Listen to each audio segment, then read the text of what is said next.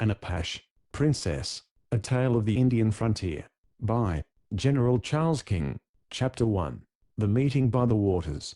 Under the willows at the edge of the pool a young girl sat daydreaming, though the day was nearly done. All in the valley was wrapped in shadow, though the cliffs and turrets across the stream were resplendent in the radiance of slanting sunshine.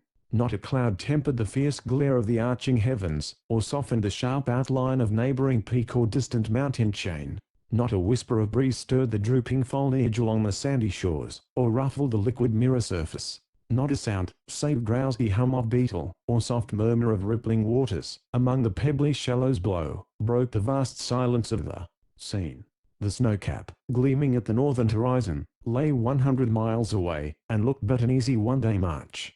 The black upheavals of the Matitzal, barring the southward valley, stood sullen and frowning along the verd, jealous of the westward range that threw their rugged gorges into early shade. Above and below the still and placid pool and, but a few miles distant, the pine-fringed rocky hillsides came shouldering close to the stream, but fell away, forming a deep semicircular basin toward the west, at the hub of which stood bolt upright a tall, snowy flagstaff, its shred of bunting hanging limp and lifeless. From the peak, and in the dull dirt-colored buildings of adobe, ranged in rigid lines about the dull brown flat-topped mesa, 1,000 yards upstream above the pool, drowsed a little band of martial exiles, stationed here to keep the peace, twixt scattered settlers and swarthy, swarming Apaches.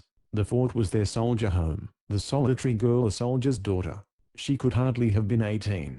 Her long slim figure, in its clinging riding habit, betrayed, despite roundness and supple grace, a certain immaturity.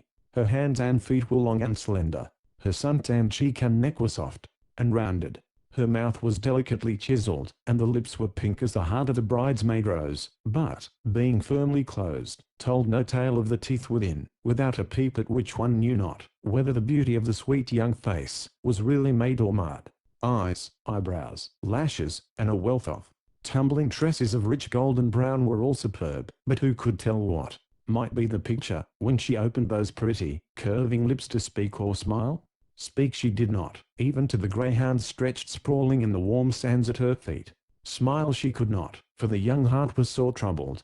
Back in the thick of the willows she had left her pony, blinking lazily and switching his long tail to rid his flanks of humming insects, but never mustering energy enough to stamp a hoof or strain a thread of his horsehair rioter. Both the long, lean, sprawling hounds lolled their red, dripping tongues and panted in the sullen heat. Even the girl herself, nervous at first and switching with her dainty whip at the crumbling sands, and pacing restlessly to and fro, had yielded gradually to the drooping influences of the hour, and, seated on a rock, had buried her chin in the palm of her hand, and, with eyes no longer vagrant and searching, had drifted away into maiden dreamland. Full 30 minutes had she been there waiting for something, or somebody, and it, or he, had not appeared. Yet somebody else was there, and close at hand. The shadow of the westward heights had gradually risen to the crest of the rocky cliffs across the stream. A soft, prolonged call of distant trumpets summoned homeward for the coming night the scattered herds and herd guards of the post, and, rising with a sigh of disappointment, the girl turned toward her now impatient pony, when her ear caught the sound of a smothered hand-clap, and, whirling about in swift hope and surprise, her face once more darkened at sight of an Indian girl, Apache unquestionably, crouching in the leafy covert of the opposite willows and pointing silently downstream. For a moment, without love or fear in the eyes of either, the white girl and the brown gazed at each other across the intervening water mirror and spoke no word.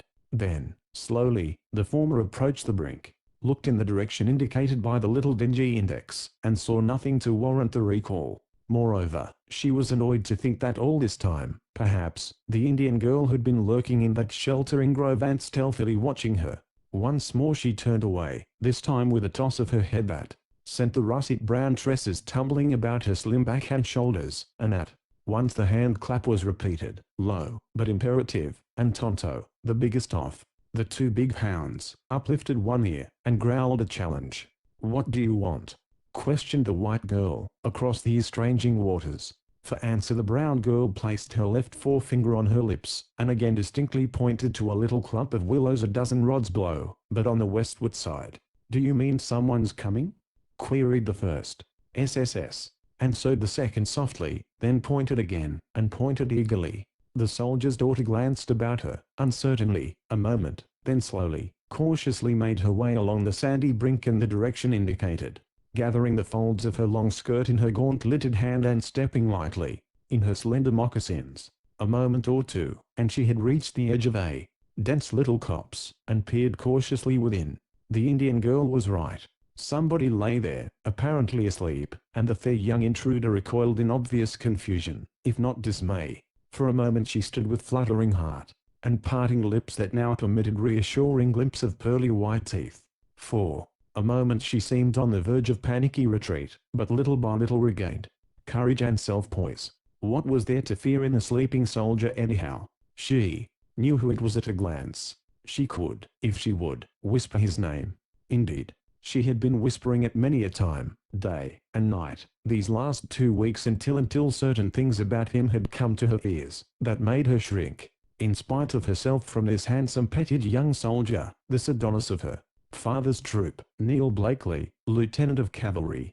The bugologist, they called him in card-room circles at the store, where men were fiercely intolerant of other pursuits than poker, for which pastime Mr. Blakely had no use whatever, no more use than had its votaries for him. He was a dreamy sort of fellow, with big blue eyes and a fair skin that were in themselves sufficient to stir the rancor of born frontiersmen, and they of Arizona, in the days of old, were an exaggeration of the type in general circulation on the plains. He was something of a dandy in dress, another thing they loathed, something of a purist in speech, which was affectation unpardonable, something of a dissenter as to drink, appreciative of cucamonga and claret, but distrustful of whiskey, another thing, to call down scorn illimitable from the elect of the mining camps and packing outfits.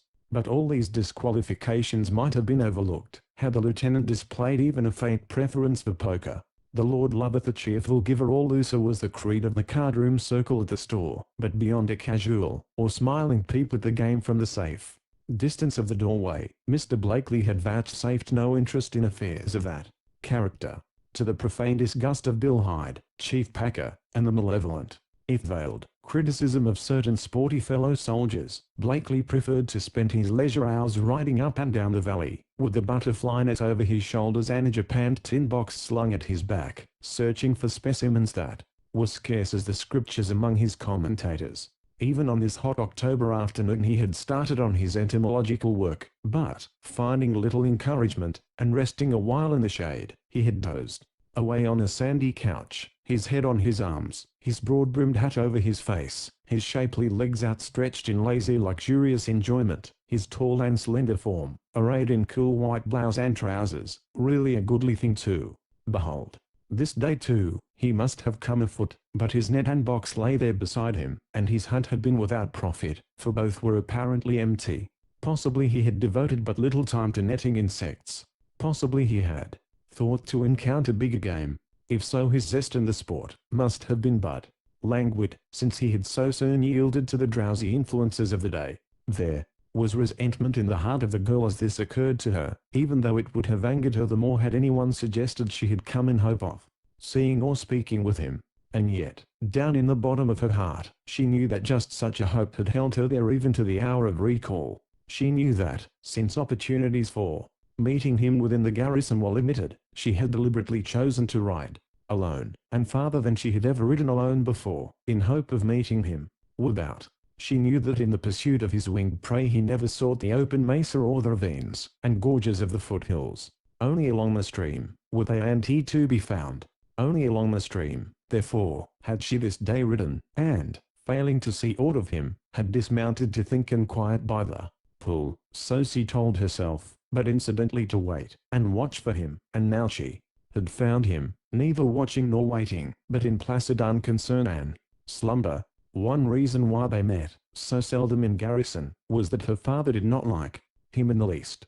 The captain was a veteran soldier, self-taught and widely honored, risen from the ranks. The lieutenant was a man of gentle breeding and of college education, a soldier by choice or caprice, yet quite able at any time to quit the service and live a life of ease, for he had, they said, abundant means of his own. He had been first lieutenant of that troop at least 5 years, not 5 months of which had he served on duty with it. First one general, then another, had needed him as aide-de-camp, and when, on his own application, he had been relieved from staff duty, to enable him to accompany his regiment to this then distant and inhospitable land, he had little more than reached Camp Sandy when he was sent by the department commander to investigate some irregularity at the Apache reservation up the valley, and then, all unsoliciting, he had been placed in charge pending the coming of a new agent, to replace the impeached one going home under guard, and the captain said things about his subalterns always seeking fancy duty that were natural, yet things that reached Mr. Blakely in exaggerated form, and that angered him against his senior to the extent of open rupture. Then Blakely took the mountain fever at the agency, thereby still further delaying his return to troop duty, and then began another complication, for the contract doctor, though skillful in his treatment, was less assiduous in nursing than were the wife of the newly arrived agent and her young companion Lola, daughter of the agency interpreter and his Apache wife. When well enough to attempt light duty again, the lieutenant had rejoined at Sandy, and, almost the first face to greet him on his arrival, was one he had never seen before and never forgot thereafter, the sweet, laughing, winsome face of Angela Wren, his captain's only child. The regiment had marched into Arizona overland, few of the wives and daughters with it. Angela, motherless since her 7th year, was at school in the distant east, together with the daughters of the colonel then commanding the regiment. They were older, were finishing that summer, and had amazed that distinguished officer by demanding to be allowed to join him with their mother. When they left the school, Angela could stand it no longer. She both telegraphed and wrote, begging piteously to be permitted to accompany them on a long journey by way of San Francisco, and so it had finally been settled. The colonel's household were now at regimental headquarters up at Prescott, and Angela was quite happy at Camp Sandy. She had been there barely 4 weeks when Neil Blakely, pale, fragile-looking, and still far from strong, went to report for duty at his captain's quarters, and was met at the threshold by his captain's daughter. Expecting a girlfriend, Kate Sanders, from down the row, she had rushed to welcome her, and well-nigh precipitated herself upon a stranger in the natty undress uniform of the cavalry. Her instant blush was something beautiful to see. Blakely said the proper things to restore tranquility, smilingly asked for her father, his captain, and, while waiting for that warrior to finish shaving and come down to receive him, was entertained by Miss Wren in the little army parlor. Looking into her wondrous eyes and happy, blushing face, he forgot that there was rancor between his troop commander and himself, until the captain's stiff, unbending greeting reminded him. Thoughtless people at the post, however, were laughing over the situation a week thereafter. Neil Blakely, a squire of dames in San Francisco and other cities when serving on staff duty, a society swell and clubman, had obviously become deeply interested in this blithe, young army girl, without a cent to her name, with nothing but her beauty, native grace, and sweet, sunshiny nature to commend her. And everyone hitherto had said Neil Blakely would never marry in the army. And there was one woman at Sandy who saw the symptoms with jealous and jaundiced Clarice, wife of the major then commanding the little 4-company garrison.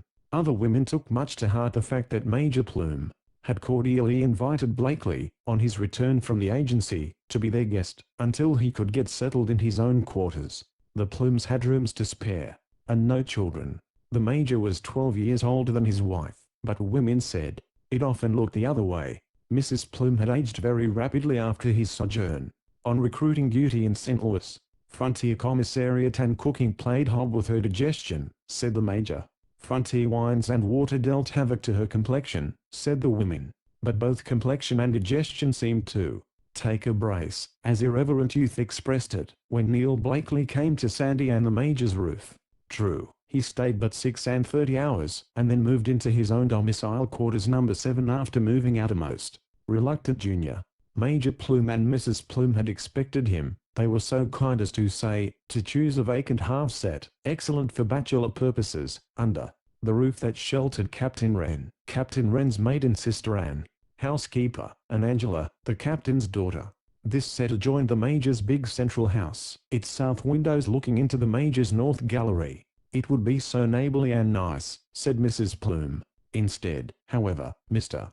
Blakely stood upon his prerogative as a senior subaltern, and ranked out Mr. and Mrs. Bridger and Baby, and these otherwise gentlefolk, evicted Anne aggrieved, knowing naught of Blakely from previous association, and seeing no reason why he should wish to be at the far end of the row instead of the middle, with his captain, where he properly belonged, deemed themselves the objects of wanton and capricious treatment at his hands, and resented it according to their opportunities.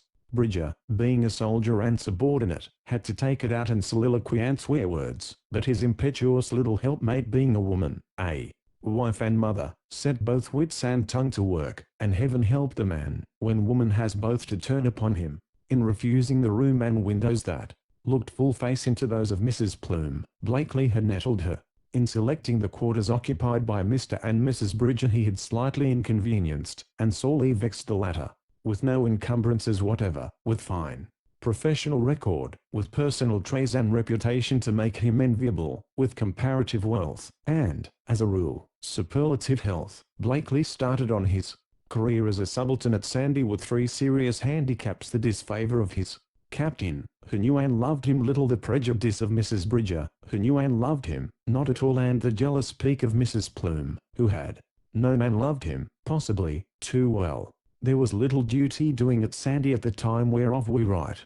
Men rose at dawn and sent the horses forth, to graze all day in the foothills under heavy guard. It was too hot for drills, with the mercury sizzling at the 100 mark. Indian prisoners did the police work about the post, and men and women dozed and wilted in the shade until the late afternoon recall. Then Sandy woke up and energetically stabled, drilled, paraded under arms at sunset, mounted guard immediately thereafter, donned in spotless white, then rode, drove, flirted, danced, gossiped, made mirth, melody, or monotonous plaint till nearly midnight, then slept until the dawn of another day. Indians there were in the wilds of the Magallan to the southeast, and, sometimes, at rare intervals straying from the big reservation up the valley, they scared the scattered settlers of the Agua Fria and the Hassayampa, but Sandy rarely knew of them except as prisoners. Not a hostile shot had been fired in the surrounding mountains for at least 6 months, so nobody felt the least alarm, and many only languid interest, when the white-coated officers reported the result of sunset roll call and inspection, and, saluting Major Plume, the captain of C Troop announced in tones he meant should be heard along the row, "Mr. Blakely, sir, is absent." Chapter 2. Scott vs. Saxon. T. 3 women were seated at the moment on the front veranda of the Major's quarters. Mrs. Plume, Miss Janet Wren, the captain's sister, and little Mrs. Bridger, the first named, had been intently watching the officers as, after the dismissal of their companies at the barracks, they severally joined the post commander, who had been standing on the barren level of the parade, well out toward the flagstaff, his adjutant beside him. To her the abrupt announcement caused no surprise. She had seen that Mr. Blakely was not with his troop. The jeweled hand slightly twitched, but her voice had the requisite and conventional drawl as she turned to Miss Wren. "Chasing some new butterfly, I suppose, Anne. Got lost. What time did Angela return?" "Hours ago, I fancy. She was dressed when I returned from hospital. Sergeant Leary seems worse today." "That was nearly 6, dreamily persisted Mrs. Plume. "I happened to be at the side window." In the pursuit of knowledge Mrs. Plume adhered to the main issue, and ignored the invalid sergeant, whose slow convalescence had stirred the sympathies of the captain's sister. "Yes, it was nearly that when Angela dismounted," softly said Mrs. Bridger. "I heard Punch galloping away to his stable." "Why, Mrs. Bridger, are you sure?" And the spinster of 45 turned sharply on the matron of less than half her years. She had on her white muslin, when she came to the head of the stairs to answer me. Mrs. Bridger could not be mistaken. It was Angela's habit, when she returned from her rides, to dismount at the rear gateway, give Punch his cangue with a pat or two of the hand, watch him a moment as he tore gleefully away, round to the stables to the westward of the big quadrangle, then to go to her room and dress for the evening, coming down an hour later, looking fresh and sweet and dainty, as a dewy marmot. As a rule she rode without other escort than the hounds, for her father would not go until the sun was very low, and would not let her go with Blakely or Duane, the only bachelor troop officers then at Sandy. He had nothing against Duane, but, having set his seal against the other, felt it necessary to include them both. As a rule, therefore, she started about 4, alone, and was home an hour later. 5 young maidens dwelt that year in Officers' Row. daughters of the regiments, for it was a mixed command, and not a big one. 2 companies each of infantry and cavalry, after the manner of the early 70s. Angela knew all 4 girls, of course, and had formed an intimacy with one who only cared to ride in the cool of the bright evenings when the officers took the hounds jackrabbit hunting up the valley.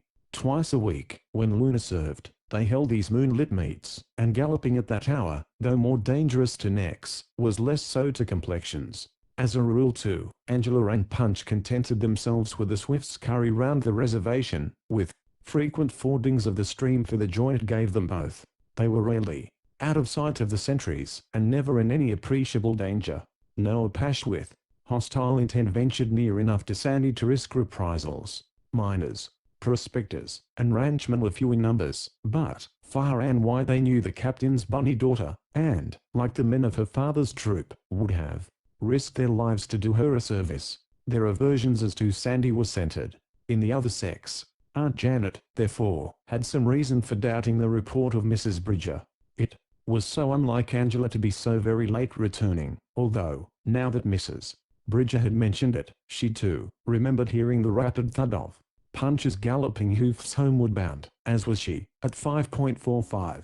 Yet, barely 5 minutes thereafter, Angela, who usually spent half an hour splashing in her tub, appeared full panoplied, apparently, at the head of the stairs upon her aunt's arrival, and was even now somewhere down the row, hobnobbing with Kate Sanders. That Lieutenant Blakely should have missed retreat roll call was in itself no very serious matter. Slept through at his quarters, perhaps, said Plume. He'll turn up in time for dinner. In fine, the Major's indifference struck the captain as an evidence of official weakness, reprehensible in a commander charged with the discipline of a force on hostile soil. What Wren intended was that Plume should be impressed by his formal word and manner, and direct the adjutant to look up the derelict instanter. As no such action was taken, however, he felt it due to himself to speak again. A just man was Wren, and faithful to the core in his own discharge of duty. What he could not abide was negligence on part of officer or man, on part of superior or inferior, and he sought to stiffen Plume forthwith. If he isn't in his quarters, shall I send a party out in search, sir? Who? Blakely? Dear, no, Wren. What for? Returned the post commander, obviously nettled. I fancy he'll not thank you for even searching his quarters. You may stumble over his big museum in the dark and smash things. No, let him alone. If he isn't here for dinner, I'll tend to it myself. And so, rebuffed, as it happened, by an officer much his inferior in point of experience, and somewhat in years, Wren silently and stiffly saluted and turned away. Virtually he had been given to understand that his suggestion was impertinent. He reached his quarters, therefore, in no pleasant mood, and found his sister waiting for him with duty in her clear and shining eyes. A woman of many a noble trait was Janet Wren, a woman who had done a world of good to those in sickness, sorrow, or other adversity, a woman of boundless faith in herself and her opinions, but not too much hope or charity for others. The blood of the Scotch Covenantess was in her veins, for her mother had been born and bred in the shadow of the kirk, and lived and died in the shadow of the cross. A woman with a mission was Janet, and one who went at it unflinchingly. She had loved her brother always, yet disapproved his marriage to so young and unformed a woman as was his wife. Later, she had deprecated from the start the soldier spirit, fierce in his Highland blood, that tore him from the teachings of their gentle mother and her beloved minister, took him from his fair young wife when most she needed him, and sent him straightway into the ranks of the one Highland regiment in the Union Army at the outbreak of the Civil War. His gallant colonel fell at first Bull Run, and Sergeant Wren fought over his body to the fervent admiration of the Southerners who captured both. The first war secretary, mourning a beloved brother and grateful to his defender, commissioned the latter in the regulars at once, and, on his return from Libby, Wren joined the army as a first lieutenant. With genuine Scottish thrift, his slender pay had been hoarded for him, and his now motherless little one, by that devoted sister, and when, a captain at the close of the war, he came to clasp his daughter to his heart, he found himself possessed of a few hundreds more than fell to the lot of most of his associates. It was then that Janet, motherless herself, had stepped into the management of her brother's army home, and sought to dominate, in that as she had in everything else from early girlhood. Wren loved her fondly, but he too had a will They had many a clash. It was this, indeed, that led to Angela's going so early to an Eastern school. We are all paragons of wisdom in the management of other people's children. It is in dealing with our own our limitations are so obvious. Fond as she had become of Angela's sweet young mother, it must be owned that whom Janet loved in this way she often chastened. Neighbors swore it was not grief, nor illness, half so much as sister-in-law, that wore the gentle spirit to the snapping point.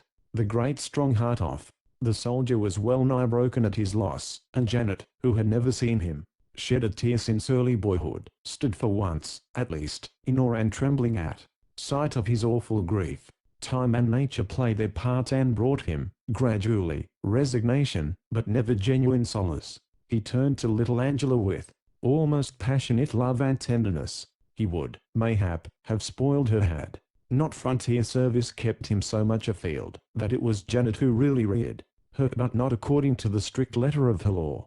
Wren knew well what that was and forbade. Misfortunes came to Janet Wren, while yet a comely woman of 35. She could have married, and married well, a comrade captain in her brother's regiment, but him, at least, she held to be her own, and, loving him with genuine fervor and devotion, she sought to turn him in all things to her serious views of life, its manifold duties and responsibilities. She had her ideal of what a man should be, a monarch among other men, but one knowing no God but her God, no creed but her creed, no master but duty, no mistress but herself, and no weakness whatsoever. A braver, simpler, kinder soul than her captain there dwelt, not in the service of his country, but he loved his pipe, his song, his dogs, his horses, his troop, and certain soldier ways that, during his convalescence from wounds, she had not had opportunity to observe. She had nursed him back to life, and love, and, unwittingly, to his former harmless habits. These all she would have had him forswear, not for her sake so much, she said, but because they were, in themselves sinful and beneath him.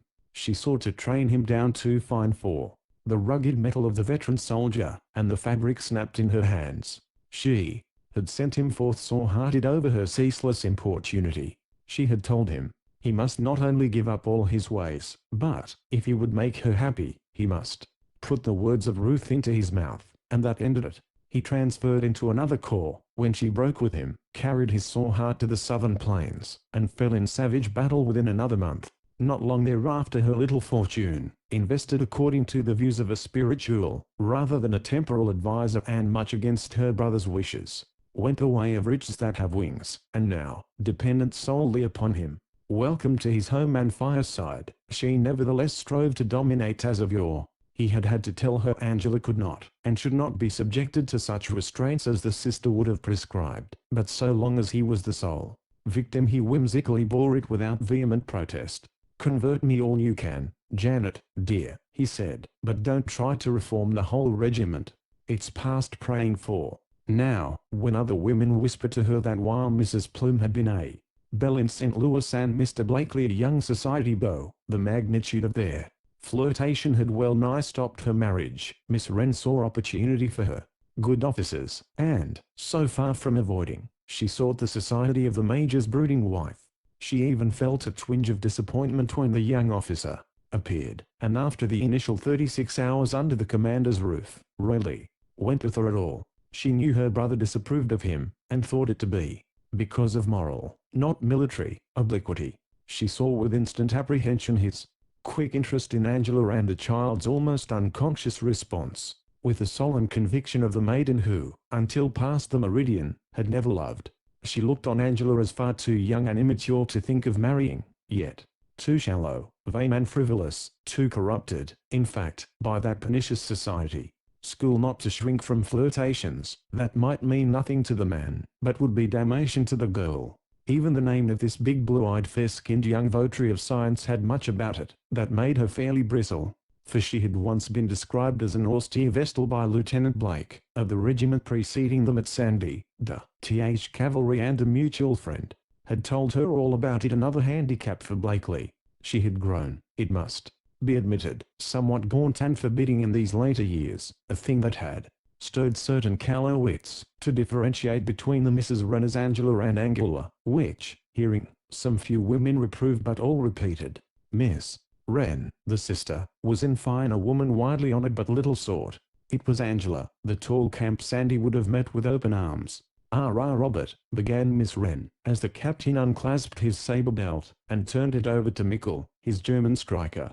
She would have proceeded further, but he held up a warning hand. He had come homeward angering and ill at ease, disliking Blakely from the first, a ballroom soldier, as he called him, and alienated from him later. He had heard still further whisperings of the devotions of a chieftain's daughter at the agency, above all, of the strange infatuation of the major's wife, and these had warranted, in his opinion, warning words to his senior subaltern in refusing that gentleman's request to ride with Angela. "I object to any such attentions to any meetings whatsoever," said he, but sooner than give the real reason, added lamely, "My daughter is too young."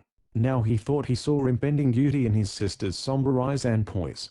He knew it when she began, by rolling her R's. It was so like their childhood's spiritual guide and mentor, Mac Taggart, erstwhile of the Aldliched.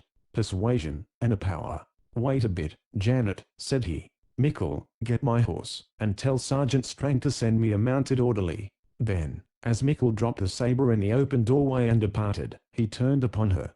"Where's Angela?" said he, "and what was she doing out after a call?" "The stable sergeant says 'twas 6 when Punch came home." Robert, it is of that I wish to speak to you, and before she comes to dinner." "Hush. She's coming now." Down the row of shaded wooden porticos, at the major's next door, at Drive. Graham's, the Scotch surgeon and Wren's especial friend and crony, at the Lynn's, and Sanders's beyond, little groups of women and children in cool evening garb, and officers in white, were gathered in merry, laughing chat. Nowhere, save in the eyes of one woman at the commanding officer's, and here at Wren's, seemed there anything ominous in the absence of this officer so lately come to join them. The voice of Angela, glad and ringing, fell upon the father's ears in sudden joy. Who could associate shame or subterfuge with tones so charged with merriment? The face of Angela, coming suddenly round the corner from the side veranda, beamed instantly upon him, sweet, trusting and welcoming, then slowly shadowed at sight of the set expression about his mouth, and the rigid, uncompromising, determined sorrow in the features of her aunt.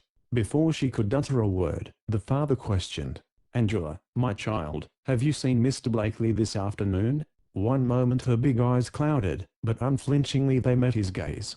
Then, something in the stern scrutiny of her aunt's regard stirred all that was mutinous within her, yet there was an irrepressible twitching about the corners of the rosy mouth, a twinkle about the big brown eyes, that should have given them pause, even as she demurely answered, "Yes." "When?"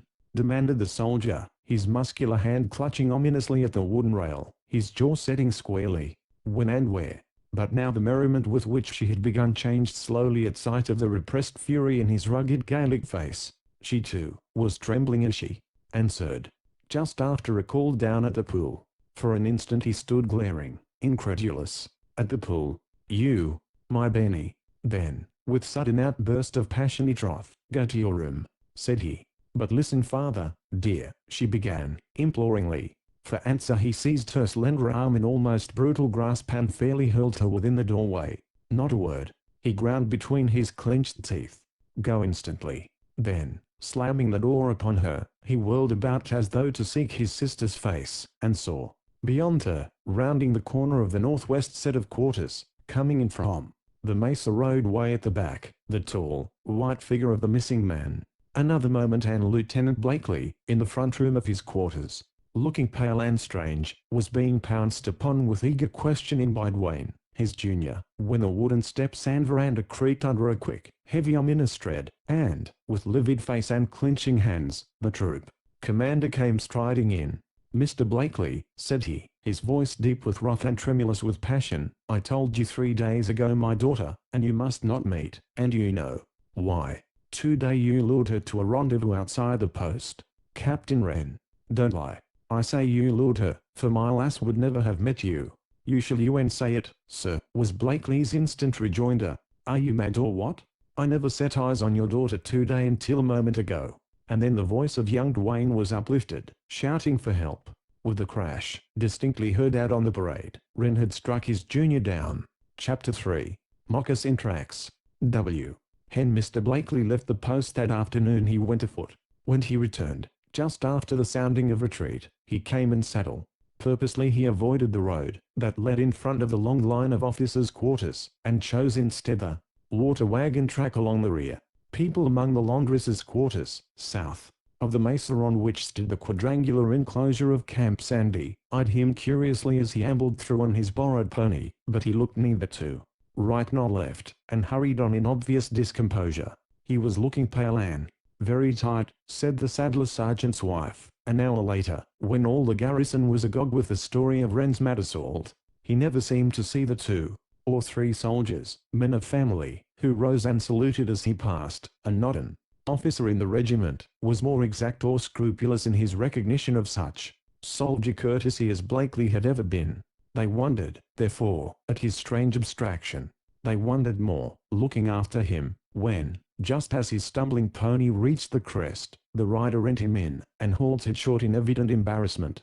They could not see what he saw: 2 young girls in gossamer gowns of white, with arms entwining each other's waists, their backs toward him, slowly pacing northward up the mesa, and to the right of the road. Some old croquet archers, balls, and mallets lay scattered about, long since abandoned to dry rot and disuse, and, so absorbed were the damsels in their confidential chat bubbling over too, with merry laughter, they gave no heed to these until one, the taller of the pair, catching her slippered foot in the stiff, unyielding wire, plunged forward and fell, nearly dragging her companion with her. Blakely, who had hung back, drove his barbless heels into the pony's flanks, sent him lurching forward, and in less than no time was out of saddle and aiding her to rise, laughing so hard she, for a moment, could not speak or thank him.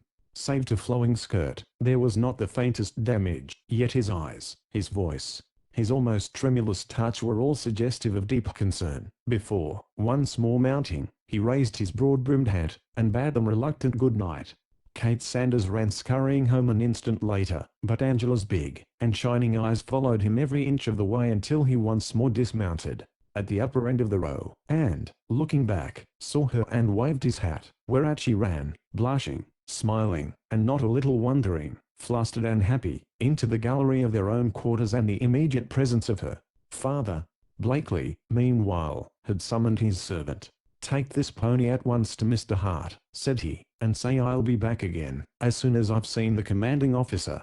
When Downs, the messenger, returned to the house about half an hour later, it was to find his master prostrate and bleeding on the bed in his room, Dr. Graham, and the hospital attendant working over him, the major and certain of his officers, with gloomy faces and muttering tongues, conferring on the piazza in front, and one of the lieutenant's precious cases of bugs and butterflies, a wreck of shattered glass. More than half the officers of the post were present. A bevy of women and girls had gathered in the dusk some distance down the row. The wondering Milesian whispered inquiry of silent soldiers lingering about the house, but the gruff voice of Sergeant Clancy bade them go about their business. Not until nearly an hour later was it generally known that Captain Wren had been escorted to his quarters by the post adjutant, and ordered to remain therein, in close arrest. If some older and more experienced officer than Wayne had been there, perhaps the matter would not have proved so tragic, but the latter was utterly unstrung by Wren's furious attack and the unlooked-for result. Without warning of any kind, the burly Scot had launched his big fist straight at Blakely's jaw, and sent the slender, still fever-weakened form crashing through a case of specimens, reducing it to splinters that cruelly cut and tore the bruised and senseless face. A corporal of the guard, marching his relief in rear of the quarters at the moment, every door and window being open, heard the crash, the wild cry for help, rushed in, with his men at his heels, and found the captain standing stunned and ghastly, with the sweat starting from his brow, staring down at the result of his fearful work. From the front, Captain Sanders and his amazed lieutenant came hurrying.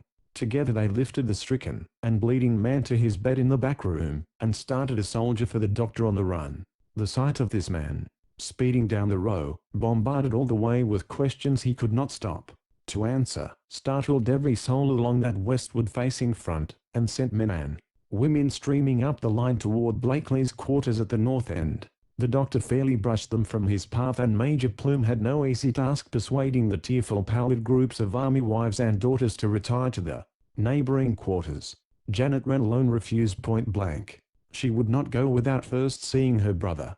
It was she who took the arm of the awed, bewildered, shame and conscience-stricken man and led him, with bowed and humbled head, the adjutantting on the other side, back to the door he had so sternly closed upon his only child, and that now was summarily shut on him. Drive.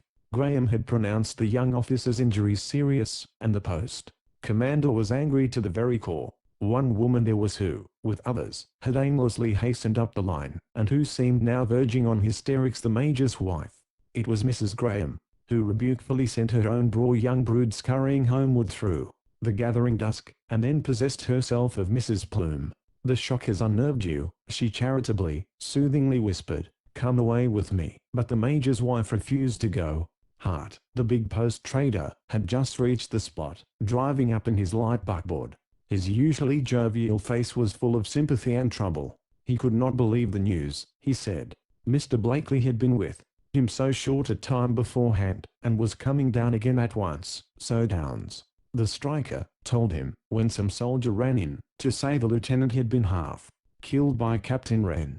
Plume heard him talking, and came down the low steps, to meet and confer with him, while the others, men and women, listened eagerly, expectant of developments. Then Hart became visibly embarrassed. Yes, Mr. Blakely had come up from below, and begged the loan of a pony, saying he must get to the post at once to see Major Plume. Hadn't he seen the Major? No. Then Hart's embarrassment increased. Yes, something had happened. Blakely had told him, and in fact they all of them had something very important on hand. He didn't know what to do now, with Mr. Blakely unable to speak, and, to the manifest disappointment of the swift gathering group, Hart finally begged the Major to step aside with him a moment and he would tell him what he knew. All eyes followed them, then followed the Major as he came hurrying back with heightened color, and went straight to Dr. Graham at the sufferer's side. "Can I speak with him? Is he well enough to answer a question or two?" he asked, and the doctor shook his head. "Then, by the Lord, I'll have to wire to Prescott," said Plume, and left the room at once. "What is it?" feebly queried the patient, now half conscious. But the doctor answered only, "Hush. No talking now, Mr. Blakely," and bade the others leave the room and let him get to sleep. But the two had not sounded that still and starlit evening, when a strange story was in circulation about the post, brought up from the trader's store by pack-train hands who said they were there when Mr. Blakely came in, and asked for Hart. Wanted him right away. Bad, was the way they put it. Then it transpired that Mr. Blakely had found no sport at bug hunting, and had fallen into a doze while waiting for winged insects, and when he woke it was to make a startling discovery. His beautiful Geneva watch had disappeared from one pocket, and a flat note case, carried in an inner breast pocket of his white duck blouse, and containing about $100, was also gone. Some vagrant soldier, possibly, or some hard-luck outfit of prospectors, probably, had come upon him sleeping, and had made way with his few valuables. 2 soldiers had been downstream, fishing for what they called tonto trout, but they were looked up instantly, and proved to be men above suspicion. 2 prospectors had been at Hart's, nooning, and had ridden off downstream toward 3 o'clock. There was a clue worth following, and certain hangers-on about the traders, Lane Ferrajob, had casually hinted at the prospect of a game down at Snickers Ranch, 5 miles below. Here too was something worth investigating. If Blakely had been robbed, as now seemed more than likely, Camp Sandy felt that the perpetrator must still be close at hand, and of the packer or prospector class.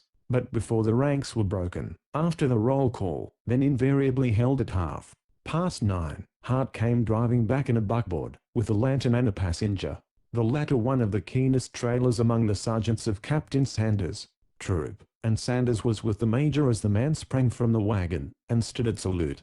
"Found anything, Sergeant?" asked Plume. "Not a boot track, sir, but the lieutenant's own." "No tracks at all in that soft sand," exclaimed the Major, disappointed and unbelieving. His wife had come slowly forward from within doors, and, bending slightly toward them, stood listening. "No boot tracks, sir. There's others though, tonto moccasins." Plume stood bewildered. "By Jove, I never thought of that," said he, turning presently on his second troop commander. "But who ever heard of Apaches taking a man's watch and leaving him?" "If the Major will look," said the sergeant, quietly producing a scouting notebook such as was then issued by the engineer department. "I measured them and made rough copies here." There was two, sir. Both came, both went, by the path through the willows upstream. We didn't have time to follow. One is longer and slimmer than the other. If I may make so bold, sir, I'd have a guard down there tonight too. Keep people away, otherwise the tracks may be spoiled before morning. Take 3 men and go yourself, said the major promptly. See anything of any of the lieutenant's property? Mr. Hart told you, didn't he? Plume was studying the sergeant's pencil sketches, by the light of the trader's lantern, as he spoke. A curious, puzzled look on his soldierly face. Saw where the box had lain in the sand, sir, but no trace of the net. And Sergeant Shannon was thinking less of these matters than of his sketches. There was something he thought the major ought to see, and presently he saw. Why, Sergeant, these may be Tonto moccasin tracks, but not grown men's. They are mere boys, aren't they? Mere girls, sir. There was a sound of rustling skirts upon the bare piazza. Plume glanced impatiently over his shoulder. Mrs. Plume had vanished into the unlighted hallway. That would account for their taking the net, said he thoughtfully, but what on earth would the guileless Tonto maiden do with a watch or with greenbacks? They wouldn't they show with them at the agency. How far did you follow the tracks? Only a rod or two. Once in the willows they can't well quit them till they reach the shallows above the pool, sir. We can guard it tonight, and begin trailing at dawn. So be it then. And presently the conference closed. Seated on the adjoining gallery, alone and in darkness, stricken and sorrowing, a woman had been silently observant of the meeting, and had heard occasional snatches of the talk. Presently she rose, softly entered the house, and listened at a closed door on the northward side Captain Wren's own room. An hour previous, tortured between his own thoughts and her well-meant, but unwelcome, efforts to cheer him, he had begged to be left alone, and had closed his door against all comers. Now, she as softly ascended the narrow stairway, and paused for a moment at another door, also closed. Listening a while, she knocked, timidly, hesitatingly, but no answer came. After a while, noiselessly, she turned the knob and entered. A dim light was burning on a little table by the white bedside. A long slim figure, white-robed and in all the abandon of girlish grief, was lying, face downward, on the bed. Tangled masses of hair concealed much of the neck and shoulders, but, bending over, Miss Wren could partially see the flushed and tear wet cheek pillowed on one slender white arm. Exhausted by long weeping, Angela at last had dropped to sleep, but the little hand, that peeped from under the thick, tumbling tresses still clung to an odd and unfamiliar object. Something the older woman had seen only at a distance before, something she gazed at, in startled fascination. This strange and solemn night lend a long-handled butterfly net of filmy gauze. Chapter 4. A stricken sentry. Entry duty at Camp Sandy along in 75 had not been allowed to bear too heavily on its little garrison. There was nothing worth stealing about the place, said Plume, and no pawn shop handy. Of course there were government horses and mules, food and forage, arms and ammunition, but these were the days of soldier supremacy in the torrid and distant land, and soldiers had a summary way of settling with marauders that was discouraging to enterprise. Larceny was, therefore, little known until the law, with its delays and circumventions, took root in the virgin soil, and people at such posts as Sandy seldom shut and rarely locked their doors, even by night. Windows were closed and blanketed by day against the blazing sun and torrid heat, but, soon after nightfall, every door and window was usually opened wide, and often kept so all the night long, in order that the cooler air, settling down from mesa and mountain, might drift through every room and hallway, licking up the starting dew upon the smooth, rounded surface of the huge arliss, the porous water jars that hung suspended on every porch, and wafting comfort to the heated brows of the lightly covered sleepers within. Pyjamas were then unknown in army circles, else even the single sheet that covered the drowsing soldier might have been dispensed with. Among the quarters, occupied by married men, both in Officers' Row and Sudsville under the plateau, doors were of little account in a community where the only intruder to be feared was heat, and so it had resulted that while the corrals, stables, and storehouses had their guards, only a single sentry paced the long length of the eastward side of the post, a single pair of eyes and a single rifle barrel being deemed amply sufficient to protect against possible prowlers the rear yards and entrances of the row. The westward front of the officers' homes stood in plain view, on bright nights at least, of the sentry at the guard house, and needed no other protector. On dark nights it was supposed to look out for itself. A lonely time of it, as a rule, had number 5, the backyard sentry, but this October night he lacked not for sensation. Lights burned until very late in many of the quarters, while at Captain Wren's and Lieutenant Blakely's people were up and moving about until long after midnight. Of course number 5 had heard all about the dreadful affair of the early evening. What he and his fellows puzzled over was the probable cause of Captain Wren's furious assault upon his subaltern. Many a theory was afloat. Duane, with unlooked-for discretion, having held his tongue as to the brief conversation that preceded the blow. It was after 11 when the doctor paid his last visit for the night, and the attendant came out on the rear porch for a pitcher of cool water from the Ala. It was long after 12 when the light in the upstairs room at Captain Wren's was turned low, and for 2 hours thereafter, with bowed head, the captain himself paced nervously up and down, wearing in the soft and sandy soil a mournful pathway parallel with his back porch. It was after 3, noted Private Mullins, of that First Relief, when from the rear door of the Major's quarters there emerged 2 forms in feminine garb, and, there being no hindering fences, away they hastened in the dim starlight, past Wren's, Cutler's, Westervelt's, and Truman's quarters, until they were swallowed up in the general gloom about Lieutenant Blakely's.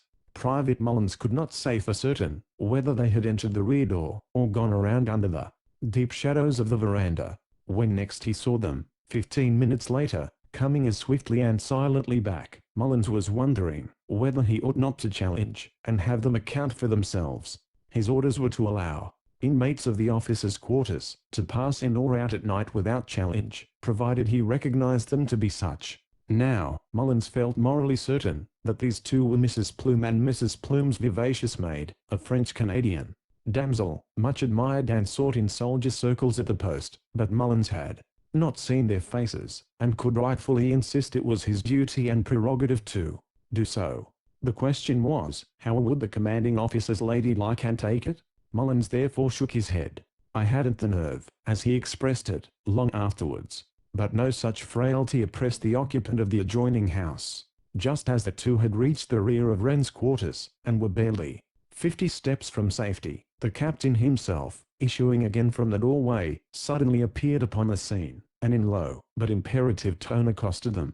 "Who are you?" said he, bending eagerly, sternly over them. One quick look he gave, and, almost instantly recoiling, exclaimed Mrs. Plume, "I beg." Then, as though with sudden recollection, "No, madam, I do not beg your pardon," and, turning on his heel, abruptly left them. Without a word, but with the arm of the maid supporting, the taller woman sped swiftly across the narrow, intervening space and was lost again within the shadows of her husband's home.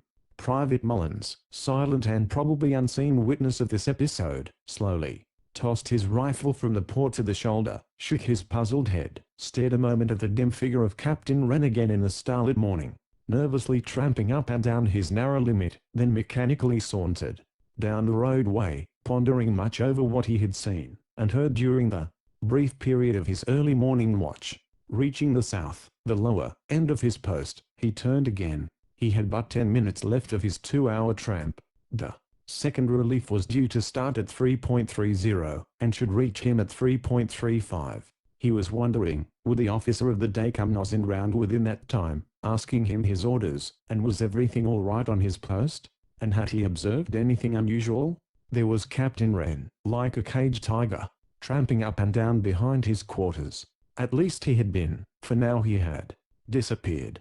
There were, or rather had been, the 2 ladies in long cloaks flitting in the shadows from the Major's quarters to those of the invalid lieutenant.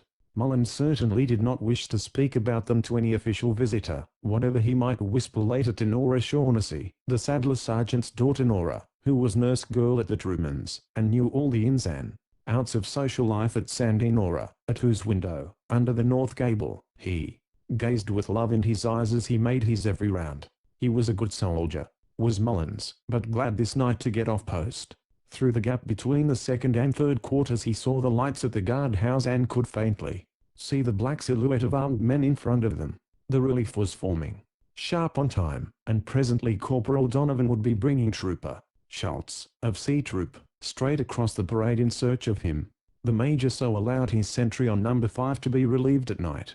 Mullins thanked the saints with pious fervor that no more ladies would be like to flit across his vision, that night at least, when, dimly through the dusk, against the spangled northern sky, he sighted another figure crouching across the upper end of his post and making straight for the lighted entrance at the rear of the lieutenant's quarters. Someone else, then, had interested Blakely, someone coming stealthily from without. A minute later certain wakeful ears were startled by a moaning cry for aid. Just what happened, and how it happened, within the minute, led to conflicting stories on the morrow.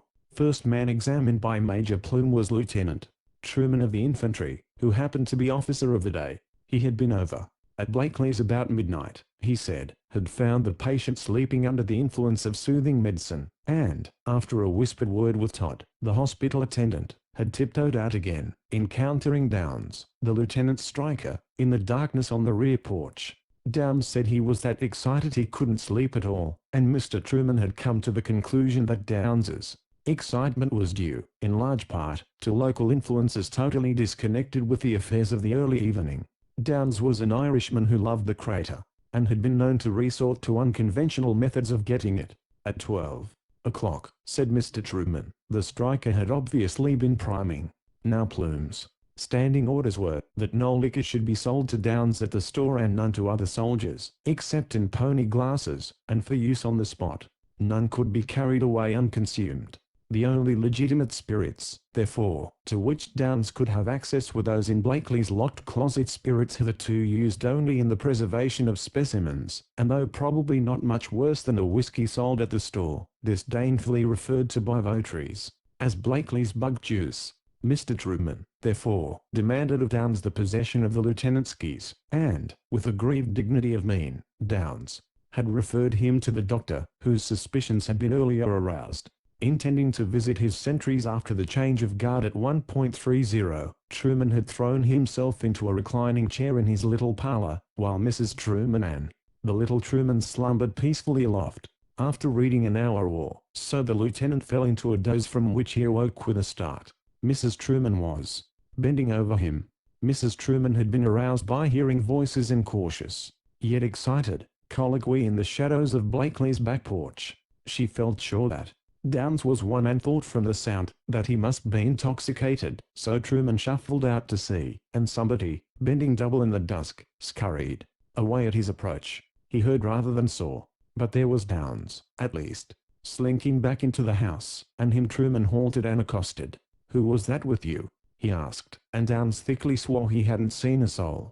But all the while Downs was clumsily stuffing something into a side pocket, and Truman, seizing his hand, dragged it forth into the light. It was one of the hospital 6-ounce bottles, bearing a label indicative of glycerine lotion, but the color of the contained fluid belied the label. A sniff was sufficient. "Who gave you this whiskey?" was the next demand, and Downs declared 'twas a hospital messenger that brought it over, thinking the lieutenant might need it. Truman, filled with wrath, had dragged Downs into the dimly lighted room to the rear of that in which lay Lieutenant Blakely, and was there upbraiding and investigating, when startled by the stifled cry that, rising suddenly on the night from the open mesa just without, had so alarmed so many in the garrison. Of what had led to it, he had then no more idea than the dead.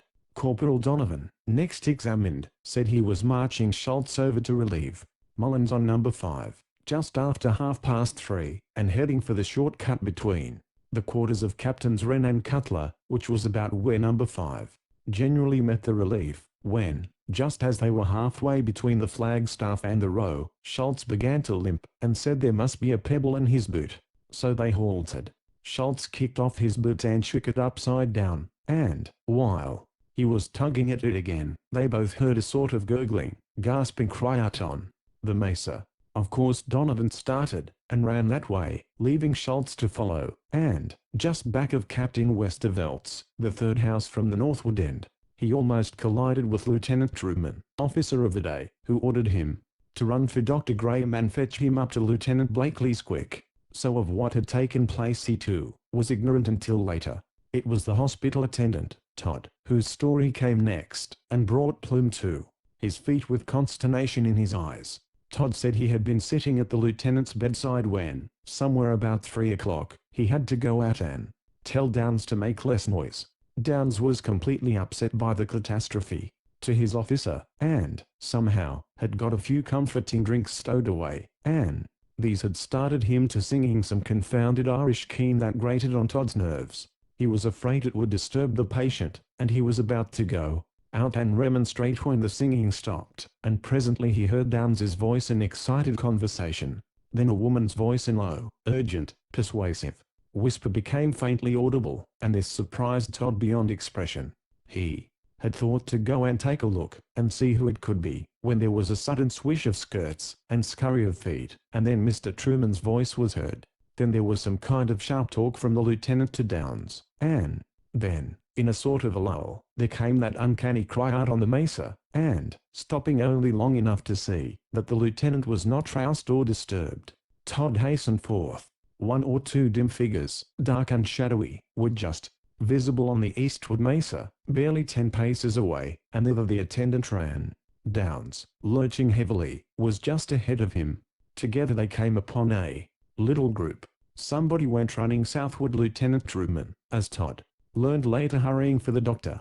A soldier equipped as a sentry lay moaning on the sand, clasping a bloody hand to his side, and over him, stern, silent, but agitated, bent Captain Wren. Chapter 5. The Captain's Defiance. Within 10 minutes of Todd's arrival at the spot, the soft sands of the mesa were tramped into bewildering confusion by dozens of trooper boots. The muffled sound of excited voices, so soon after the startling affair of the earlier evening, and hurrying footfalls following, had roused almost every household along the row, and brought to the spot half the officers on duty at the post. A patrol of the guard had come in double time, and soldiers had been sent at speed to the hospital for a stretcher. Dr. Graham had lost no moment of time in reaching the stricken sentry. Todd had been sent back to Blakely's bedside and Downs to fetch a lantern. They found the latter, 5 minutes later, stumbling about the Truman's kitchen, weeping for that which was lost, and the sergeant of the guard collared and cuffed him over to the guardhouse, one witness, at least, out of the way. At 4 o'clock the doctor was working over his exhausted and unconscious patient. At the hospital, Mullins had been stabbed twice, and dangerously, and half a dozen men with lanterns were hunting about the bloody sands where the faithful fellow had dropped, looking for a weapon or a clue, and probably trampling out all possibility of finding either. Major Plume, through Mr. Doty, his adjutant, had felt it necessary to remind Captain Wren that an officer in close arrest had no right to be away from his quarters. Late in the evening, it seems, Dr. Graham had represented to the post commander that the captain was in so nervous an overwrought a condition, and so distressed, that as a physician he recommended his patient be allowed the limits of the space adjoining his quarters in which to walk off his superabundant excitement. Graham had long been the friend of Captain Wren and was his friend as well as physician now, even though deploring his astounding outbreak, but Graham had other things to demand his attention as night wore on, and there was no one to speak for Wren when the young adjutant, a subaltern of infantry, with unnecessary significance of tone and manner, suggested the captain's immediate return to his proper quarters. Wren bowed his head, and went in stunned and stubborn silence. It had never occurred to him for a moment, when he heard that half-stifled, agonized cry for help, that there could be the faintest criticism of his rushing to the sentry's aid. Still less had it occurred to him that other significance, and damning significance, might attach to his presence on the spot. But, being first to reach the fallen man, he was found kneeling over him within 30 seconds of the alarm. Not another living creature was in sight when the first witnesses came running to the spot. Both Truman and Todd could swear to that. In the morning, therefore, the orderly came with the customary compliments to say to Captain Wren that the post commander desired to see him at the office. It was then nearly 9 o'clock. Wren had had a sleepless night, and was in consultation with Dr. Graham when the summons came. "Ask that Captain Sanders be sent for at once," said the surgeon, as he pressed his comrade patient's hand. "The major has his adjutant and clerk and possibly some other officers. You should have at least one friend." "I understand," briefly answered Wren, as he stepped to the hallway to get his sun hat. "I wish it might be you." The orderly was already speeding back to the office at the south end of the brown rectangle of adobe and painted pine, but Janet Wren, ministering, according to her lights, to Angela in the little room aloft, had heard the message, and was coming down. Taller and more angular than ever, she looked as, with flowing gown, she slowly descended the narrow stairway. "I have just succeeded in getting her to sleep," she murmured. "She has been dreadfully agitated ever since awakened by the voices and the running this morning, and she must have cried herself to sleep last night. Bert, would it not be well for you to see her when she wakes? She does not know I could not tell her that you are under arrest." Graham looked more dour than did his friend of the line. Privately he was wondering how poor Angela could get to sleep at all without Janet there to soothe her. The worst time to teach a moral lesson, with any hope of good effect, is when the recipient is suffering from sense of utter injustice and wrong, yet must perforce listen. But it is a favourite occasion with the Awagid. Janet thought it would be a long step in the right direction, to bring her headstrong niece to the belief that all the trouble was the direct result of her having sought, against her father's wishes, a meeting with Mr. Blakely. True, Janet had now some doubt that such had been the case, but, in what she felt was only stubborn pride, her niece refused all explanation. "Father would not hear me at the time," she sobbed. "I am condemned without a chance to defend myself for him." Yet, Janet loved the bonny child devotedly, and would go through fire and water to serve her best interests. Only those best interests must be as Janet saw them. That anything very serious might result as a consequence of her brother's violent assault on Blakely, she had never yet imagined. That further complications had arisen which might blacken his record she never could credit for a moment. Mullins lay still unconscious, and not until he recovered strength was he to talk with or see anyone. Graham had given faint hope of recovery, and declared that everything depended on his patient's having no serious fever or setback. In a few days he might be able to tell his story. Then the mystery as to his assailant would be cleared in a breath. Janet had taken deep offence that the commanding officer should have sent her brother into close arrest without first hearing of the extreme provocation. "It is an utterly unheard of proceeding," said she, "this confining of an officer and gentleman without investigation of the affair," and she glared at Graham, uncomprehending, when, with impatient shrug of his big shoulders, he asked her what had they done between them. To Angela, it was his wife put him up to saying that, she reasoned, for Janet's Calvinistic dogmas as two daughters in their teens were ever at variance with the views of her gentle neighbour.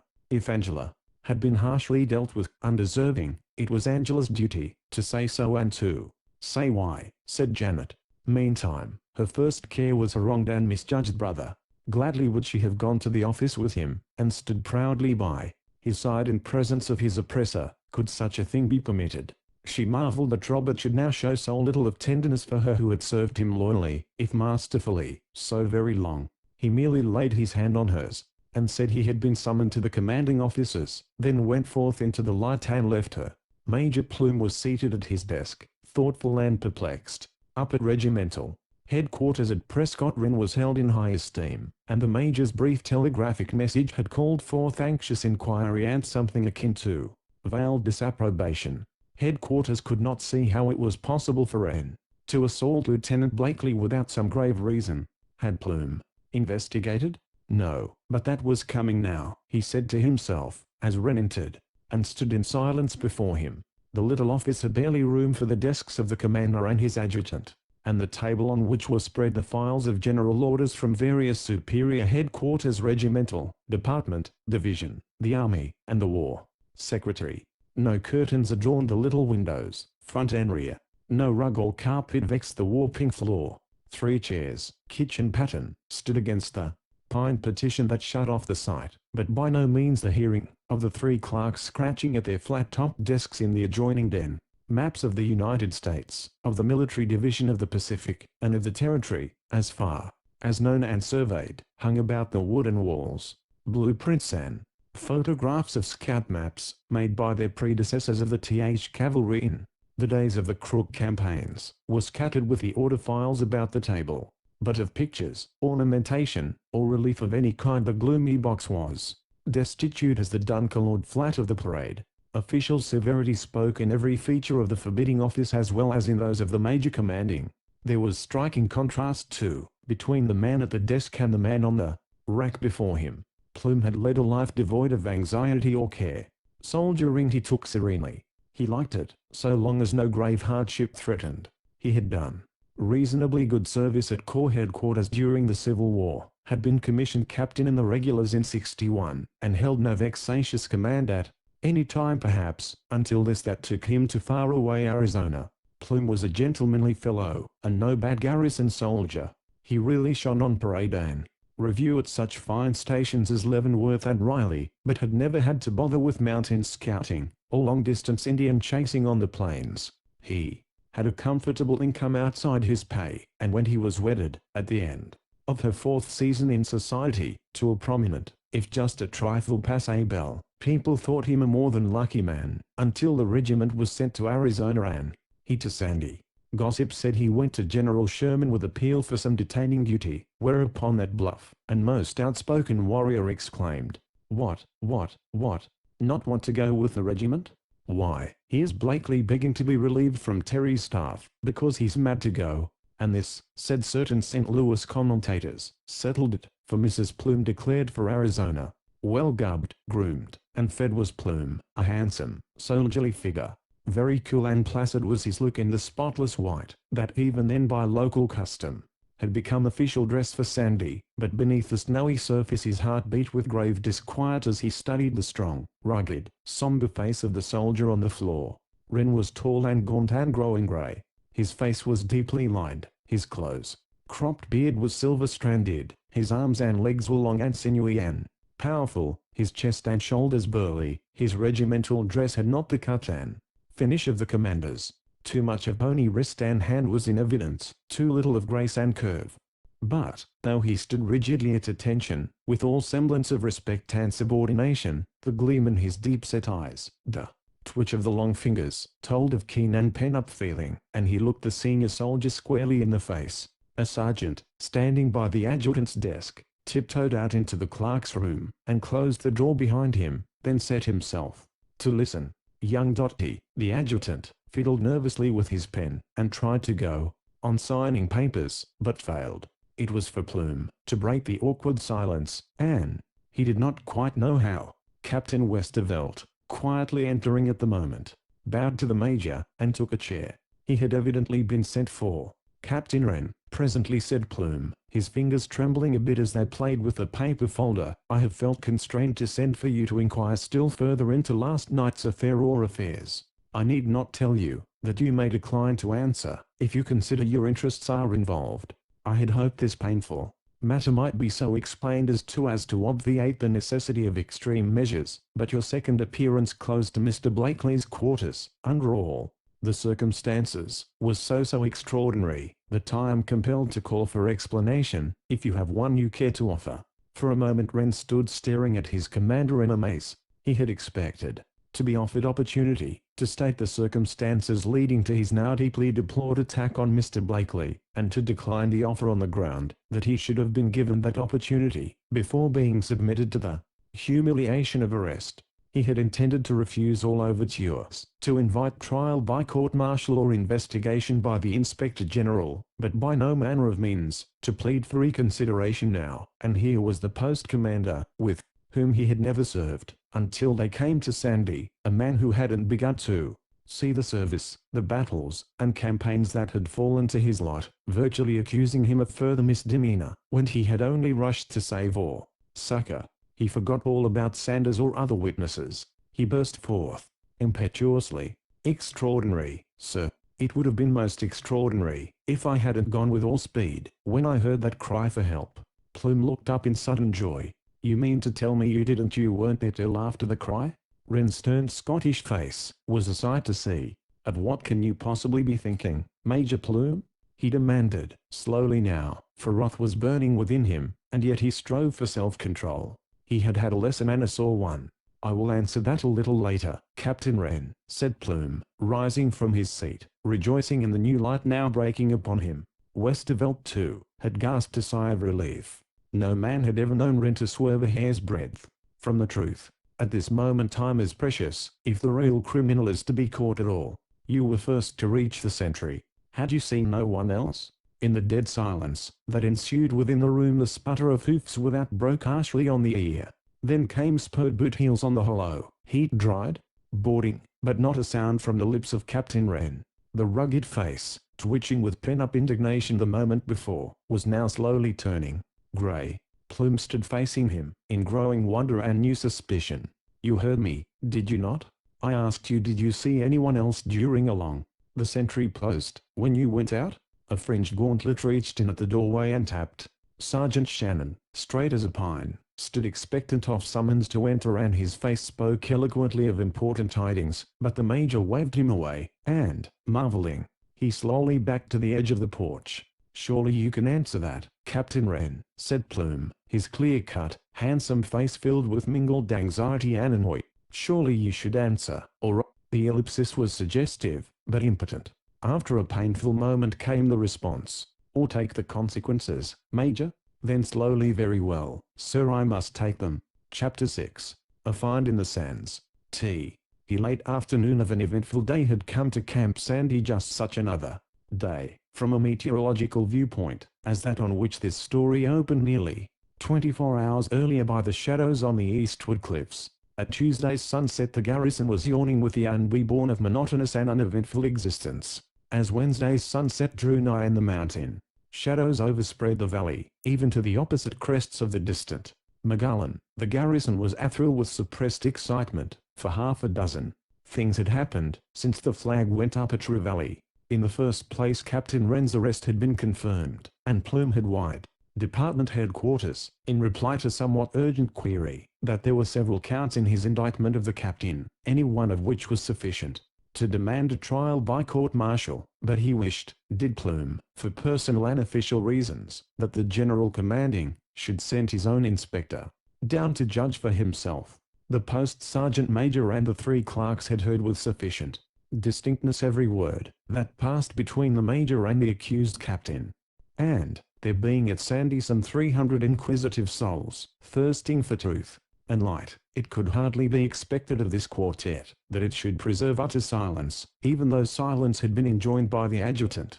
It was told all over the post long before noon that Wren had been virtually accused of being the sentry's assailant as well as Lieutenant Blakely's.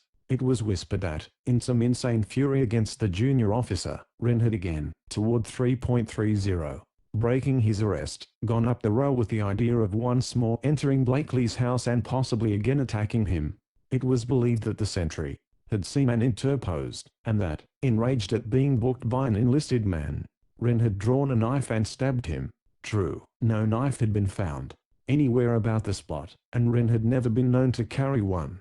But now, a dozen men, armed with rakes, were systematically going over the ground under the vigilant eye of Sergeant Shannon, who had heard the brief, emphatic interview between the major and the troop commander, and who had been almost immediately sent forth to supervise this search, despite the fact that he had but just returned from the conduct of another, the result of which he imparted to the ears of only two men, Plume, the post commander, and Dotty, his amazed and bewildered adjutant.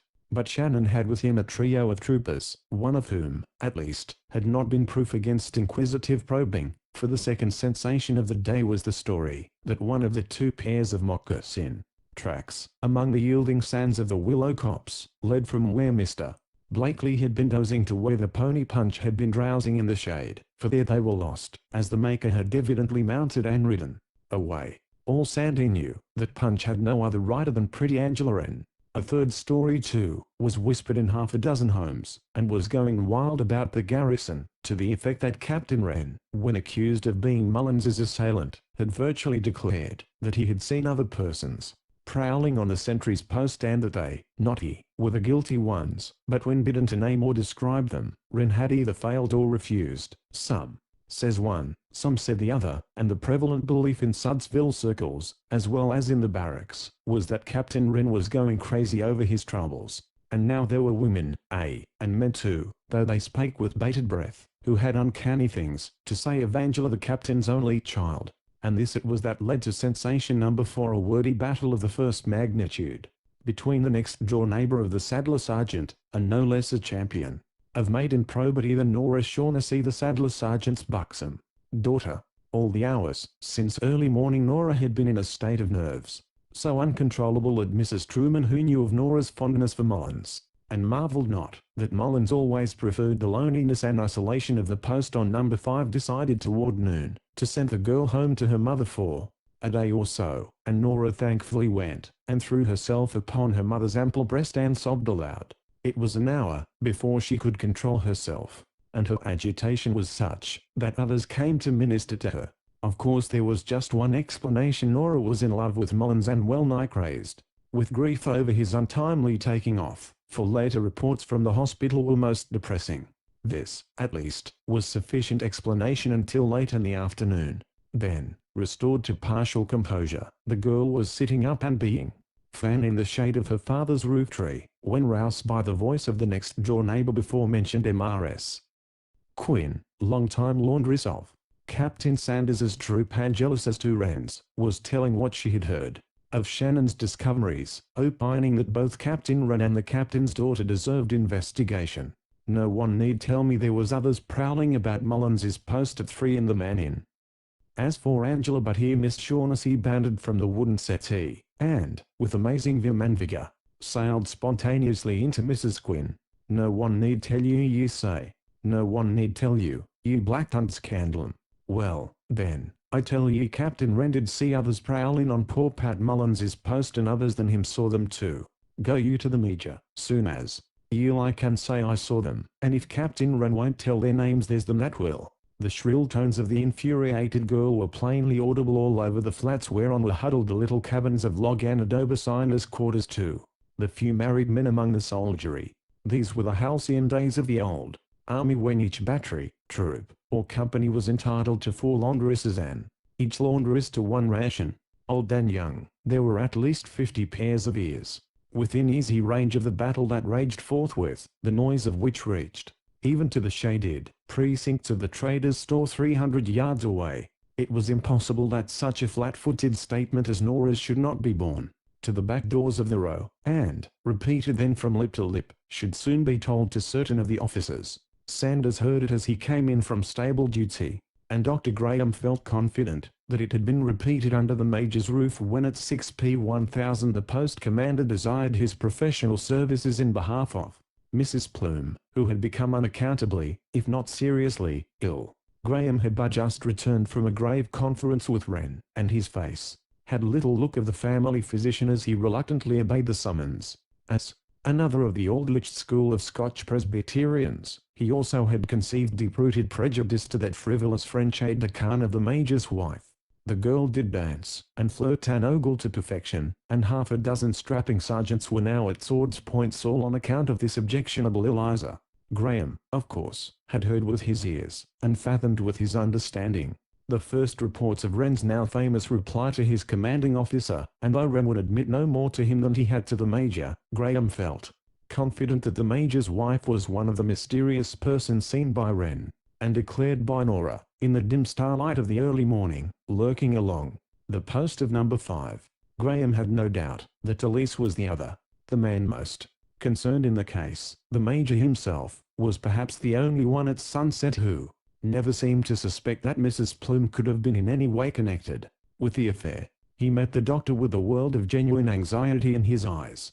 "My wife," said he, "is of a highly sensitive organization, and she has been completely upset by this succession of scandalous affairs. She and Blakely were great friends at St. Louis 3 years ago. Indeed, many people were kind enough to couple their names before our marriage. I wish you could quiet her." And sounds from the loft, where Madame was nervously pacing her room, gave point to the suggestion. Graham climbed the narrow stairs, and tapped at the north door on the landing. It was opened by Elise, whose big black eyes were dilated with excitement, while Mrs. Plume, her blonde hair tumbling down her back, her peignoir decidedly rumpled, and her general appearance disheveled, was standing in mid-floor, wringing her jeweled hands. "She looks like 60, was the doctor's inward remark, and is probably not 26. Her first question jarred upon his rugged senses. "Dry, Graham, when will Mr. Blakely be able to see your head?" "Not for a day or 2. The stitches must heal before the bandages can come off." His eyes. "Even then, Mrs. Plume, he should not be disturbed," was the uncompromising answer. "Is that wretch Downs? So be it?" she demanded, standing and confronting him, her whole form quivering with strong half-suppressed emotion. The wretch is sobering, answered Graham gravely. And now, madam, I'll trouble you to take a chair. Do you, with a glance of grim disfavor, need this girl for the moment? If not, she might as well retire. I need my maid, Dr. Graham, and I told Major Plume distinctly I did not need you, was the impulsive reply, as the lady strove against the calm masterful grasp he laid on her wrist. That's as may be, Mrs. Plume. We're often blind to our best interests. Be seated a moment, then I'll let you tramp the soles of your feet off, if you so desire. And so he practically pulled her into a chair. Elise, glaring the while, stood spitefully looking on. The antipathy was mutual. You've slept too little of late, Mrs. Plume, continued the doctor, lucklessly hitting the mark with a home shot instantly resented, for the lady was on her feet. Again. Sleep. People do nothing but sleep in this woebegone hole, she cried. I've had sleep enough to last a lifetime. What I want is to wake out of this horrible nightmare. Dr. Graham, you're a friend of Captain Wren's. What under heaven possessed him, with his brutal strength, to assault so sick a man as Mr. Blakely? What possible pretext could he assert? And again she was straining at her imprisoned hand, and seeking to free herself, Graham calmly studying her the while, as he noted the feverish pulse. Not half an hour earlier he had been standing beside the sick bed of a fair young girl, one sorely weighted now with grave anxieties, yet who lay patient and uncomplaining, rarely speaking a word. They had not told the half of the web of accusation that now enmeshed her father's feet, but what had been revealed to her was more than enough to banish every thought of self or suffering and to fill her fond heart with instant and loving care for him. No one, not even Janet, was present during the interview between father and child that followed. Graham found him later locked in his own room, reluctant to admit even him, and lingering long before he opened the door. But even then the tear-stains stood on his furrowed face, and the doctor knew he had been sobbing his great heart out over the picture of his child, the child he had so harshly judged and sentenced, all unheard. Graham had gone to him, after seeing Angela, with censure on his tongue, but he never spoke the words. He saw there was no longer need. Let the lassie lie still today, said he, with Kate, perhaps, to read to her. Your sister might not choose a cheering book. Then perhaps we'll have her riding Punch again tomorrow. But Graham did not smile when meeting Janet by the parlor door. He was thinking of the contrast in these two, his patience, as with professional calm he studied the troubled features of the Major's wife when the voice of Sergeant Shannon was heard in the lower hall, inquiring for the Major, and in an instant Plume had joined him. In that instant too, Elise had sped, cat-like, to the door, and Mrs. Plume had followed. Possibly for this reason the Major led the sergeant forth upon the piazza and the conversation took place in tones inaudible to those within the house. But, in less than a minute, the doctor's name was called, and Graham went down. Look at this, said Plume. They raked it out of the sand close to where Mullins was lying, and the Major held forth an object that gleamed in the last rays of the slanting sunshine. It was Blakely's beautiful watch. Chapter 7. Woman Walk in the Night. Dawn of another cloudless day was breaking, and the dim lights of the guard house and the hospital burned red and bleary across the sandy level of the parade. The company crooks were already at their ranges, and a musician of the guard had been sent to rouse his fellows in the barracks, for the old-style reveille still held good at many a post in Arizona, before the drum and fife were almost entirely abandoned in favor of the harsher bugle, by the infantry of our scattered little army. Plume loved tradition. At West Point, where he had often visited in younger days, and at all the old-time garrisons, the bang of the morning gun and the simultaneous crash of the drums were the military means devised to stir the soldier from his sleep. Then, his brief ablutions were conducted to the accompaniment of the martial strains of the field musicians, alternating the sweet airs of Moore and Burns, the lyrics of Ireland and Aldrich, with quick steps from popular Yankee melodies of the day, winding up with a grand flourish at the foot of the flagstaff, to whose summit the flag had started at the first alarum. Then a rush into rattling double quick, that summoned the laggards to scurry into the silently forming ranks, and finally, with one emphatic rataplan, the morning concert abruptly closed, and the gruff voices of the first sergeants, in swift running monotone, were heard calling the roll of their shadowy companies. And, thoroughly roused, the garrison broke ranks for the long routine of the day. We have changed all that, and not for the better. A solitary trumpeter steps forth from the guardhouse or adjutant's office, and, at the appointed time, drones along, dispiriting strain known to the drill books as Assembly of the Trumpeters, and to the army at large as First Call. Unassisted by other effort, it would rouse nobody, but from far and near the myriad dogs of the post, mongrel, hound, and cur of low degree lift up their canine voices in some indefinable sympathy and stir the winds of the morning with their mournful yowls. Then, when all the garrison gets up cursing, and all necessity for rousing is ended, the official reveille begins, sounded by the combined trumpeters, and so, uncheered by concord of sweet sounds, the soldier begins his day. The 2 infantry companies at Sandy, at the time whereof we tell, were of an honoured old regiment, that had fought with Worth at Monterey, one whose scamps of drum boys and fifers had got their teachings from predecessors whose nimble fingers had trilled the tunes of old under the walls of the bishop's palace, and in the resounding halls of the Montezumas. Plume and Cutler loved their joyous rhythmical strains, and would gladly have kept the cavalry clarions for purely cavalry calls, but reveille and guard mounting were the only ones where this was practicable, and an odd thing had become noticeable. Apache Indians sometimes stopped their ears, and always looked impolite, when the brazen trumpets sounded close at hand, whereas they would squat on the sunkest sands, and listen in stolid, unmurmuring bliss to every note of the fife and drum. Members of the guard were always sure of sympathetic spectators during the one regular ceremony guard mounting held just after sunset, for the Apache prisoners at the guard-house begged to be allowed to remain without the prison room until a little after the retreat visit of the officer of the day, and, roosting along the guard-house porch, to gaze silently forth at the little band of soldiery in the center of the parade, and there to listen as silently to the music of the fife and drum. The moment it was all over they would rise without waiting for directions, and shuffle stolidly back to their hot wooden walls. They had had the one intellectual treat of the day. The savage breast was soothed for the time being, and Plume had come to the conclusion that, aside from the fact that his Indian prisoners were better fed than when on their native heath, the Indian prison pen at Sandy was not the place of penance the department commander had intended. Accessions became so frequent, discharges so very few. Then there was another symptom. Sentries on the north and east front, Nos 4 and 5, had been a bit startled at first at seeing, soon after dawn, shadowy forms, rising slowly from the black depths of the valley, hovering uncertainly along the edge of the mesa, until they could make out the lone figure of the morning watcher, then slowly, cautiously, and with gestures of amity and suppliance, drawing gradually nearer. Sturdy Germans and mercurial Celts were, at the start, disposed to shoo away these spectres as being hostile, or at least incongruous. But officers and men were soon made to see it was to hear the morning music these children of the desert flocked so early. The agency lay but 20 miles distant.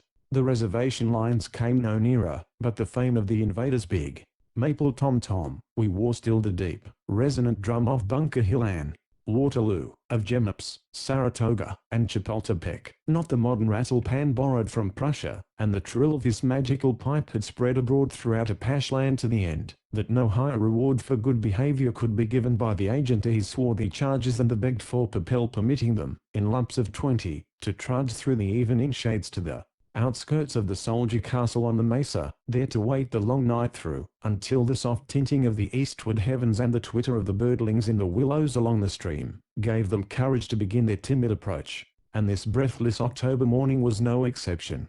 The sentry on the northward line, number 4, had recognized and passed the post surgeon soon after 4 o'clock, hastening to hospital in response to a summons from an anxious nurse. Mullins seemed far too feverish. Number 4 as well as number 5 had noted how long the previous evening Shannon and his men kept traking and searching about the mesa where Mullins was stabbed in the early morning, and they were in no mood to allow strangers to near them unchallenged. The first shadowy forms too, show at the edge had dropped back abashed at the harsh reception accorded them. 4's infantry rifle and 5's cavalry carbine had been leveled at the very first to appear, and stern voices had said things the Apache could neither translate nor misunderstand. The would-be audience of the morning concert ducked and waited. With more light the sentry might be more kind. The evening previous 6 new prisoners had been sent down under strong guard by the agent, swelling the list at Sandy to 37, and causing Plume to set his teeth and an extra sentry. Now, as the dawn grew broader and the light clear and strong, 4 and 5 were surprised, if not startled, to see that not 20, but probably 40 Apaches, with a sprinkling of squaws, were hovering all along the mesa, mutely watching for the signal permission to come in.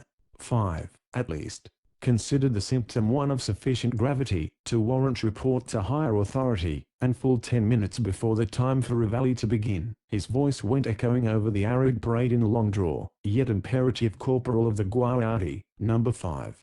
Whereat there were symptoms of panic among the dingy white-shirted, white-turbaned watchers along the edge, and a man in snowy white fatigue coat, pacing restlessly up and down in rear, this time, of the major's quarters, whirled suddenly about and strode out on the mesa, gazing northward in the direction of the sound. It was Plume himself, and Plume had had a sleepless night. At Tattoo, by his own act and direction, the major had still further strained the situation. The discovery of Blakely's watch, buried loosely in the sands barely 10 feet from where the sentry fell, had seemed to him a matter of such significance that, as Graham maintained an expression of professional gravity and hazarded no explanation, the major sent for the 3 captains still on duty, Cutler, Sanders, and Westervelt, and sought their views. One after another each picked up and closely examined the watch, within and without, as though expectant of finding somewhere concealed about its mechanism full explanation of its mysterious goings and comings. Then in turn, with like gravity, each declared he had no theory to offer, unless, said Sanders, Mr. Blakely was utterly mistaken in supposing he had been robbed at the pool. Mr. Blakely had a watch somewhere about him when he dismounted, and then joggled it into the sands, where it soon was trampled underfoot. Sanders admitted that Blakely was a man not often mistaken, and that the loss reported to the post-trader of the flat notebook was probably correct. But no one could be got to see, much less to say, that Wren was in the slightest degree connected with the temporary disappearance of the watch. Yet by this time Plume had some such theory of his own. Sometime during the previous night, along toward morning, he had sleepily asked his wife, who was softly moving about the room, to give him a little water. The monkey stood usually on the windowsill, its cool and dewy surface close to his hand, but he remembered later that she did not then approach the window, did not immediately bring him the glass. He had retired very late, yet was hardly surprised to find her wide awake and more than usually nervous. She explained by saying Elise had been quite ill, was still suffering, and might need her services again. She could not think, she said, of sending for Dr. Graham after all he had had to vex him. It must have been quite a long while after, so soundly had Plume slept, when she bent over him, and said something was amiss, and Mr. He was at the front door waiting for him to come down. He felt oddly numb, and heavy and stupid as he hastily dressed, but Dotty's tidings, that Mullins had been stabbed on post, pulled him together, as it were, and, merely running back to his room for his canvas shoes, he was speedily at the scene. Mrs. Plume, when briefly told what had happened, had covered her face with her hands and buried face and all in the pillow, shuddering. At breakfast time Plume himself had taken her tea and toast, both mistress and maid being still on the invalid list, and, bending affectionately over her, he had suggested her taking this very light refreshment, and then a nap. Graham, he said, should come and prescribe for Elise. But Madame was feverishly anxious. What will be the outcome? What will happen to Captain Wren? She asked. Plume would not say just what, but he would certainly have to stand court-martial, said he. Mrs. Plume shuddered more. What good would that do? How much better it would be to suppress everything than set such awful scandal afloat. The matter was now in the hands of the department commander, said Plume, and would have to take its course. Then, in some way, from her saying how ill the captain was looking, Plume gathered the impression that she had seen him since his arrest, and asked the question point blank. Yes, she admitted, from the window while she was helping Elise. Where was he? What was he doing? Plume had asked, all interest now, for that must have been very late, in fact, well toward morning. Oh, nothing especial, just looking at his watch, she thought. He probably couldn't sleep. Yes, she was sure he was looking at his watch. Then, as luck would have it, late in the day, when the mail came down from Prescott, there was a little package for Captain Wren, expressed, and Dotty signed the receipt, and sent it by the orderly. What was it? Asked Plume. His watch, sir, was the brief answer. He sent it up last month for repairs. And Mrs. Plume at 9 that night, knowing nothing of this, yet surprised at her husband's pertinacity, stuck to her story. She was sure Wren was consulting or winding or doing something with a watch, and, sorely perplexed and marveling much at the reticence of his company commanders, who seemed to know something they would not speak of, Wren sent for Dotty. He had decided on another interview with Wren. Meanwhile the bugologist had been lying patiently in his cot, saying little or nothing, in obedience to the doctor's orders, but thinking who knows what. Dwayne and Dotty occasionally tiptoed in, to glance inquiry at the fanning attendant, and then tiptoed out. Mullins had been growing worse, and was a very sick man. Downs, the wretch, was painfully, ruefully, remorsefully sobered over, at the post of the guard, and of Graham's feminine patients the one most in need, perhaps, of his ministration was giving the least trouble, while Aunt Janet paced restlessly about the lower floor, stopping occasionally to listen at the portal of her brother. Angela Wren lay silent and only sometimes sighing, with faithful Kate Sanders reading in low tone by the bedside. The captains had gone back to their quarters, conferring in subdued voices. Plume, with his unhappy young adjutant, was seated on the veranda, striving to frame his message to Wren, when the crack of a whip, the crunching of hoofs and wheels, sounded at the north end of the row, and down at swift trot came a spanking, four-mule team and Concord wagon. It meant but one thing, the arrival of the General Staff Inspector straight from Prescott. It was the very thing Plume had urged by telegraph, yet the very fact that Colonel Byrne was here went to prove that the chief was far from satisfied that the major's diagnosis was the right one. With soldierly alacrity, however, Plume sprang forward to welcome the coming dignitary, giving his hand to assist him from the dark interior into the light. Then he drew back in some chagrin. The voice of Colonel Byrne was heard, jovial and reassuring, but the face and form first to appear were those of Mr. Wayne Daly, the new Indian agent of the Apache reservation.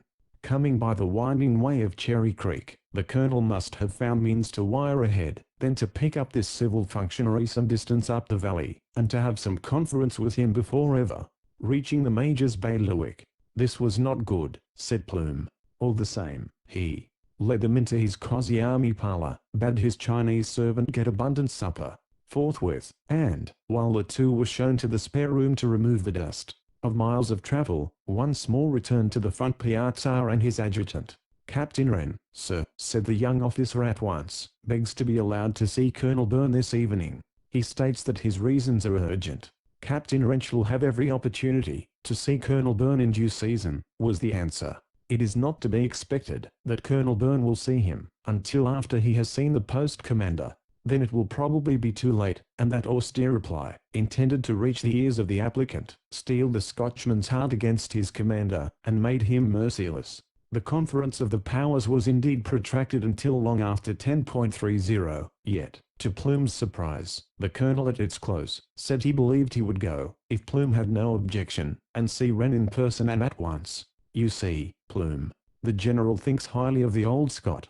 He has known him ever since first Bull Run and, in fact, I am instructed to hear what Wren may have to say. I hope you will not misinterpret the motive. Oh, not at all, not at all, answered the major, obviously ill-pleased, however, and already nettled that, against all precedent, certain of the Apache prisoners who had been ordered, turned out as late as 10:1000 for interview with the agent.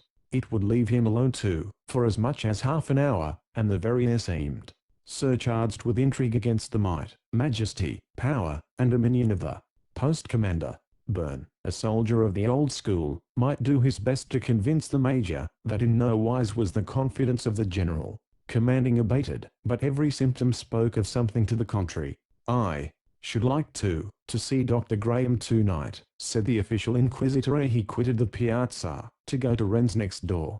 He will be here to meet you on your return, said Plume, with just a bit of stateliness, of ruffled dignity and manner, and turned once more within the hallway to summon his smiling Chinaman. Something rustling at the head of the stairs caused him to look up quickly. Something dim and white was hovering, drooping, over the balustrade, and, springing aloft, he found his wife in a half-fainting condition, Elise, the invalid, sputtering vehemently in French, and making vigorous effort to pull her away. Plume had left her at 8:30, apparently sleeping at last under the influence of Graham's medicine. Yet here she was again. He lifted her in his arms and laid her upon the broad, white bed. "Clarice, my child," he said, "you must be quiet. you must not leave your bed. I am sending for Graham and he will come to us at once. I will not see him. He shall not see me. She burst in wildly. The man maddens me with his insolence. Clarice. Oh, I mean it. He and his brother Scott, between them they would infuriate a Saint, and she was writhing in nervous contortions. But, Clarice, how? But, monsieur, no, interposed Elise, bending over, glass in hand.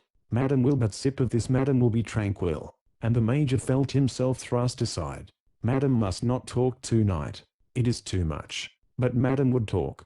Madame would know where Colonel Byrne was gone, whether he was to be permitted to see Captain Wren and Dr. Graham, and that.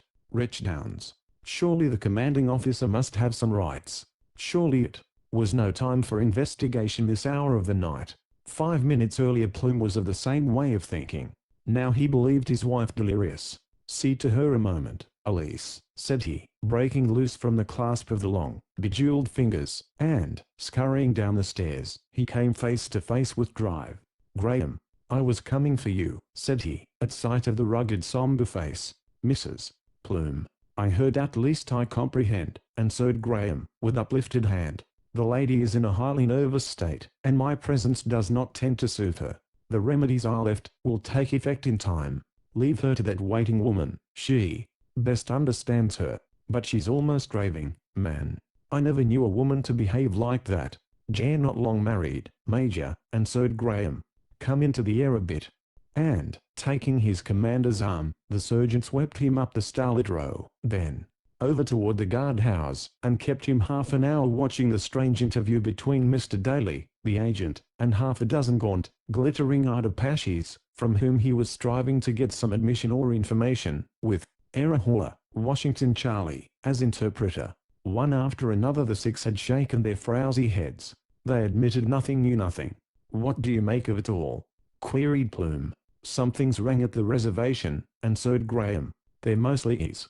Daly thinks there's running to and fro between the Tontus in the Sierra Ancha country and his wards above here. He thinks there's more out than there should be and more going. What did you find, Daly? He added, as the agent joined them, mechanically wiping his brow. Moisture there was none. It evaporated fast, as the pores exuded. They know well enough, damn them, said the new official. But they think I can be stood off. I'll nail 'em yet tomorrow, he added. But could you send a scout at once to the Tonto Basin? And Daly turned eagerly to the post commander. Plume reflected. Whom could he send? Men there were in plenty, dry rotting at the post for lack of something to limber their joints, but officers to lead? There was the rub. 30 troopers, 20 Apache Mahave guides, a pack train and one, or, at most, 2 officers made up the usual complement of such expeditions. Men, mounts, scouts, mules, and packers, all, were there at his behest, but, with Wren and rest, Sanders and Lynn back, but a week from a long prod through the Black Mesa country far as Fort Apache, Blakely invalided and Wayne a boy. Second lieutenant, his choice of cavalry officers was limited. It never occurred to him to look beyond. What's the immediate need of a scout? Said he. To break up the traffic that's going on and the rancherias they must have somewhere down there. If we don't, I'll not answer for another month. Daly might be new to the neighborhood, but not to the business. I'll confer with Colonel Byrne, and so did Plume guardedly. And Byrne was waiting for them, a tall, dark shadow in the black depths of the piazza. Graham would have edged away, and gone to his own den, but Plume held to him. There was something he needed to say, yet could not, until the agent had retired. Daly saw perhaps he had already imbibed something of the situation and was not slow to seek his room. Plume took the little kerosene lamp, hospitably led the way, made the customary tender of a nightcap, and polite regrets he had no ice to offer therewith, left his unwonted guest with courteous good night and cast an eye aloft as he came through the hall. All there was dark and still, though he doubted much that Graham's sedatives had yet prevailed. He had left the 2 men opposite the doorway. He found them at the south end of the piazza, their heads together. They straightened up to perfunctory talk about the medical director, his drastic methods and inflammable ways, but the mirth was forced, the humor far too dry. Then silence fell. Then Plume invaded it. How'd you find Wren mentally? He presently asked. He felt that an opening of some kind was necessary. Sound, was the colonel's answer, slow and sententious. Of course he is much concerned. About his case? Ah, will you smoke, Colonel? About Blakely? I believe not, Plume. It's late. Plume struck a light on the sole of his Matty boot. One would suppose he would feel very natural anxiety as to the predicament in which he has placed himself. He ventured. Wren worries much over Blakely's injuries, which accident made far more serious than he would have inflicted, Major, even had he had the grounds for violence that he thought he had. Blakely was not the only sufferer, and is not the only cause of his deep contrition. Wren tells me that he was even harsher to Angela, but that is all a family matter. The Colonel was speaking slowly, thoughtfully, but these later affairs that Wren couldn't explain or wouldn't. Plume's voice and color both were rising. Couldn't is the just word, Major, and couldn't especially to you, was the significant reply. Plume rose from his chair and stood a moment, trembling not a little and his fingers twitching. You mean, he huskily began. I mean this, my friend, said Byrne gently, as he too arose, and I have asked Graham, another friend, to be here. That Wren would not defend himself to you, by even mentioning others, and might not have revealed the truth even to me, had he been the only one cognizant of it. But, Plume, others saw what he saw, and what is now known to many people on the post. Others than Wren were abroad that night. One other was being carefully, tenderly brought home, led home to your roof. You did not know him, R.S. Plume was a somnambulist? In the dead silence that ensued, the Colonel put forth a pitying hand as though to stay and support the younger soldier, the post commander. Plume stood, swaying a bit, and staring. Presently he strove to speak, but choked in the effort. It's the only proper explanation, said Graham, and between them, they led the Major within doors. And this is how it happened that he, instead of Wren, was pacing miserably up and down in the gathering dawn, when the sentry startled all waking Sandy with his cry for the corporal. This is how, far ahead of the corporal, the post commander reached the alarmed soldier, was demand to know the cause, and, even by the time he came, the cause had vanished from sight. Apaches, sir, by the dozen all along the edge of the mesa, stammered number 5. He could have convinced the corporal without fear or thought of ridicule, but his voice lacked confidence when he stood challenged by his commanding officer. Plume heard with instant suspicion. He was in no shape for judicial action. Apaches. This in high disdain. Trash, man. Because one sentry has a scuffle with some night prowler is the next to lose his nerve? You're scared by shadows. Hunt. That's what's the matter with you. It brought to a veteran trooper with a round turn. Hunt had served his 4th enlistment, had worn out 4 blankets in the regiment, and was not to be accused of scare. Let the Major see for himself, then, he answered sturdily. Come in here, you, he called aloud. Come, the whole gang of ye. The concert's beginning. Then, slowly along the eastward edge there began to creep into view black poles bound with dirty white black crops untrammeled by any binding. Then, swift from the west, came running footfalls. The corporal with a willing comrade or two. Wondering was 5 in further danger. There, silent and regretful, stood the post commander, counting in surprise the score of scarecrow forms now plainly visible, sitting, standing, or squatting along the mesa edge. Northernmost in view, nearly opposite Blakely's quarters, were 2, detached from the general assembly, yet clinging close together, 2 slender figures, bound, and it was at these the agent daily was staring, as he too came running to the spot. Major Plume, cried he, panting, I want those girls arrested, at once. Chapter 8. Apache knives dig deep. At 5 o'clock of this cloudless October morning, Colonel Montgomery Byrne, of the old army, sir, was reviling the fates that had set him the task of unraveling such a skein as he found at Sandy.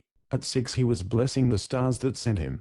Awakened, much before his usual hour, by half-heard murmur of scurry and excitement, so quickly suppressed he believed it all a dream. He was thinking, half drowsily, all painfully, of the duty devolving on him for the day, and wishing himself well out of it, when the dream became real, the impression vivid.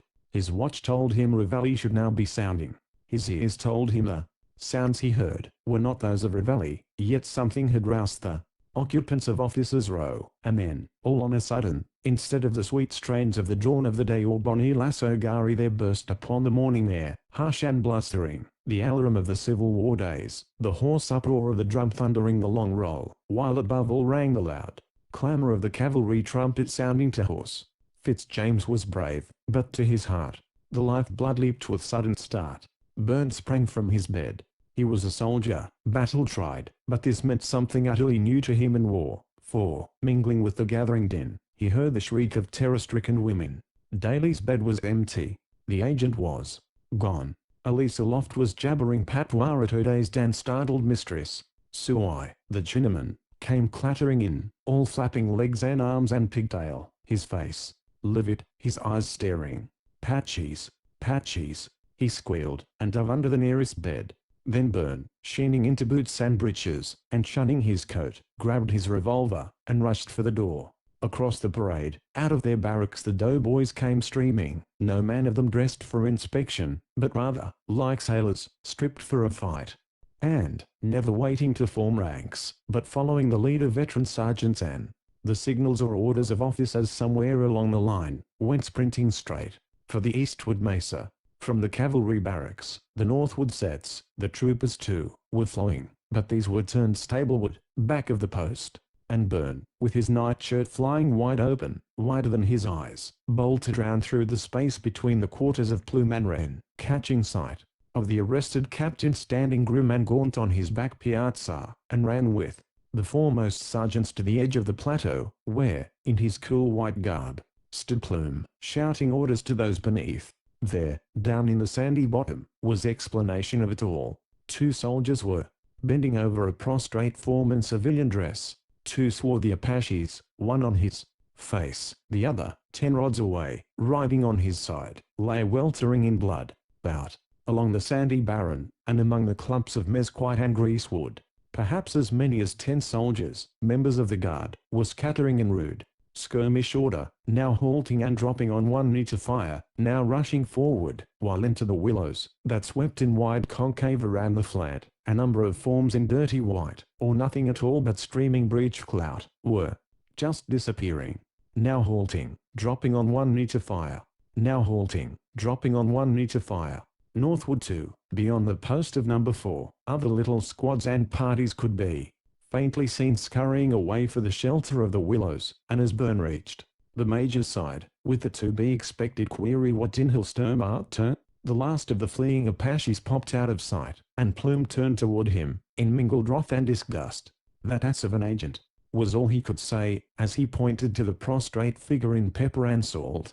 Byrne half slid, half stumbled down the bank and bent over the wounded man. Dead he was not, for, with both hands clasped to his breast, Daly was cradling from side to side, and saying things of Apaches totally unbecoming an Indian agent and a man of God. "But who did it, and how and why?" demanded Byrne of the ministering soldiers. "Tried to arrest 2 Apache girls, sir," answered the first, straightening up and saluting, "and her fella wouldn't stand it, I reckon. Knifed the agent and cranny too. Yonder's the fella." Yonder lay, face downward, as described, a sinewy young brave of the Apache Mahave band, his newer, cleaner shirt and his gaily ornamented sash and headgear telling of superior rank and station among his kind. With barely a glance at Cranny, squatted beside a bush, and with teeth and hands knotting a kerchief about a bleeding arm, Byrne bent over the Apache, and turned the face to the light. "Good God!" he cried, at the instant, "it's Quanathay Ravenshield. Why, you know him, Corporal." This, to Casey, of Wren's troop, running to his side. "Son of old Chief Quanahilka. I wouldn't have had this happen for all the girls on the reservation.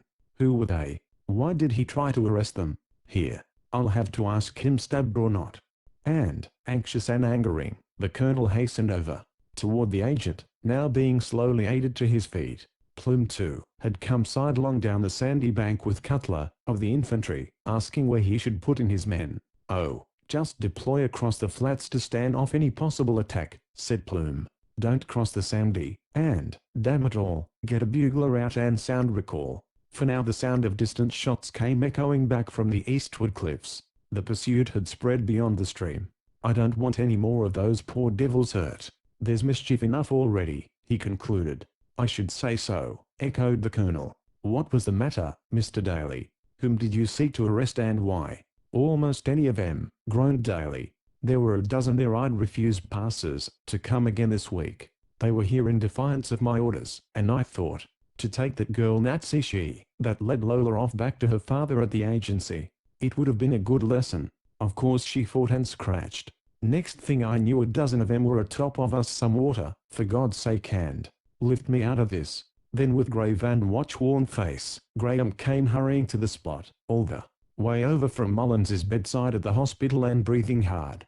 Door indeed, was the look he gave the groaning agent, now gulping at a good held to his pale lips by one of the men. The policy of Daly's predecessor had been to feather his own nest down and let the Indian shift for himself, and this had led to his final overthrow. Daly, however, had come direct from the care of a tribe of the Pueblo. Persuasion, peace-loving Antilles of the soil, meek as the Pimisan, Miricabus, natives who fawned when he frowned and cringed at the crack of his whip. These he had successfully, and not dishonestly, ruled, but that very experience had unfitted him for duty over the mountain Apache, who cringed no more than did the lordly Sioux or Cheyenne, and truckled to no man less than a tribal chief. Blakely, the soldier, cool, fearless, and resolute, but scrupulously just, they believed in and feared, but this new blusterer only made them laugh, until he scandalized them by wholesale arrest and punishment. Then their childlike merriment changed swiftly to furious and scowling hate, to open defiance, and finally, when he dared lay hands on a chosen daughter of the race, to mutiny and the knife. Graham, serving his third year in the valley, had seen the crisis coming, and sought to warn the man. But what should an army doctor know of an Apache Indian, said Daly, and, fatuous in his own conceit, the crisis found him unprepared. Go you for a stretcher, said the surgeon, after a quick look into the livid face. Lay him down gently there, and kneeling, busied himself with opening a way to the wound. Out over the flat swung the long skirmish line, picturesque in the variety of its sundress, cutlass striding vociferous in its wake, while a bugler ran, himself out of breath, far to the eastward front, to puff feeble and abortive breath, into unresponsive copper, and still the same flutter of distant, scattering shots came drifting back from the brakes and cannons in the rocky wilds beyond the stream. The guard still pursued, and the Indians still led, but they who knew anything well knew it could not be long before the latter turned on the scattering chase, and Burns strode about, fuming with anxiety. Thank God, he cried, as a prodigious clatter of hoofs, on hollow and resounding wood, told of cavalry coming across the acequia, and Sanders galloped round the sandy point in search of the foe or orders. Thank God. Here, Sanders, pardon me, Major, there isn't an instant to lose. Rush your men right onto the front there. Spread well out. But don't fire a shot, unless attacked in force. Get those chasing idiots and bring them in. By God, sir, we'll have an Indian war on our hands as it is. And Sanders nodded, and dug spurs to his troop horse, and sang out, left front into line gallop, and the rest was lost in a cloud of dust and the blur of cavalry trumpet.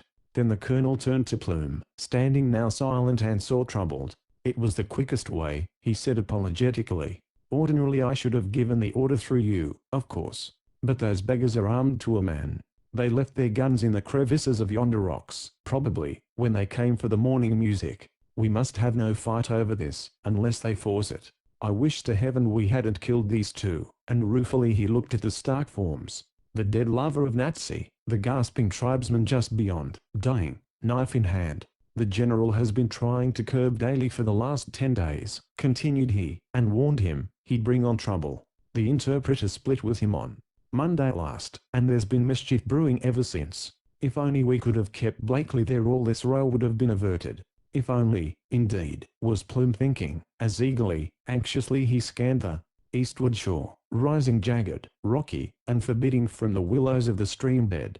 If only, indeed, not only all this row of which Byrne had seen so much, but all this other row, this row within a row, this intricacy of mishaps and misery that involved the social universe of Camp Sandy, of which as yet the colonel, presumably, knew so very little, of which, as post commander, Plume had yet to tell him. An orderly came running with a field glass and a scrap of paper. Plume glanced at the latter, a pencil scrawl of his wife's inseparable companion, and, for aught he knew, confident, Madam, he could make out an effacement something, but it was enough. The orderly supplemented. Lease, sir, says the lady is very bad. Go to her, Plume, with startling promptitude cried the colonel. I'll look to everything here. It's all coming out right, for with a tantara Sanders's troop, spreading far and wide, was scrambling up the shally slopes 1,000 yards away. Go to your wife, and tell her the danger's over, and, with hardly another glance at the moaning agent, now being limply hoisted on a hospital stretcher, thankfully the major went. The lady's very bad, is she? Growled Byrne, in fierce aside to Graham. That French hag sometimes speaks truth, in spite of herself. How'd you find him? This with a toss of the head toward the vanishing stretcher. Bad likewise. These Apache knives dig deep. There's Mullins now. Think that was Apache? Glared Byrne, with sudden light in his eyes. Ferenn had told his troubles all? Apache knife, yes. What the devil do you mean, Graham? And the veteran soldier, who knew and liked the surgeon, whirled again on him with eyes that looked not like at all. The doctor turned, his somber gaze following the now distant figure of the post commander, struggling painfully up the yielding sand of the steep slope to the plateau. The stretcher bearers and attendants were striding away to hospital with the now unconscious Burden. The few men, lingering close at hand, were grouped about the dead Apaches. The gathering watchers along the bank were beyond earshot. Staff officer and surgeon were practically alone, and the latter answered, "I mean, sir, the tip that Apache knife had been driven in by an Apache warrior. Mullins would have been dead long hours ago, which he isn't." Byrne turned a shade grayer. "Could she have done that?" he asked, with one sideward jerk of his head toward the major's quarters. "I'm not saying," quoth the Scot. "I'm asking, was there anyone else?" Chapter 9. A carpet night, indeed. He flag at Camp Sandy drooped from the peak. Except by order it never hung halfway.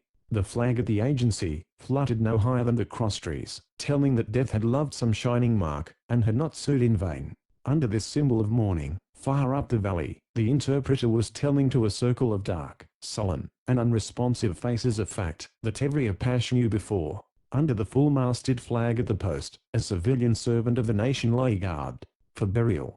Poor Daly had passed away with hardly a chance to tell his tale, with only a loving, weeping woman or two to mourn him. Over the camp the shadow of death tempered the dazzling sunshine, for all Sandy felt the strain and spoke only with sorrow. He meant well, did Daly, that was accorded him now. He only lacked savvy, said they who had dwelt long in the land of Apache. Over at the hospital 2 poor women wept, and twice their number strove to soothe.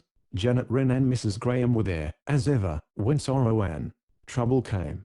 Mrs. Sanders and Mrs. Cutler too were hovering about the mourners, doing what they could, and the hospital matron, busy day and night off late, had never left her patient until he needed her no more, and then had turned to minister to those he left behind, the widow and the fatherless. Over on the shaded verandas other women met, and murmured in a soft sympathetic drawl, appropriate to funereal occasion, and men nodded silently to each other.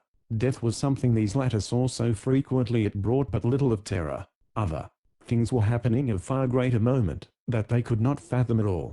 Captain Wren, after 4 days of close arrest, had been released by the order of Major Plume himself, who, pending action on his application for leave of absence, had gone on sick report, and secluded himself within his quarters. It was rumored that Mrs. Plume was seriously ill, so ill, indeed, she had to be denied to every one of the sympathizing women who called, even to Janet, sister of their soldier next-door neighbor, but recently a military prisoner, yet now, Boloran, custom, commander of the post. Several things had conspired to bring about this condition of affairs. Byrne, to begin with, had been closely questioning Shannon, and had reached certain conclusions with regard to the stabbing of Mullins that will aid before Plume, already stunned by the knowledge that, sleeping as his friendly advisers declared, or waking, as his inner consciousness would have it, Clarice, his young and still beautiful wife, had left her pillow, and gone by night toward the northern limit of the line of quarters. If Wren were tried, or even accused, that fact would be the first urged in his defense. Plume's stern accusation of Elise had evoked from her nothing but a voluble storm of protest. Madame was ill, sleepless, nervous, had gone forth to walk away her nervousness. She, Elise, had gone in search and brought her home. Downs, the wretch, when as stoutly questioned, declared he had been blind drunk, saw nobody, knew nothing, and must have taken the lieutenant's whiskey. Plume shrank from asking Nora questions. He could not bring himself to talking of his wife to the girl of the laundresses. quarters, but he knew now that he must drop that much of the case against Wren. Then came the final blow. Byrne had gone to the agency, making every effort through runners, with promises of immunity, to coax back the renegades to the reservation, and so avert another Apache war. Plume, in sore perplexity, was praying for the complete restoration of Mullins, the only thing that could avert investigation when, as he entered his office the morning of this eventful day, his young face was eloquent with news. One of the first things done by Lieutenant Blakely when permitted by Drive Graham to sit and speak, was to dictate a letter to the post adjutant, the original of which, together with the archives of Camp Sandy, was long since buried among the hidden treasures of the War Department. The following is a copy of the paper placed by Mr. Dotty in the Major's hands, even before he could reach his desk. Camp Sandy, A.T. October, 187. Lieutenant J.J. Dotty, 8th U.S. Infantry. Post Adjutant. Sir, I have the honor to submit for the consideration of the post commander the following. Shortly after a retreat on the th instant, I was suddenly accosted in my quarters by Captain Robert Wren, th Cavalry, and accused of an act of treachery to him, an accusation which called forth instant and indignant denial. He had, as I now have cause to know, most excellent reason for believing his charge to be true, and the single blow he dealt me was the result of intense and natural wrath. That the consequences were so serious he could not have foreseen. As the man most injured in the affair, I earnestly ask that no charges be preferred. Were we in civil life, I should refuse to prosecute, and, if the case be brought before a court-martial, it will probably fail for lack of evidence. Very respectfully, your obedient servant, Neil D. Blakely, 1st Lieut. th Cavalry. Now, he had been known to hold his tongue when a harmful story might be spread, but he could no more suppress his rejoicing over this than he could the impulse to put it in slang. Say, ain't this just a corker? Said this ingenuous youth, as he spread it on his desk for Graham's grimly gleaming eyes. Plume had read it in dull, apathetic, unseeing fashion. It was the morning after the Apache. Mute. Plume had stared hard at his adjutant a moment, then, whipping up the sun hat that he had dropped on his desk, and merely saying, "I'll return shortly," had sped to his darkened quarters, and not for an hour had he reappeared. Then the first thing he asked for was that letter of Mr. Blakely's, which, this time, he read with lips compressed, and twitching a bit at the corners. Then he called for a telegraph blank, and sent a wire to intercept Byrne at the agency. "I shall turn over command to Wren at noon. I'm too ill for further duty," was all he said. Byrne read the rest between the lines. But Graham went straightway to the quarters of Captain Wren, a rough pencil copy of that most unusual paper in his hand. "Robert Wren," said he, as he entered, unknocking and unannounced, "will you listen to this?" "Nay, Angela, lass, don't go." When strongly moved, as we have seen, our doctor dropped to the borderland of dialect. In the dim light from the shaded windows he had not at first seen the girl. She was seated on a footstool, her hands on her father's knee, her fond face gazing up into his, and that strong bony hand of his resting on her head, and toying with a ribbon, the snwood, as he loved to call it, with which she bound her abundant tresses. At sound of the doctor's voice, Janet, ever apprehensive of ill, had come forth from the dining room, silver brush and towel in hand, and stood at the doorway, gazing austerely. She could not yet forgive her brother's friend his condemnation of her methods as concerned her brother's child. Angela, rising to her full height, stood with one hand on the back of her father's chair, the other began softly stroking the grizzled crop from his furrowed forehead. No one spoke a word as Graham began and slowly, to the uttermost line, read his draft of Blakely's missive. No one spoke for a moment. After he had finished, Angela, with parted lips and dilated eyes, had stood at first drinking in each syllable, then, with heaving bosom, she slowly turned, her left hand falling by her side. Wren sat in silence, his deep-set eyes glowering on the grim reader, a dazed look on his rugged face. Then he reached up, and drew the slim, tremulous hand from his forehead, and snuggled it against his stubbly cheek, and still he could not speak. Janet slowly backed away into the darkness of the dining room.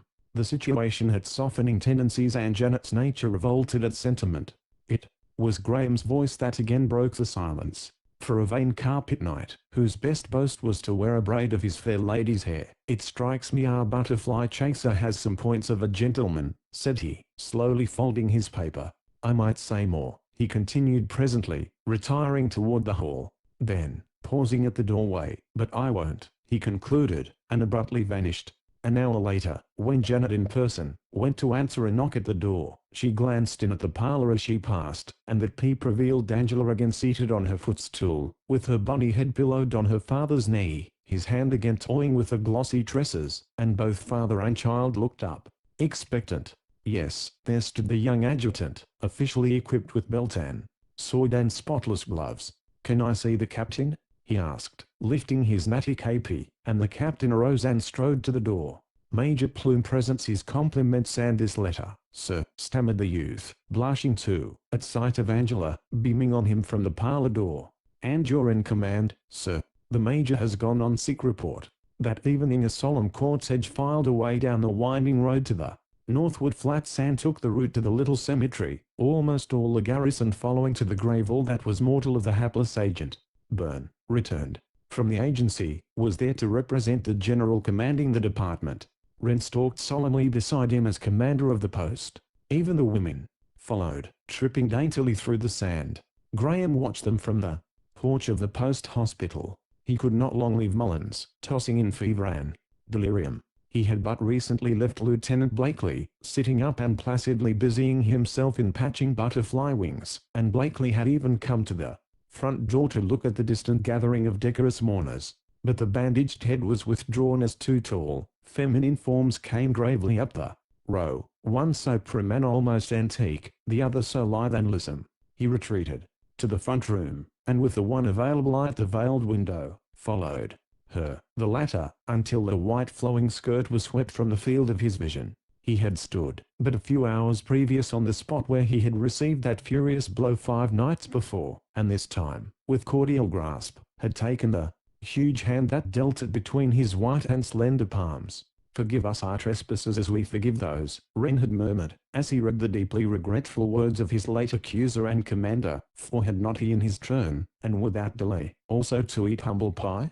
There was something almost pathetic in the attitude of the big soldier as he came to the darkened room, and stood before his junior and subordinate, but the latter had still the broken, clumsy, faltering words with which this strong masterful man was striving to make amends for bitter wrong.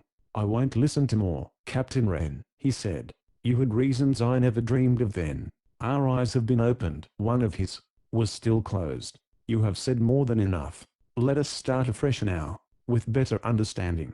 It is generous in you, Blakely. I misjudged everybody, and now, well, you know there are still hotspurs in the service.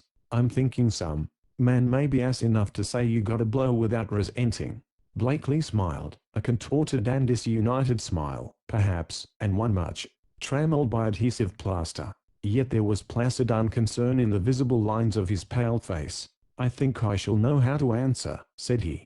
And so for the day, and without mention of the name uppermost in the thoughts of each, the two had parted for the first time as friends. But the night was yet to come. Chapter 10. Woman walk in the night again. Oh, swift had been the succession of events since the first day of the week. Few of the social set at Sandy could quite realize, much less fathom, all that had happened, and as they gathered on the verandas, in the cool of the evening after Daly's funeral, the trend of talk was all one way. A man who might have thrown light on certain matters at issue had been spirited away, and there were women quite ready to vow it was done simply to get him beyond range of their questioning. Sergeant Shannon had been sent to the agency on some mission prescribed by Colonel Byrne. It was almost the last order issued by Major Plume before turning over the command. Byrne himself still lingered at the post, watching the situation, as it was understood, and in constant telegraphic correspondence with the general at Prescott and the commander of the little guard over the agency buildings at the reservation, Lieutenant Bridger, of the infantry, with the sergeant and 20 men. That young officer had been dispatched to that point immediately after the alarming and unlooked-for catastrophe of the Reveille outbreak. Catastrophe was what Byrne called it, and he meant what he said, not so much because it had cost the life of Daly, the agent, whose mistaken zeal had precipitated the whole misunderstanding, but rather because of the death of two such prominent young warriors as Shield and his friend, who had fallen, after dealing the fatal blow to him who had laid violent hands, so they regarded it, on two young girls, one a chieftain's daughter and both objects of reverent and savagely sentimental interest. "If war doesn't come at once," said Byrne, "it will be because the Apache has a new sense already played scheme. Look out for him." No news as yet had come from the runners sent forth in search of the scattered fugitives, who would soon be flocking together again in the fastnesses of the Magellan to the east or the Red Rock country northward, the latter probably, as, being nearer their friends at the reservation and farther from the few renegade Tontis lurking in the mountains toward Fort Apache, Byrne's promise to the wanderers, sent by these runners, was to the effect that they would be safe from any prosecution if they would return at once to the agency and report themselves to the interpreter and the lieutenant commanding the guard. He would not, he said, be answerable for what might happen if they persisted in remaining at large. But when it was found that, so far from any coming in, there were many going out, and that Natsy's father and brother had already gone, Byrne's stout heart sank. The message came by wire from the agency not long after the return of the funeral party, and while the evening was yet young, he sent at once for Wren, and, seated on the Major's front piazza, with an orderly hovering just out of earshot, and with many an eye anxiously watching them along the row, the two veterans were holding earnest conference. Major Plume was at the bedside of his wife, so said Graham, when he came down about 8. Mrs. Plume, he continued, was at least no worse, but very nervous. Then he took himself back to the hospital. Another topic of talk along the line was Blakely's watch and its strange recovery, and many were the efforts to learn what Blakely himself had to say about it.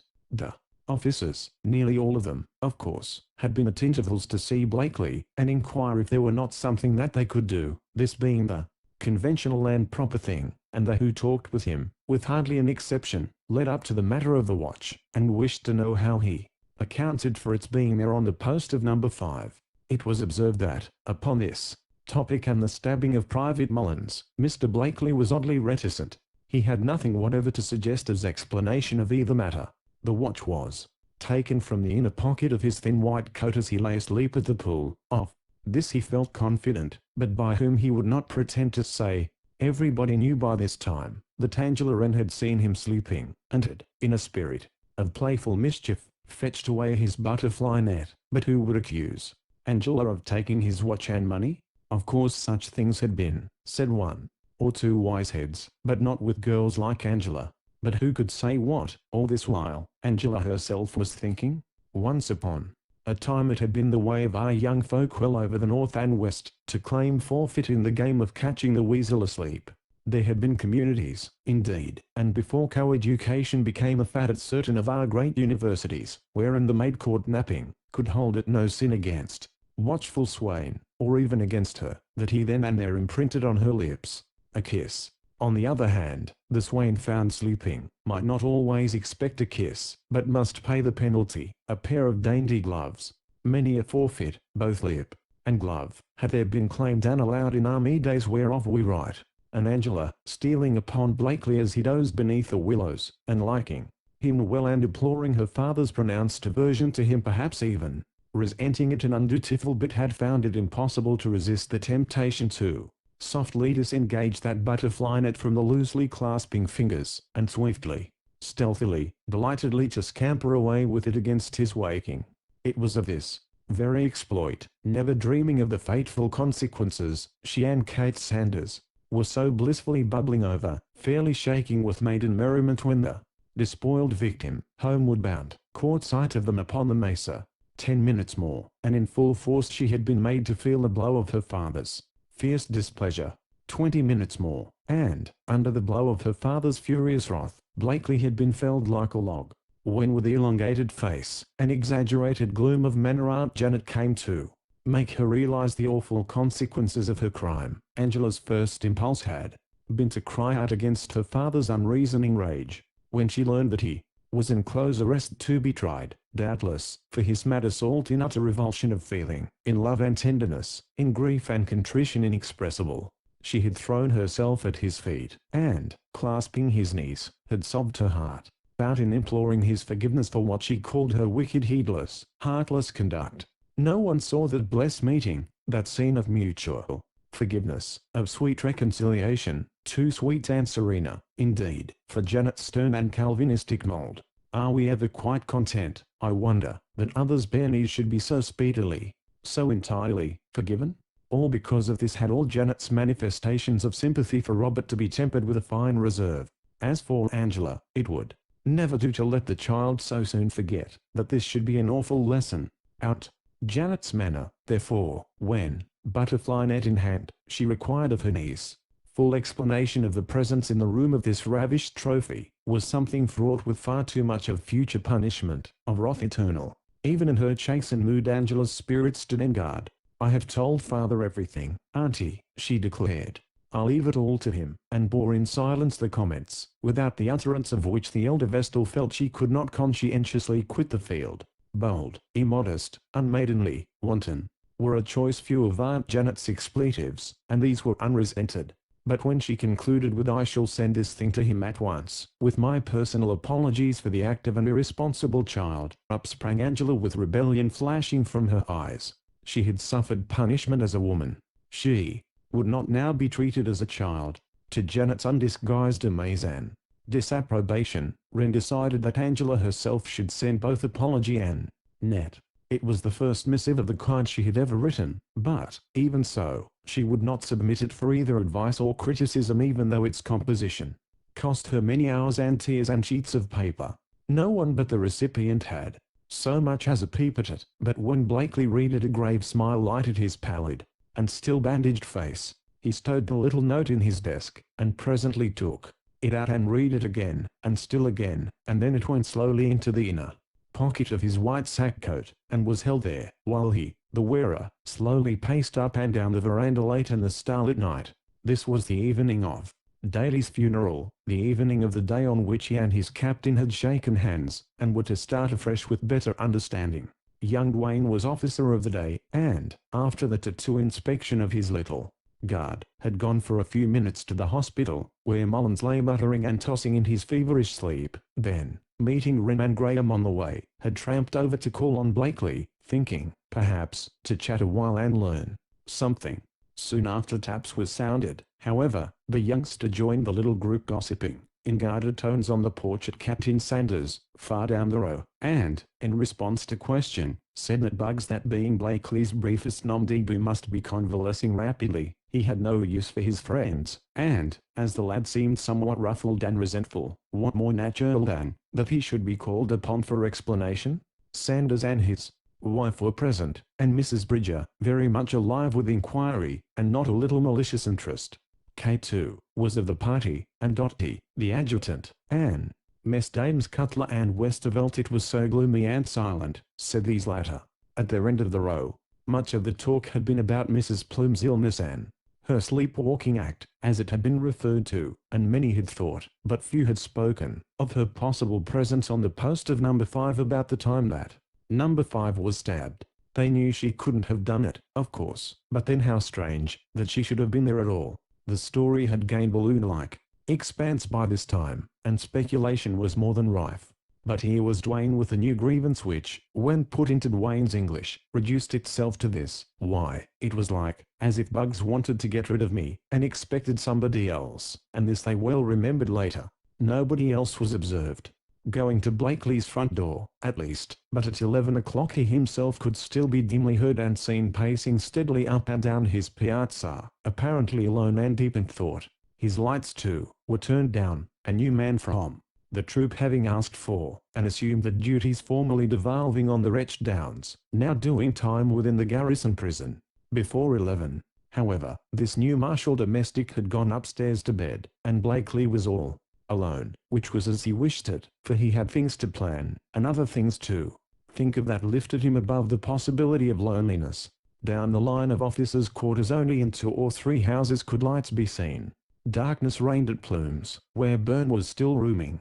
Darkness reigned at Wren's and Graham's, despite the fact that the lords of these manors were still abroad, both at the bedside of Trooper Mullins. A dozen people were gathered by this time at Sanders. All the other verandas, except Blakely's with its solitary watcher, seemed deserted. To these idlers of the soft and starlit night, sitting bareheaded about the gallery, and chatting in the friendly way of the frontier, there came presently a young soldier from the direction of the adjutant's office at the south end. The night operator, he explained. 2 dispatches have just come for Colonel Byrne, and I thought maybe. No, Cassidy, said Dotty. The colonel is at his quarters. Dispatch, is it? Perhaps I'd better go with you, and, rising, the young officer led the way, entering on tiptoe the hall of the middle house where, far back on a table, a lamp was burning low. Tapping at an inner door, he was bidden to enter. Byrne was in bed, a single sheet over his burly form, but he lay wide awake. He took the first dispatch, and tore it open eagerly. It was from Bridger at the agency. Runners Justin Sainatsi and Lola had turned back from trail to Montezuma Well, refusing to go further from their dead. Can probably be found, if party go at dawn or sooner. All Chisay with them. More Indians surely going out from here. Byrne's brow contracted, and his lips compressed, but he gave no other sign. Is Captain Wren still up? He briefly asked, as he reached for the other dispatch. Over at the hospital, sir, said Dotty, and watched his famous campaigner's face as he ripped open the second brown envelope. This time he was half out of bed. Before he could have half finished even that brief message, it was from the general. News of trouble must have reached Indians at San Carlos. Much excitement. They're at Apache. Shall start for Camp McDowell tomorrow, as soon as I have seen Plume. He should come early. The colonel was in his slippers and inexpressibles in less than no time, but Plume Loft had heard the muffled sounds from the lower floor, and was down in a moment. Without a word Byrne handed him the second message and waited until he had read, then asked, "Can you start at dawn?" "I can start now," was the instant reply. "Our best team can make it in 10 hours. Order out the Concorde, Mr. Dotty." And Dotty vanished. "But Mrs. Plume," began the colonel tentatively. "Mrs. Plume simply needs quiet and to be let alone," was the joyless answer. "I think perhaps I am rather in the way." "Well, I know the general will appreciate your promptness. I did not know you had asked to see him," and Byrne looked up from under his shaggy brows. "I hadn't exactly, but my letter intimated as much. There is so very much I cannot write about that. Of course he's bound to hear I don't mean you, Colonel Byrne, and he ought to know the facts. Now I'll get ready at once and see you before starting. Better take an escort, Plume. 1 man on driver's seat."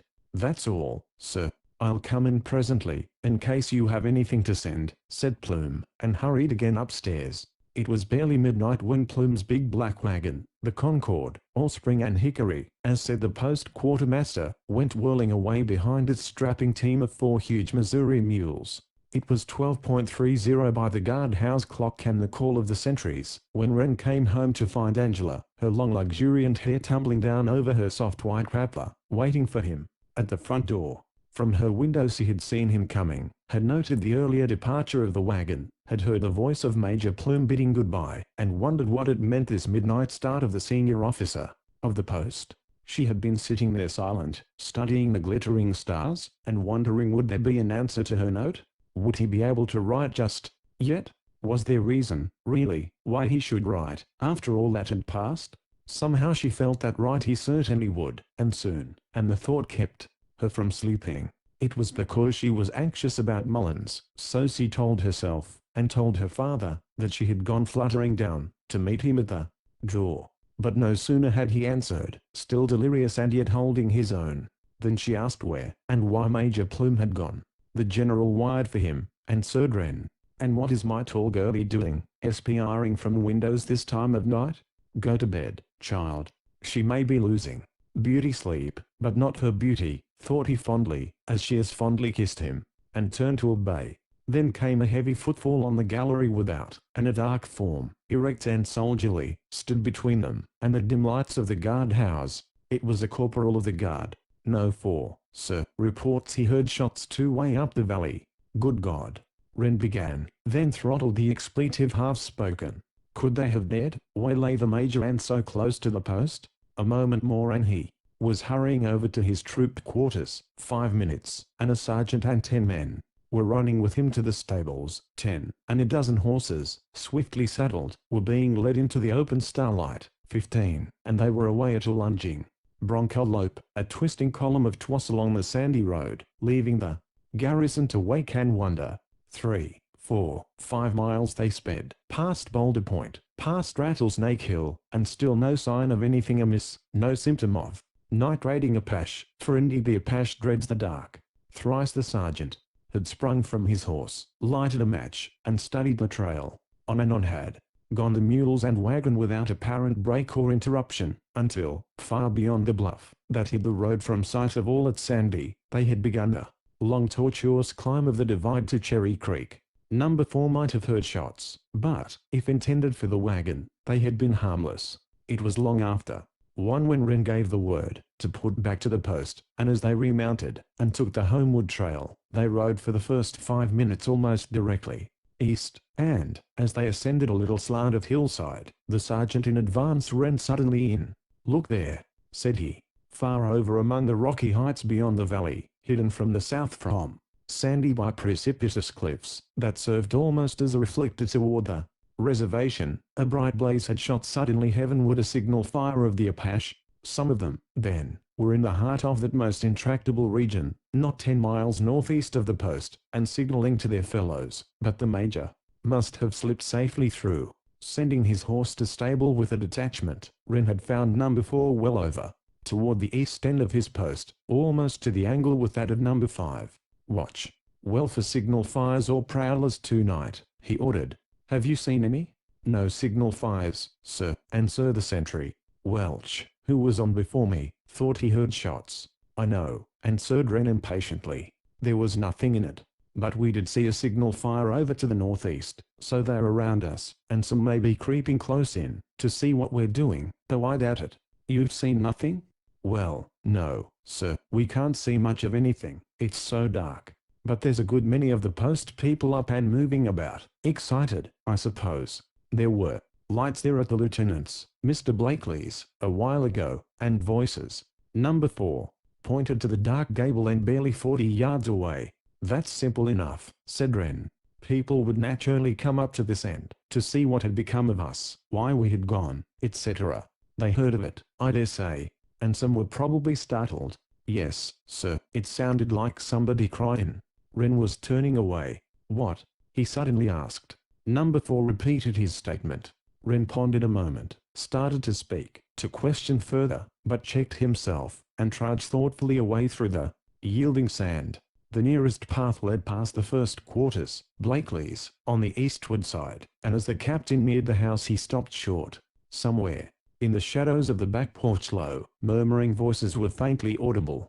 One, in excited tone, was not that of a man, and as Wren stood, uncertain and surprised, the rear door was quickly opened, and against the faint light from within 2 dark forms were projected. One, the taller, he recognized beyond doubt as that of Neil Blakely, the other he did not recognize at all, but he had heard the tone of the voice. He knew the form to be, beyond doubt, that of a young and slender woman. Then together the shadows disappeared within and the door was closed behind them. Chapter 11. As stopped by wire. 3 days later the infantry guard of the garrison were in sole charge. Wren and Sanders, with nearly 50 troopers apiece, had taken the field in compliance with telegraphic orders from Prescott. The general had established field headquarters temporarily at Camp McDowell, down the Verd Valley, and under his somewhat distant supervision 4 or 5 little columns of horse, in single file, were boring into the fastnesses of the Magallan and the Tonto Basin. The runners had been unsuccessful. The renegades would not return. Half a dozen little nomad bands, forever out from the reservation, had eagerly welcomed these malcontents and the news they bore, that 2 of their young braves had been murdered, while striving to defend Nazi and Lola. It furnished all that was needed as excuse for instant descent upon the settlers in the deep valleys north of the Rio Salado, and, all unsuspecting, all unprepared, several of these had met their doom. Relentless war was already begun, and the general lost no time in starting his horsemen after the hostiles. Meantime the infantry companies, at the scattered posts and camps, were left to hold the fort, to protect the women, children, and property, and Neil Blakely, a sore-hearted man, because forbidden by the surgeon to attempt to go, was chafing, fuming, and retarding his recovery at his lowly quarters. The men whom he most liked were gone, and the few among the women who might have been his friends seemed now to stand afar off. Something, he knew not what, had turned garrison sentiment against him. For a day or two, so absorbed was he in his chagrin over Graham's verdict and the general's telegraphic orders in the case, Mr. Blakely never knew, or noticed that anything else was amiss. Then too, There had been no opportunity of meeting garrison folk, except the few officers who dropped in to inquire civilly how he was progressing. The bandages were off, but the plaster still disfigured one side of his face and neck. He could not go forth and seek society. There was really only one girl at the post whose society he cared to seek. He had his books and his bugs, and that, said Mrs. Bridger, was all he demanded and more than he deserved. To think that the very room so recently sacred to the sun and air should be transformed into what that irate little woman called the beetle shop. It was one of Mr. Blakely's unpardonable sins in the eyes of the sex that he found so much to interest him in a pursuit that neither interested nor included them. A man with brains and a bank account had no right to live alone, said Mrs. Sanders, she having a daughter of marriageable age, if only moderately prepossessing. All this had the women to complain of in him before the cataclysm that, for the time at least, had played havoc with his good looks. All this he knew, and bore with philosophic and whimsical stoicism. But all this and more could not account for the phenomenon of averted eyes and constrained, if not freezing, manner when, in the dusk of the late autumn evening, issuing suddenly from his quarters, he came face to face with a party of 4 young women under escort of the post adjutant M.R.S. Bridger and Mrs. Truman, foremost of the 4 and first to receive his courteous, yet half embarrassed, greeting. They had to stop for half a second, as they later said, because really he confronted them, all unsuspected. But the other 2, Kate Sanders and Mina Westervelt, with bowed heads, and without a word, scurried by him, and passed on down the line. Dotty explained hurriedly that they had been over to the post hospital to inquire for Mullins, and were due at the Sanders now for music, whereupon Blakely begged pardon for even the brief detention, and, raising his cap, went on out to the sentry post of number 4 to study the dark and distant upheavals in the Red Rock country, where, almost every night of late, the signal fires of the Apaches were reported. Not until he was again alone did he realize that he had been almost frigidly greeted by those who spoke at all. It set him to thinking. Mrs. Plume was still confined to her room. The Major had returned from Prescott, and, despite the fact that the regiment was afield and a clash with the hostiles imminent, was packing up preparatory to a move. Books, papers, and pictures were being stored in chests, big and little, that he had made for such emergencies. It was evident that he was expecting orders for change of station or extended leave, and they who went so far as to question the grave-faced soldier, who seemed to have grown 10 years older in the last 10 days, had to be content with a brief, guarded reply that Mrs. Plume had never been well since she set foot in Arizona, and even though he returned, she would not. He was taking her, he said, to San Francisco. Of this unhappy woman's nocturnal expedition the others seldom spoke now, and only with bated breath. Sleepwalking, of course, said everybody, no matter what everybody might think. But, now that Major Plume knew that in her sleep his wife had wandered up the road to the very door, the back door of Mr. Blakely's quarters, was it not strange that he had taken no pains to prevent a recurrence of so compromising an excursion, for strange stories were afloat. Sentry number 4 had heard and told of a feminine voice, somebody crying like in the darkness of midnight about Blakely's, and Nora Shaughnessy returned to her duties at the Trumans, yet worrying over the critical condition of her trooper lover, and losing thereby much needed sleep, had gained some new and startling information. One night she had heard, another night she had dimly seen, a visitor received at Blakely's back door, and that visitor a woman, with a shawl about her head. Nora told her mistress, who very promptly bade her never refer to it again to a soul, and very promptly referred to it herself to several souls. One of them Janet Wren. Janet, still virtuously averse to Blakely, laid the story before her brother the very day he started on the warpath, and Janet was startled to see that she was telling him no news whatever. Then, indeed, said she, it is high time the Major took his wife away, and Wren sternly bade her hold her peace. She knew not what she was saying. But, said Camp Sandy, who could it have been but Mrs. Plume or, possibly, Elise? Once or twice in its checkered past Camp Sandy had had its romance, its mystery, indeed its scandals, but this was something that put in the shade all previous episodes. This shook Sandy to its very foundation, and this, despite her brother's prohibition, Janet Wren felt it her duty to detail in full to Angela.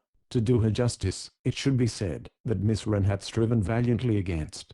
The impulse had indeed mastered it for several hours, but the sight of the vivid blush, the eager joy in the sweet young face when Blakely's new striker handed in a note addressed to Miss Angela Wren, proved far too potent a factor in the undoing of that magnanimous resolve.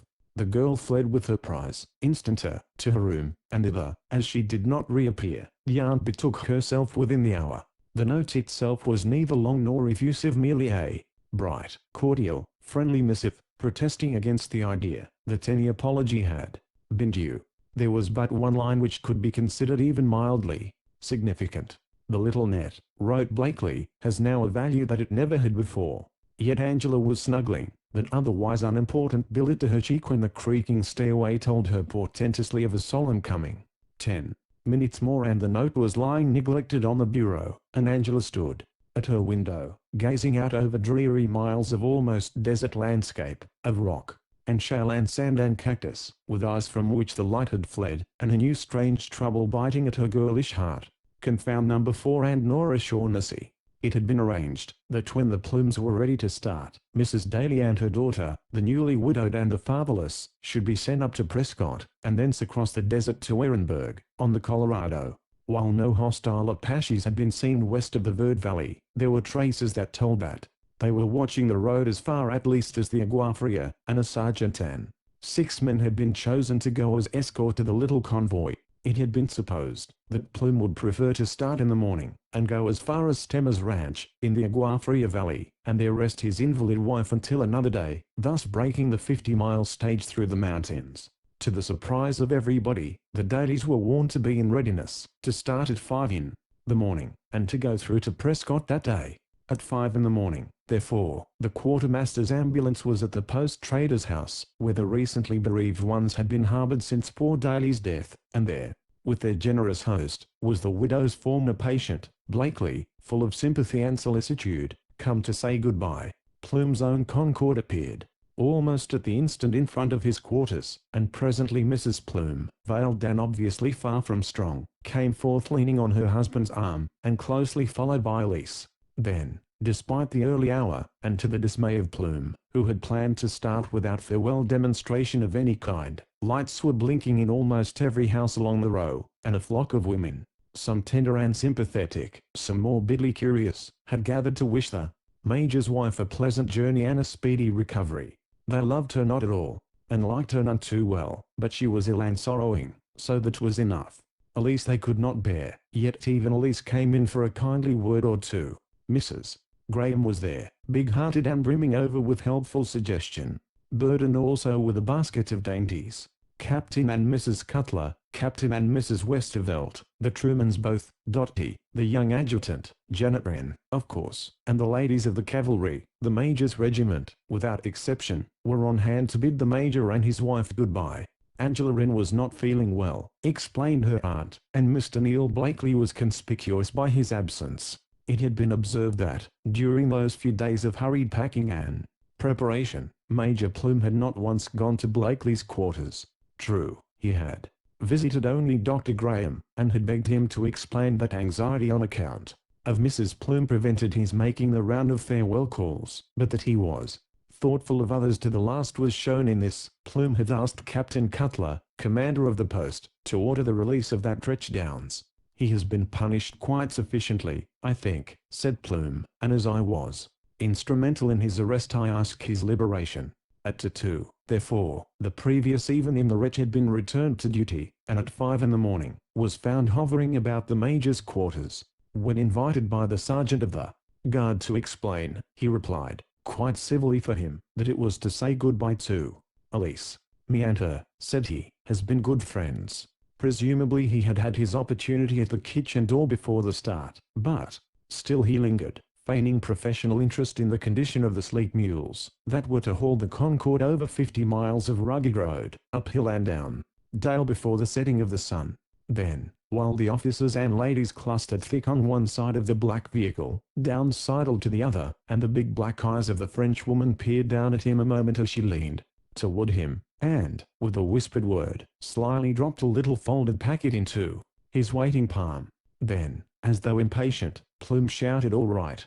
Go on." The Concorde whirled away, and something like a sigh of relief went up from assembled Sandy, as the first kiss of the rising sun lighted on the bald pate of Squaw Peak, huge sentinel of the valley, looming from the darkness and shadows and the mists of the shallow stream, that slept in many a silent pool along its massive, rocky base. With but a few hurried, embarrassed words, Clarice Plume had said adieu to Sandy, thinking never to see it again. They stood and watched her pass the one unlighted house, the northernmost along the row. They knew not that Mr. Blakely was at the moment bidding adieu to others in far humbler station. They only noted that, even at the last, he was not there to wave a goodbye to the woman who had once so influenced his life. Slowly then the little group dissolved and drifted away. She had gone unchallenged of any authority, though the fate of Mullins still hung in the balance. Obviously, then, it was not she whom Burns' report had implicated, if indeed that report had named anybody. There had been no occasion for a coroner and jury. There would have been neither coroner nor jury to serve, had they been called for. Camp Sandy stood in a little world of its own, the only civil functionary within 40 miles being a ranchman, dwelling 7 miles downstream, who held some territorial warrant as a justice of the peace. But Nora Shaughnessy, from the gable window of the Truman's quarters, shook a hard-clenching Irish fist, and showered malediction after the swiftly speeding ambulance. "One oh ye," she sobbed, "dealt Pat Mullins a coward and cruel blow, and I'll know which, as soon as ever that poor bicon spake the truth." She would have said it to that hated Frenchwoman herself, had not Mother and Mistress both forbade her leaving the room until the Plumes were gone. 3 trunks had been stacked up and secured on the hanging rack at the rear of the Concorde. Others, with certain chests and boxes, had been loaded into one big wagon and sent ahead. The ambulance, with the dailies and a little escort of 7 horsemen, awaited the rest of the convoy on the northward flats, and a cloud of their combined dust hung long on the scarred flanks as the first rays of the rising sun came gilding the rocks at Boulder Point, and what was left of the garrison at Sandy turned out for Reveille. That evening, for the first time since his injury, Mr. Blakely took his horse and rode away southward in the soft moonlight, and had not returned when it 2 sounded.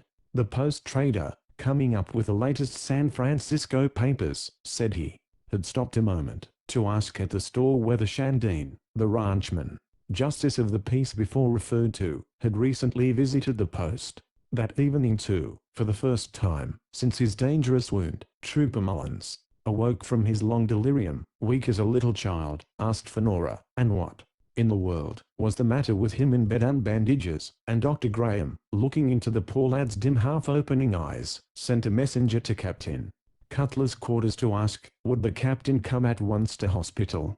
This was at 9 o'clock. Less than 2 hours later a mounted orderly set forth with dispatches from the temporary post commander to Colonel Bernard Prescott.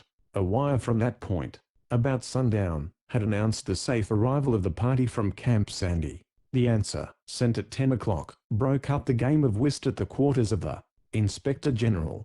Byrne, the recipient, gravely read it, backed from the table, and vainly strove not to see the anxious inquiry in the eyes of Major Plume, his guest. But Plume cornered him. "From Sandy?" he asked. "May I read it?" Byrne hesitated just one moment, then placed the paper in his junior's hand. Plume read, turned very white, and the paper fell from his trembling fingers. The message merely said, "Mullins recovering and quite rational, though very weak. He says 2 women were his assailants. Courier with dispatches at once. Signed, Cutler, commanding." Chapter 12. Fire. It was not so much his wounds as his weakness, Dr. Graham was saying, later still that autumn night, that led to my declaring Blakely unfit to take the field. He would have gone in spite of me, but for the general's order. He has gone now, in spite of me, and no one knows where. It was then nearly 12 o'clock, and the bugologist was still abroad. Dinner, as usual since his mishap, had been sent over to him from the officers' mess soon after sunset. His horse, or rather the troop horse designated for his use, had been fed and groomed in the late afternoon, and then saddled at 7 o'clock, and brought over to the rear of the quarters by a stable orderly. There had been some demur at longer sending Blakely's meals from mess, now reduced to an actual membership of 2. Sandy was a much-married post in the latter half of the 70s, the bachelors of the commissioned list being only 3, all told Blakely, and Wayne of the horse, and Dottie of the foot. With his was heartburn, the contract doctor, and now Dwayne and the doctor were out in the mountains and Blakely on sick report, yet able to be about. He thought him able to come to mess. Blakely, thinking he looked much worse than he felt, thanks to his plastered jowl, stood on his rights and the matter and would not go. There had been some demur on part of the stable sergeant of Wren's troopers to sending over the horse. Few officers brought Eastern-bred horses to Arizona in those days. The bronco was best suited to the work. An officer on duty could take out the troop horse assigned to his use any hour before Tapsan. No questions asked, but the sergeant told Mr. Blakely's messenger that the lieutenant wasn't for duty, and it might make trouble. It did. Captain Cutler sent for old Murray, the veteran sergeant, and asked him did he not know his orders. He had allowed a horse to be sent to a sick man, an officer not on duty, and one the doctor had warned against exercise for quite a time, at least. And now the officer was gone, so was the horse, and Cutler, being sorely torn up by the revelations of the evening and dread of ill befalling Blakely, was so injudicious as to hint to a soldier, who had worn chevrons much longer than he, Cutler, had worn shoulder straps, that the next thing to go would probably be his sergeant's bars, whereat Murray went red to the roots of his hair, which continued the march of the color, and said, with a snap of his jaws, that he got those chevrons, as he did his orders, from his troop commander. A court might order them stricken off, but a captain couldn't, other than his own. For which piece of impudence the veteran went straightway to Sudsville in close arrest. Corporal Bolt was ordered to take over his keys and the charge of the stables until the return of Captain Wren. Also this order that no government horse should be sent to Lieutenant Blakely hereafter, until the lieutenant was declared by the post surgeon fit for duty.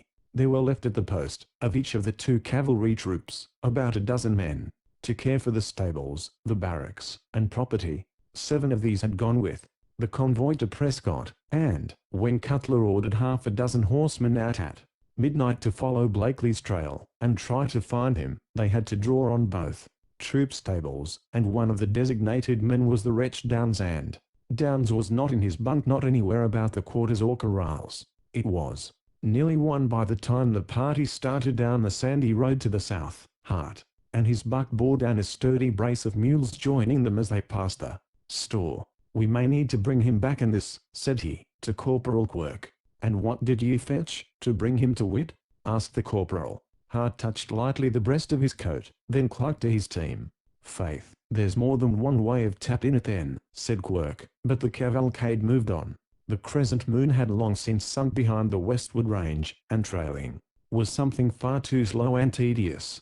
They spurred, therefore, for the nearest ranch, 5 miles downstream, making their first inquiry there. The inmates were slow to arise, but quick to answer. Blakely had neither been seen nor heard of. Downs they didn't wish to know at all. Indians hadn't been near the lower valley since the break at the post the previous week. One of the inmates declared he had ridden alone from Camp McDowell within 3 days, and there wasn't Apache west of the Matitzal. Hart did all the questioning. He was a businessman and a brother.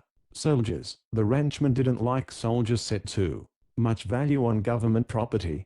The trail ran but a few hundred yards east of the stream, and close to the adobe walls of the ranch. Strom, the proprietor, got out his lantern and searched below the point where the little troop had turned off. No recent hoof track, southbound, was visible. "He couldn't have come this far," said he. "Better put back." Put back they did, and by the aid of Hart's lantern found the fresh trail of a government-shod horse, turning to the east nearly 2 miles toward home. Quirk said a bad word or two, borrowed the lantern and thoughtfully included the flask, bade his men follow in file, and plunged through the underbrush in dogged pursuit. Hart and his team now could not follow. They waited over half an hour, without sign or sound from the trailers, then drove swiftly back to the post. There was a light in the telegraph office, and thither Hart went in a hurry. Lieutenant T, combining the duties of adjutant and officer of the day, was up and making the rounds. The sentries had just called off 3 o'clock. "Had your trouble for nothing, Hart?" howled the youngster cheerily. "Where are the men?" "Followed his trail, turned to the east 3 miles below here, and so'd the trader." 3 miles below? Why, man, he wasn't below. He met them up Beaver Creek, and brought him in. "Brought who in?" asked Hart, dropping his whip. "I don't understand." "Why, the scouts, or runners. Wren sent him in." He's had a sharp fight up the mountains beyond Snow Lake. 3 men wounded. You couldn't have gone a mile before Blakely led him across No 4's post. And he ran another chap. Apache behaves. We clicked the news up to Prescott over an hour ago. Blakely led him across No 4's post. Blakely led him across No 4'S post. The tin reflector at the office window threw the light of the glass-framed candle straight upon Hart's rubicund face, and that face was a study. He faltered a bit before he asked, "Did Blakely seem all right? Not used up, I mean. Seemed weak and tight, but the man is mad to go and join his troop now. Wants to go right out with her in the morning, and Captain Cutler says no." Oh, they had quite a row. They had had rather more than quite a row, if truth were told. He had heard only a bit of it. Cutler had been taken by surprise when the bugologist appeared. 2 strange wiry Apaches at his heels, and at first had contented himself with reading Wren's dispatch, repeating it over the wires to Prescott. Then he turned on Blakely, silently, wearily waiting, seated at his desk, and on the 2 Apaches, silently, stolidly waiting, squatted on the floor. Cutler wished to know how Blakely knew these couriers were coming, and how he came to leave the post without permission. For a moment the lieutenant simply gazed at him, unanswering, but when the senior somewhat sharply repeated the question, in part, Blakely almost as sharply answered, "I did not know they were coming, nor that there was wrong in my going. Major Plume required nothing of the kind, when we were merely going out for a ride." This nettled Cutler. He had always said that Plume was lax, and here was proof of it. "I might have wanted you, I did want you, hours ago, Mr. Blakely," and even Major Plume would not countenance his officers spending the greater part of the night away from the post, especially on a government horse, and there had Cutler the whip hand of the scientist, and Blakely had sense enough to see it, yet not sense enough to accept. He was nervous and irritable, as well as tired. Graham had told him he was too weak to ride, yet he had gone, not thinking, of course, to be gone so long, but gone deliberately, and without asking the consent of the post commander. "My finding the runners was an accident," he said, with some little asperity of tone and manner. "In fact, I didn't find them. They found me. I had known them both at the reservation. Have I your permission, sir, this?" with marked emphasis, "to take them for something to eat? They are very hungry, have come far, and wish to start early," and rejoined Captain Wren, "as I do, too." "They will start when I am ready, Mr. Blakely," said Cutler, "and you certainly will not start before. In point of fact, sir, you may not be allowed to start at all." It was now Blakely's turn to redden to the brows. "You surely will not prevent my going to join my troop, now that it is in contact with the enemy," said he. "All I need is a few hours' sleep. I can start at 7. "You cannot, with my consent, Mr. Blakely," said the captain dryly. "There are reasons, in fact, why you can't leave here for any purpose, unless the general himself give contrary orders. Matters have come up that you'll probably have to explain." And here he entered, hearing only the captain's last. At sight of his adjutant the captain stopped short in his reprimand. "See to it that these runners have a good supper, Mr. T," said Cutler. "Stir up my company cook, if need be, but take them with you now." Then, turning again on Blakely, "The doctor wishes you to go to bed at once, Mr. Blakely, and I will see you in the morning. But no more riding away without permission," he concluded, and thereby closed the interview. He had, indeed, other things to say to, and inquire of, Blakely, but not until he had further consulted Graham. He confidently expected the coming day would bring instructions from headquarters to hold both Blakely and Trooper Downs at the post, as a result of his dispatches, based on the revelation of poor Pat Mullins. But Downs, forewarned, perhaps, had slipped into hiding somewhere, an old trick of his, when punishment was imminent. It might be 2 or 3 days before Downs turned up again, if indeed he turned up at all, but Blakely was here, and could be held. Hence the hoarse order of the earlier evening. It was nearly 2 when Blakely reached his quarters, rebuffed and stung. He was so nervous, however, that, in spite of serious fatigue, he found it for over an hour impossible to sleep. He turned out his light, and lay in the dark, and the atmosphere of the room seemed heavily charged with rank tobacco. His new striker had sat up, it seems, keeping faithful vigil against his master's return, but, as the hours wore on, had solaced himself with pipe after pipe, and wandering about to keep awake. Most of the time, he declared. He had spent in a big rocking chair on the porch at the side door, but the scent of the weed and off that veteran pipe permeated the entire premises, and the bugologist hated dead tobacco. He got up and tore down the blanket screen at the side windows, and opened all the doors wide, and tried his couch again, and still he wooed the drowsy god in vain. Nor poppy nor mandragora had he to soothe him. Instead there were new and anxious thoughts to vex, and so another half hour he tossed and tumbled, and when at last he seemed dropping to the borderland, perhaps, of dreams, he thought he must be ailing again, and in need of new bandages, or cooling drink or something, for the muffled footfalls, betrayed by creaking pine, rather than by other sound, told him drowsily that the attendant or somebody, cautioned not to disturb him, was moving slowly across the room. He might have been out on the side porch to get cool water from the Allah, but he needn't be so confoundedly slow and cautious, though he couldn't help the creaking. Then, what could the attendant want in the front room, where were still so many of the precious glass cases unharmed, and the bugologist's favorite books and his big desk, littered with papers, etc.? Blakely thought to hail and warn him against moving about among those brittle glass things, but reflected that he, the new man, had done the reshifting under his, Blakely's, supervision, and knew just where each item was placed and how to find the passageway between them. It really was a trifle intricate. How could he have gone into the spare room at Captain Wren's, and there made his home as GMRS? Plume had first suggested there would not have been room for half his plunder, to say nothing of himself. What on earth can Nixon want? He sleepily asked himself, fumbling about there among those cases. Was that a crack or a snap? It sounded like both, a splitting of glass, a wrenching of lock spring or something. Be careful there, he managed to call. No answer. Perhaps it was some one of the big hounds, then, wandering restlessly about at night. They often did, and, why, yes, that would account for it. Doors and windows were all wide open here. What was to prevent? Still, Blakely wished he hadn't extinguished his lamp. He might then have explored. The sound ceased entirely for a moment, and, now that he was quite awake, he remembered that the hospital attendant was no longer with him. Then the sounds must have been made by the striker or the hounds. Blakely had no dogs of his own. Indeed, they were common property at the post, most of them handed down with the rest of the public goods and chattels by their predecessors of the th. At all events, he felt far too languid, inert, weak, indifferent or something. If the striker, he had doubtless come down for cool water. If the hounds, they were in search of something to eat, and in either case why bother about it? The incident had so far distracted his thoughts from the worries of the night that now, at last and in good earnest, he was dropping to sleep. But in less than 20 minutes he was broad awake again, with sudden start, gasping, suffocating, listening in amaze to a volley of snapping and cracking, half smothered, from the adjoining room. He sprang from his bed with a cry of alarm and flung himself through a thick, hot veil of eddying, yet invisible, smoke, straight for the communicating doorway, and was brought up standing by, banging his head against the resounding pine, tight shut instead of open as he had left it, and refusing to yield to furious battering.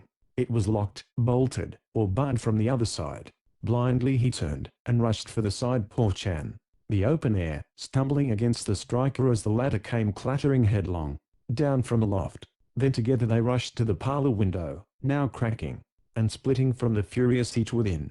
A volume of black fume came belching forth, driven and lashed by ruddy tongues of flame within, and their shouts for aid went up on the wings of the dawn, and the infantry sentry on the eastward post came running to see, caught one glimpse of the glare at that southward window. Bang went his rifle with a ring that came echoing back from the opposite cliffs, as all Camp Sandy sprang from its bed in answer to the stentorian shout fire. Number 5. Chapter 13. Whose letters? T. Here is something about a night alarm of fire at a military post that borders on the thrilling. In the days whereof we write, the buildings were not the substantial creations of brick and stone to be seen today, and those of the scattered camps and stations in that arid sun-scorched land of Arizona were tinder boxes of the flimsiest and most inflammable kind. It could hardly have been a minute from the warning shot and yell of number 5, repeated right and left by other sentries, and echoed by number 1 at the guardhouse, before bugle and trumpet were blaring their fierce alarm, and the hoarse roar of the drum was rousing the inmates of the infantry barracks. Out they came, tumbling pell-mell into the accustomed ranks, confronted by the sight of Blakely's quarters. One broad sheet of flame, with incredible speed the blaze had burst forth from the front room on the lower floor, leaped from window to window, from ledge to ledge, fastened instantly on overhanging roof, and the shingled screen of the veranda, had darted up the dry wooden stairway, devouring banister, railing, and snapping pine floor, and then, billowing forth from every crack, crevice, and casement of the upper floor streamed hissing and crackling on the blackness that precedes the dawn, a magnificent glare that put to shame the feeble signal fires lately gleaming in the mountains. Luckily there was no wind. There never was a wind at Sandy, and the flames leaped straight for the zenith, lashing their way into the huge black pillar of smoke cloud sailing aloft to the stars. Under their sergeants, running in disciplined order, one company had sped for the water wagon, and were now slowly trundling that unwieldy vehicle, pushing, pulling, straining at the wheels, from its night berth close to the corrals, rushing like mad, in no order at all. The men of the other company came tearing across the open parade, and were faced and halted far out in front of officers' row by Blakely himself, barefooted and clad only in his pyjamas, but all alive with him, and energy. "Back, men, back for your blankets," he cried. "Bring ladders and buckets. Back with you, lively." They seemed to catch his meaning at the instant. His soldier home with everything it contained was doomed.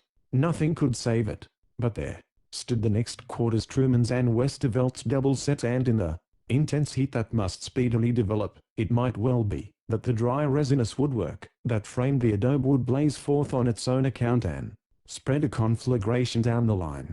Already Mrs. Truman, with Nora and the children, was being hurried down to the doctor's, while Truman himself, with the aid of 2 or 3 neighboring strikers, had stripped the beds of their single blanket, and, bucketing these with water, was slashing at the veranda roof and cornice along the northward side.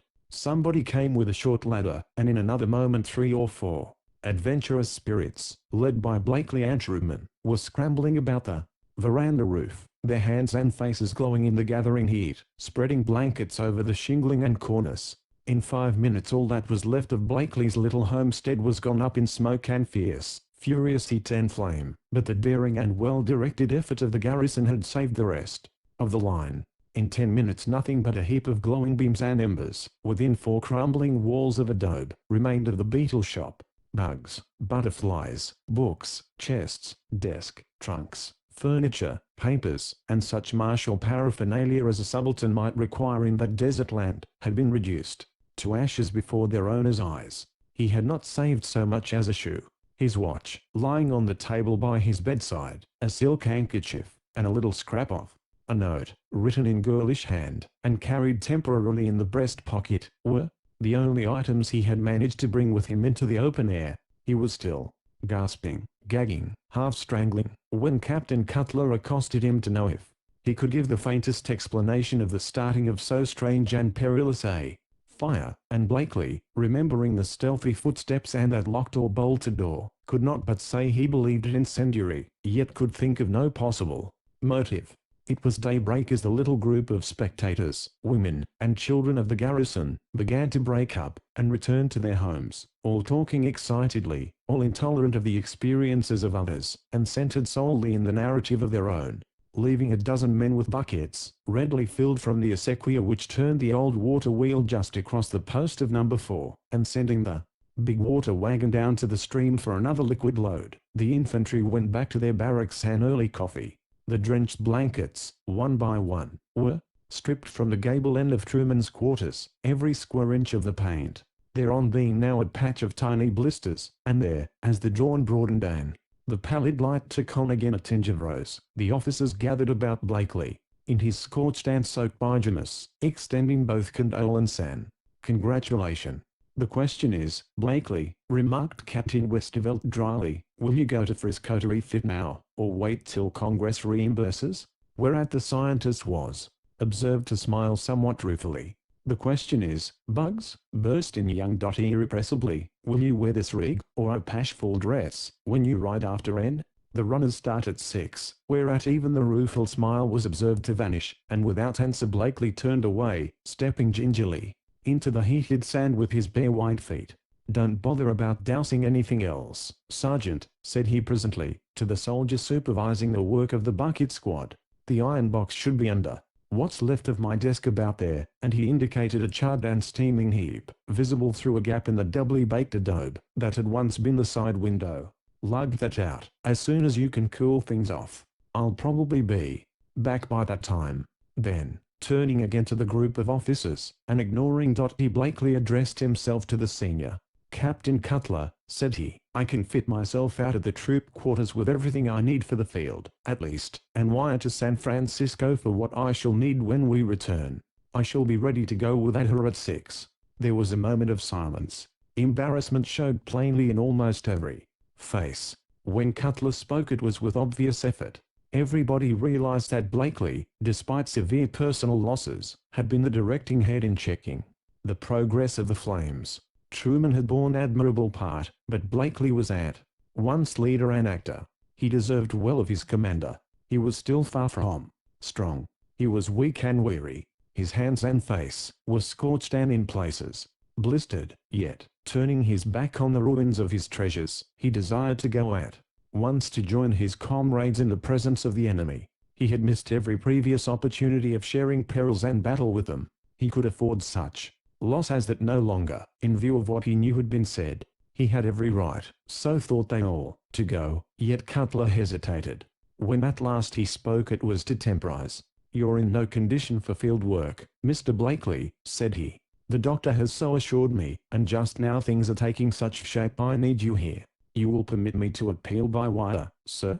Queried Blakely, standing at attention in his bedraggled night garb, and forcing himself to a semblance of respect that he was far from feeling.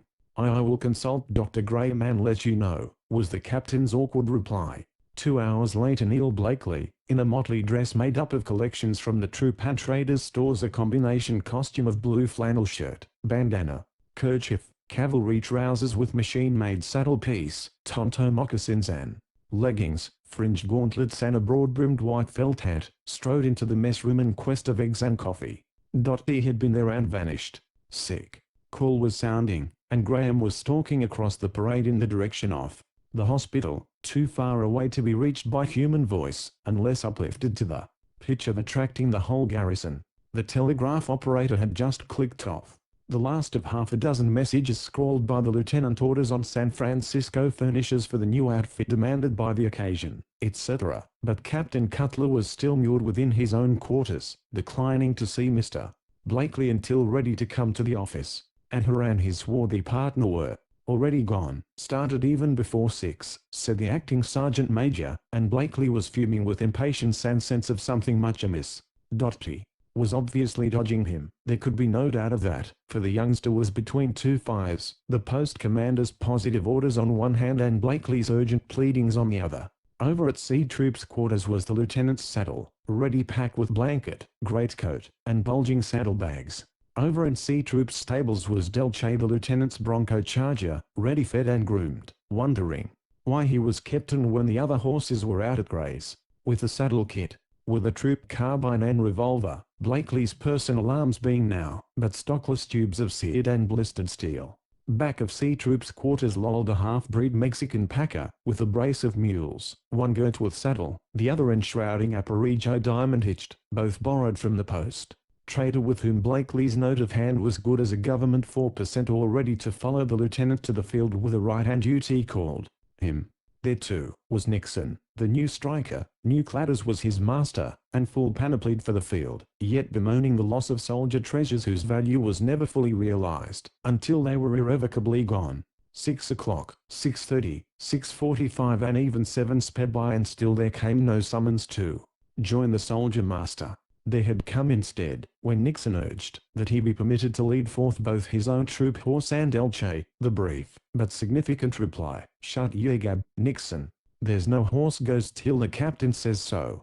At 7 o'clock, at last, the post commander came forth from his doorway, saw, across the glaring level of the parade, the form of Mr. Blakely impatiently pacing the veranda at the adjutant's office, and, instead of going thither, as was his wont, Captain Cutler turned the other way, and strode swiftly to the hospital, where Graham met him at the bedside of trooper patient Patrick Mullins. "How is he?" queried Cutler. "Sleeping, thank God, and not to be wakened," was the Scotchman's answer. "He had a bad time of it during the fire." "What am I to tell Blakely?" demanded Cutler, seeking strength for his faltering hand. "You're bound to help me now, Graham." "Let him go, and you may make it worse," said the doctor, with a clamp of his grizzled jaws. "Hold him here, and you're sure to. Can't you, as post surgeon, tell him he isn't fit to ride? Not when he rides the first half of the night, and puts out a nasty fire the last. Can't you, as post commander, tell him you forbid his going till you hear from Burn and investigate the fire?" If Graham had no patience with a frail woman, he had nothing but contempt for a weak man. "If he's bound to be up and doing something, though," he added, "send him out with a squad of men and orders to hunt for Downs." Cutler had never even thought of it. Downs was still missing.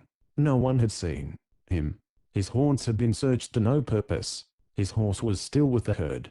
One man, the sergeant of the guard, the previous day, had marked the brief farewell between the missing man and the parting mate had seen the woman's gloved hand stealthily put forth, and the little folded packet passed to the soldier's ready palm. What that paper contained no man ventured to conjecture. Cutler and Graham, notified by Sergeant Kenner of what he had seen, puzzled over it in vain. Nor assuredness he could perhaps unravel it, thought the doctor, but he did not say. Cutler came forth from the shaded depths of the broad hallway, to face the dazzling glare of the morning sunshine, and the pale, stern, reproachful features of the homeless lieutenant, who simply raised his hand in salute and said, "I've been ready 2 hours, sir, and the runners are long gone." "Too long and too far for you to catch them now," said Cutler, catching at another straw. "And there is far more important matter here.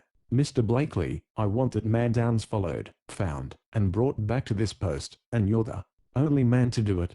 Take a dozen troopers, if necessary, and set about it, sir, at once." A soldier was at the moment hurrying past the front of the hospital, a grimy-looking packet in his hand. Hearing the voice of Captain Cutler, he turned, saw Lieutenant Blakely standing there at attention, saw that, as the captain finished, Blakely still remained the moment, as though about to speak, saw that he seemed a trifle dazed or stunned. Cutler marked it too. "This is imperative and immediate, Mr. Blakely," said he, not unkindly. "Pull yourself together, if you are fit to go at all, and lose no more time." With it he started away. Graham had come to the doorway, but Blakely never seemed to see him. Instead he suddenly roused and, turning sharp, sprang down the wooden steps as though to overtake the captain, when the soldier, saluting, held forth the dingy packet. "It was warped out of all shape, sir," said he. The blacksmith pried out the lid with a crowbar. "The books are singed and soaked, and the package is charred all but this." It fell apart as it passed from hand to hand, and a lot of letters, smoke-stained, scorched at the edges, and some of them soaking wet, also 2 or 3 carte visit photographs, were scattered on the sand. Both men bobbed in haste to gather them up, and Graham came hurriedly down to help. As Blakely straightened again he swayed and staggered slightly, and the doctor grasped him by the arm, a sudden clutch that perhaps shook loose some of the recovered papers from the long slim fingers. At all events, a few went suddenly back to earth, and, as Cutler turned, wondering what was amiss, he saw Blakely, with almost as hen face, supported by the doctor's sturdy arm to a seat on the edge of the piazza, saw, as he quickly retraced his steps, a sweet and smiling woman's face looking up at him out of the trampled sands, and, even as he stooped to recover the pretty photograph, though it looked far younger, fairer, and more winsome than ever he had seen it, Cutler knew the face at once. It was that of Clarice, wife of Major Plume, whose, then, were those scattered letters. Chapter 14. Aunt Janet braved nightfall of a weary day had come. Camp Sandy, startled from sleep in the dark hour before the dawn, had found topic for much exciting talk, and was getting tired as the twilight waned. No word had come from the party sent in search of Downs, now deemed a deserter. No sign of him had been found about the post. No explanation had occurred to either Cutler or Graham of the parting between Elise and the late striker. She had never been known to notice or favor him in any way before. Her smiles and coquetries had been lavished on the sergeants. In Downs there was nothing whatsoever to attract her. It was not likely she had given him money, said Cutler, because he was about the post all that day after the Plume's departure, and with never a sign of inebriety. He could not himself buy whiskey, but among the ranchmen, packers, and prospectors forever hanging about the post there were plenty ready to play middleman for anyone who could supply the cash, and in this way were the orders of the post commander made sometimes abortive. Downes was gone, that was certain, and the question was, which way? A sergeant and 2 men had taken the Prescott Road, followed it to Dick's ranch, in the Cherry Creek Valley, and were assured the missing man had never gone that way. Dick was himself a veteran trooper of the Th. He had invested his savings in this little estate, and settled thereon to grow up with the country, the Stannards winsome Millie having accepted a life interest in him and his modest property. They knew every man riding the trail, from the Daily Mail messenger to the semi-occasional courier. Their own regiment had gone, but they had warm interest in its successes. They knew Downes, had known him ever since his younger days when, a trig young Irish Englishman, some Londoners discharged valet, he had listed in the cavalry, as he expressed it, to reform. A model of temperance, soberness, and chastity was Downes between times, and his gifts as groom of the chambers, as well as groom of the stables, made him, when a model, invaluable to bachelor officers in need of a competent soldier servant. In days just after the Great War he had won fame and money as a light rider. It was then that Lieutenant Blake had dubbed him Epsom Downes, and well-nigh quarrelled with his chum, Lieutenant Ray, over the question of proprietorship when the two were sent to separate stations and Downes was striking for both. Downes settled the matter by getting on a 7 days drunk, squandering both fame and money, and, though forgiven the scriptural 70 times 7, during which term of years his name was changed to Ups and Downes, finally forfeited the favour of both his indulgent masters, and became thereafter simply Downes, with no ups of sufficient length to restore the average much less to redeem him. And yet, when eventually bobtailed out of the Th, he had turned up at the old Arsenal recruiting depot at St. Louis, clean-shaven, neat, deft-handed, helpful, to the end that an optimistic troop commander took him on again, in the belief that a reform had indeed been inaugurated. But, like most good soldiers, the commander referred to knew little of politics or potables, otherwise he would have set less store by the strength of the reform movement and more by that of the potations. Downes went so far on the high road to heaven this time, as to drink nothing until his first payday. Meantime, as his captain's Mercury, messenger, and general utility man, moving much in polite society at the arsenal, and in town, he was frequently to be seen about headquarters of the army, then established by General Sherman as far as possible from Washington and as close to the heart of St. Louis. He learned something of the ins and outs of social life in the gay city, heard much theory and little truth about the time that Lieutenant Blakely, returning suddenly thereto after an absence of 2 months, during which time frequent letters had passed between him and Clarice Latrobe, found that Major Plume had been her shadow for weeks, her escort to dance after dance, her companion riding, driving, dining day after day. Something of this Blakely had heard in letters from friends. Little or nothing thereof had he heard from her. The public never knew what passed between them. Elise, her maid, was better informed.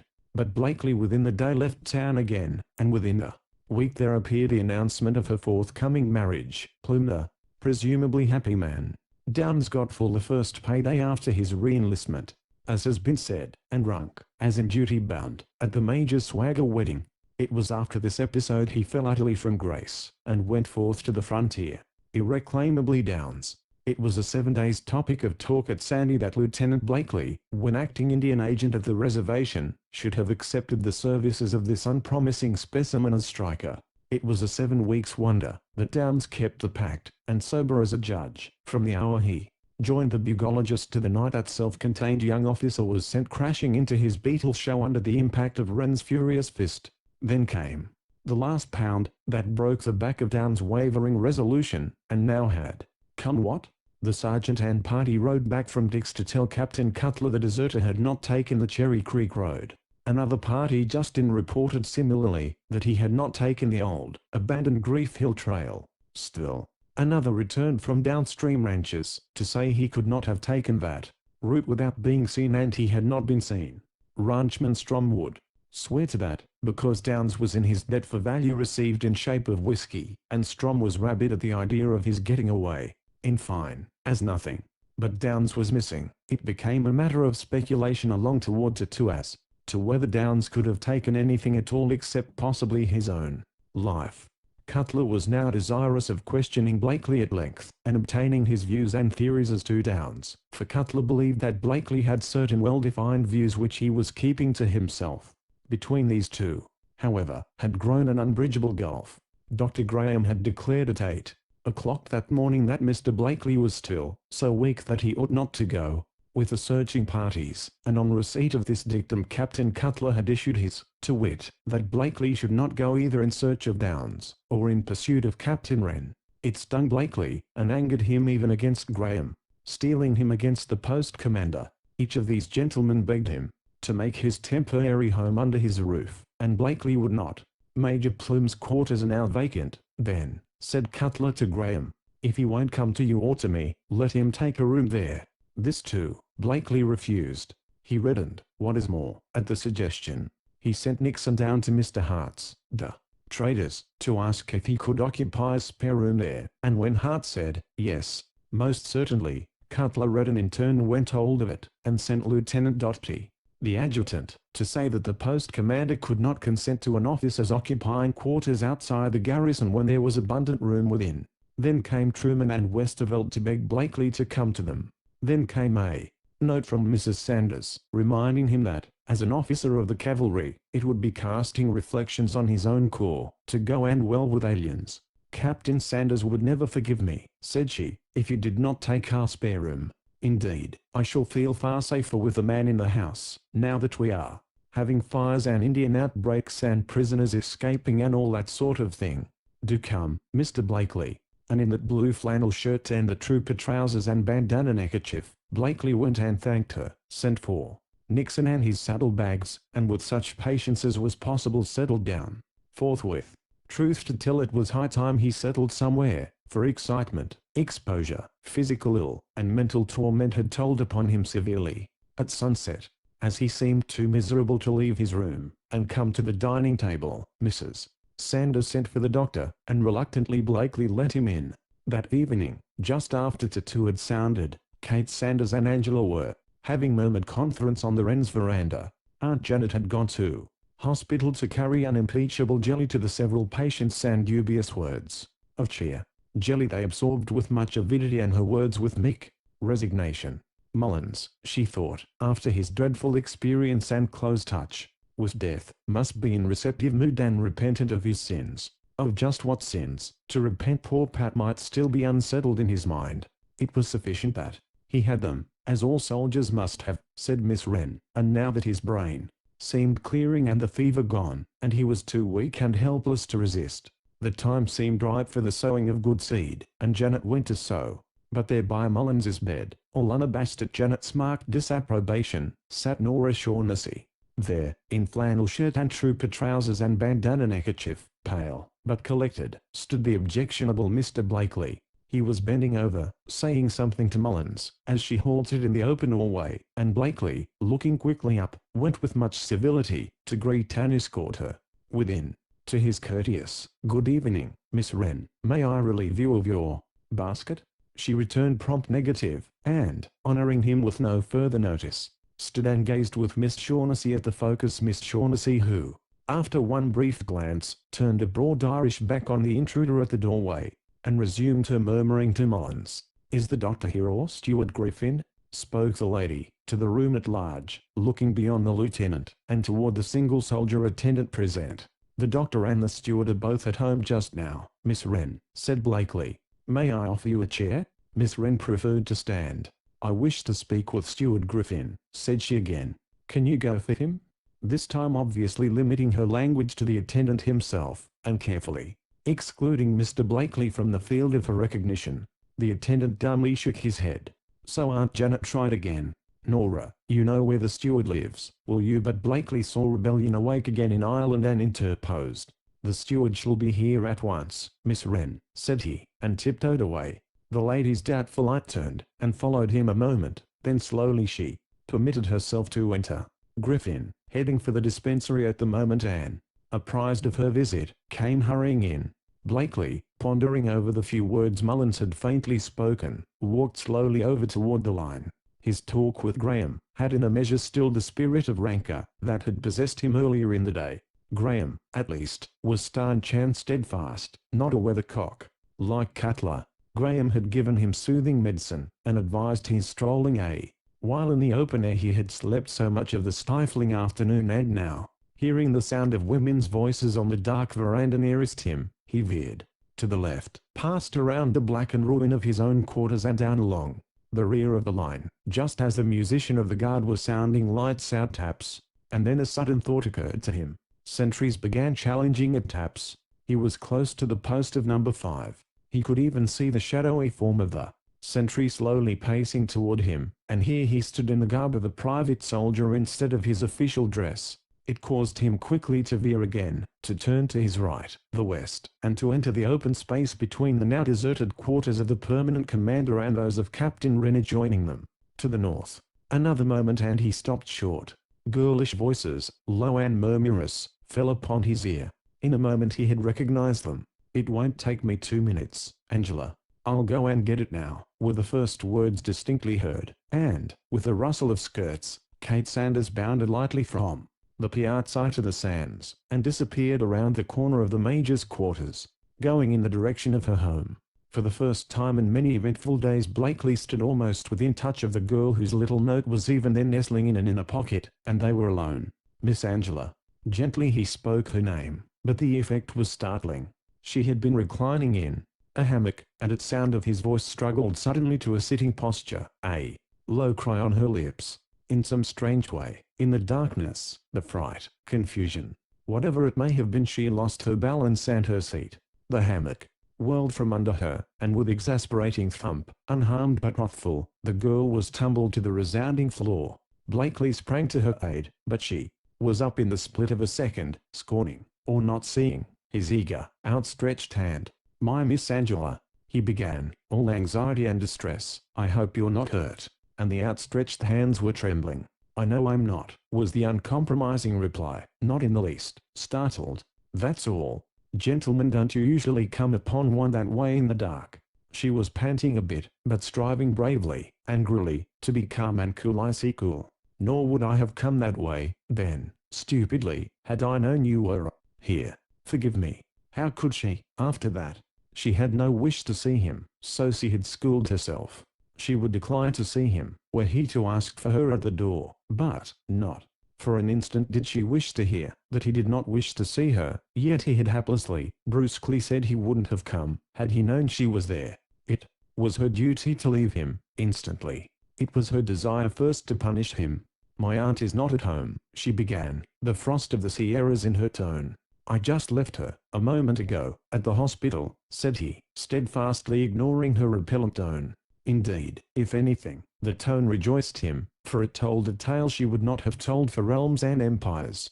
He was 10 years older and had lived. "But forgive me," he went on, "you were trembling, Miss Angela." She was, and loathed herself, and promptly denied it. He gravely placed a chair. "You fell heavily, and it must have jarred you. Please sit down," and stepping to the ala, "let me bring you some water." She was weak. Her knees, her hands, were shaking as they never shook before. He had seen her aunt at the hospital. He had left her aunt there without a moment's delay, that he might hasten to see her. "Angela." He was here, and, bending over her, with brimming gourd of cool spring water. Nay, more, with one hand he pressed it to her lips, with the other he held his handkerchief so that the drops might not fall upon her gown. He was bending over her, so close she could hear, she thought, the swift beating of his heart. She knew that, if what Aunt Janet had told, and her father had seen, of him were true, she would rather die than suffer a touch of his hand. Yet one hand had touched her, gently, yet firmly, as he helped her to the chair, and the touch she loathed, was sweet to her, in spite of herself. From the moment of their first meeting this man had done what no other man had done before, spoken to her, and treated her as a grown woman, with a man's admiration in his fine blue eyes, with deference in word and chivalric grace in manner, and in spite of the mean things whispered about him and anybody, she had felt her young heart going out to him, her buoyant, joyous, healthful nature opening and expanding in the sunshine of his presence. and now he had come to seek her, after all the peril and excitement and trouble he had undergone, and now, all lover-like tenderness and concern, was bending over her, and murmuring to her, his deep voice almost as tremulous as her hand. Oh, it couldn't be true, that he cared for, was interested in that woman, the Major's wife. Not that she ought to care one way or another, except that it was so despicable, so unlike him. Yet she had promised herself, had virtually promised her father, that she would hold far aloof from this man, and here he stood, so close that their heartbeats almost intermingled, and he was telling her that he wished she had kept and never returned the little butterfly net. For now, when it had won a value it never before had known, it was his fate to lose it. And now, he said, I hope to be sent tomorrow to join your father in the field, and I wish to tell you that, whenever I go, I shall first come to see what you may have to send to him. Will you be here, Miss Angela? For a moment's silence. She was thinking of her duty to her father, of her implied promise, of all that Janet had told her, and so thinking, could not for the moment answer, could not meet his earnest gaze. Dark as it was, she felt, rather than saw, the glow of his deep blue eyes. She could not mistake the tenderness of his tone. She had so believed in him. He seemed so far above the callow, vapid, empty-headed youngsters the other girls were twittering about from morn till night. She felt that she believed in him now, no matter what had been said or who had said it. She felt that if he would but say it was all a mistake, that no woman had crossed his threshold, or Camp Sandy might swear to the truth of the story, and she would laugh at it. But how could she ask such a thing of him? Her cheeks took fire at the thought. It was he who broke the silence. Something has happened to break your faith in me, Miss Angela, said he, with instant gravity. I certainly had it. I know I had it not a week ago. And now he had dropped to a seat in the swaying hammock, and with calm strength and will bent toward her, and compelled her attention. I have a right to know, as matters stand. Will you tell me, or must I wait until I see your father? With that, Neil Blakely actually sought to take her hand. She whipped it behind her at the instant. Will you tell me? He repeated, bending closer. From down the line, dancing along the wooden veranda, came the sound of swift footfalls. Kate Sanders hurrying back. Another moment and it would be too late. The denial she longed to hear from his lips might never be spoken. If spoken at all, it must be here and now. Yet how could she ask him? I will tell you, Mr. Blakely. The words came from the window of the darkened parlor, close at hand. The voice was that of Janet Wren, austere and uncompromising. I got here in time to hear your question. I will answer for my niece, Aunt Janet. No. Be quiet, Angela. Mr. Blakely, it is because this child's father saw, and I heard of, that which makes you unworthy the faith of a young pure-hearted girl. Who was the creature to whom you opened your door last Wednesday midnight? Kate Sanders, singing softly, blithely, came tripping along the Major's deserted veranda, her fresh young voice, glad, yet subdued, caroling the words of a dear old song that Piripa had made loved, and famous full 10 years before. And as he lingered by her side, in spite of his comrade's warning, the old story was told again, at 5 o'clock in the morning. Then came sudden silence, as springing to the sandy ground, the singer reached the Wrens' veranda, and saw the dim form of Mr. Blakely, standing silently confronting a still dimmer form, faintly visible at the side window against the soft, tempered light of the hanging lamp in the hall. Who was the creature? I repeat, were the strange words, in Miss Wren's most telling tone, that brought Kate Sanders to a halt, startled, silent. Then Blakely answered, some day I shall tell Miss Angela, madam, but never you. Good night. Chapter 15. A call for help. At night a wire across the mountains to Prescott was long alive with news, and there was little rest for operator, adjutant, or commanding officer at Sandy.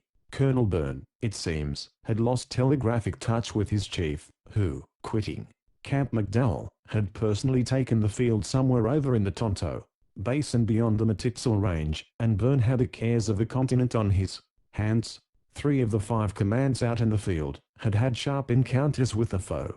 Official business itself was sufficiently engrossing, but there were other matters assuming grave proportions.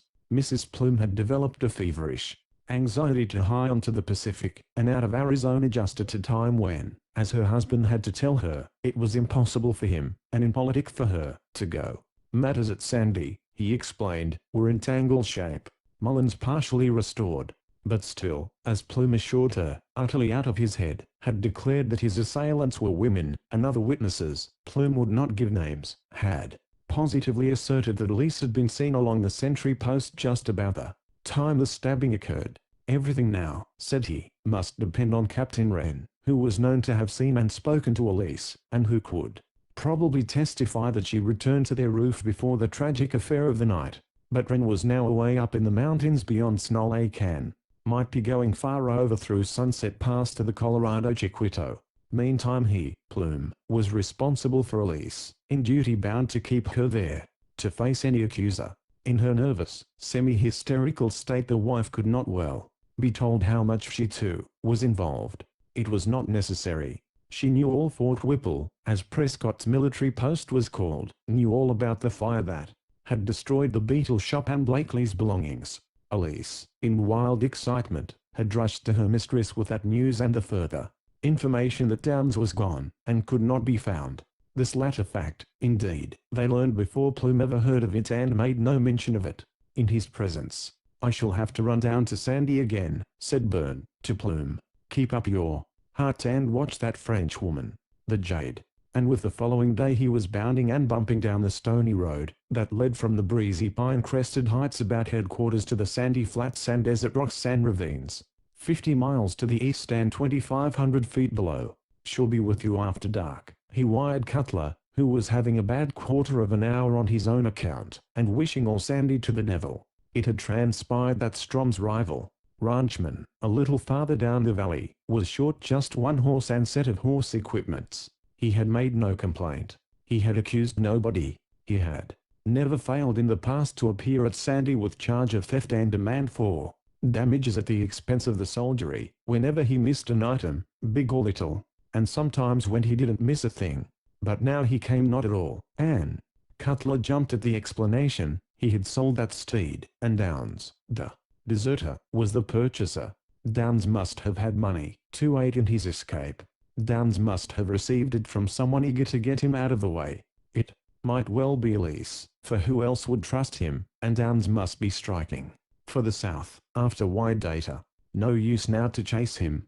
The wire was the only thing with which to round him up, so the stage stations on the Gila route, and the scattered army posts, were all notified of the desertion, and Downes's description, with all his imperfections, was flashed far and wide over the territory. He could no more hope to escape than fly on the wings of night. He would be cut off or run down long before he could reach Mexico. That is, he would be, if only troopers got after him. The civil list of Arizona in 1875 was of peculiar constitution. It stood ready at any time to resolve itself into a modification of the old-day underground railways, and help spirit off soldier criminals, first thoughtfully relieving them of care and responsibility for any surplus funds in their possession. And with Downes gone one way, Wren's troop gone another, and Blakely here, clamoring to follow, Cutler was mentally torn out of shape. He believed it his duty to hold Blakely at least, until the colonel came, and he lacked the sand to tell him so. From Wren not another word had been received direct, but Bridger at the agency had sent word that the Indians there were constantly in receipt of news from the hostiles that filled them with excitement. Wren, at last accounts, had gone into the mountains south of Sunset Pass toward Chevelin's Fork, and his trail was doubtless watched to head off couriers, or cut down stragglers. Blakely's appeal to be allowed to follow and join his troop had been declared foolish, and the attempt foolhardy, by Captain Cutler. This and not the real reason was given, coupled of course, with the doctor's dictum. But even Graham had begun to think Blakely would be the better for anything that would take him away from a station where life had been one swift succession of ills and mishaps. And even Graham did not dream how sorely Blakely had been hit, nor could he account for the access of nervous irritability that possessed his patient all the livelong day, while waiting, as they all were, for the coming of Colonel Byrne. Mrs. Sanders declared to Mrs. Graham her private impression that he was on the verge of prostration, although, making an effort, Blakely had appeared at breakfast after an early morning walk, had been most courteous, gentle, and attentive to her, and to her wholesome, if not actually homely, Kate. How the mother's heart yearned over that sweet-natured sallow-faced child. But after breakfast Blakely had wandered off again, and was out on the mesa, peering through a pair of borrowed glasses over the dreary eastward landscape and up and down the deep valley. "How oddly are we constituted," said Mrs. Sanders. "If I only had his money, I'd never be wearing my heart out in this desert land." She was not the only army wife and mother that should have married a stockbroker anything rather than a soldier. The whole post knew by noon that Byrne was coming, and waited with feverish impatience. Byrne was the power that would put an end to the doubts and distractions, decide who stabbed Pat Mullins, who set fire to the beetle shop, where Epsom Downs had gone, and could even settle, possibly, the long, doubtful question, who struck Billy Patterson? Sandy believed in Byrne as it did in no one, since the days of General Crook. With two exceptions, all Sandy society was out on the parade, the porticos, or the northward bluff, as the sun went down. These two were the Mrs. Wren. "Angela," said Miss Janet, "is keeping her room today, and pretending to keep her temper." This to Kate Sanders, who had twice sought admission, despite a girlish or off, if not aversion to, this same Aunt Janet. "But don't you think she'd like to see me just a little while, Miss Wren?" the girl inquired, her hand caressing the sleek head of one of the big hounds as she spoke. Hounds were other objects of Miss Wren's disfavor. Lazy, pilfering brutes, she called them, when after hours of almost incredible labor and ingenious effort they had managed to tear down, and to pieces, a haunch of venison she had slung to the rafters of the back porch. "You can come in, Kate, provided you keep out the dogs," was her ungracious answer, "and I'll go see. I think she's sleeping now, and ought not to be disturbed."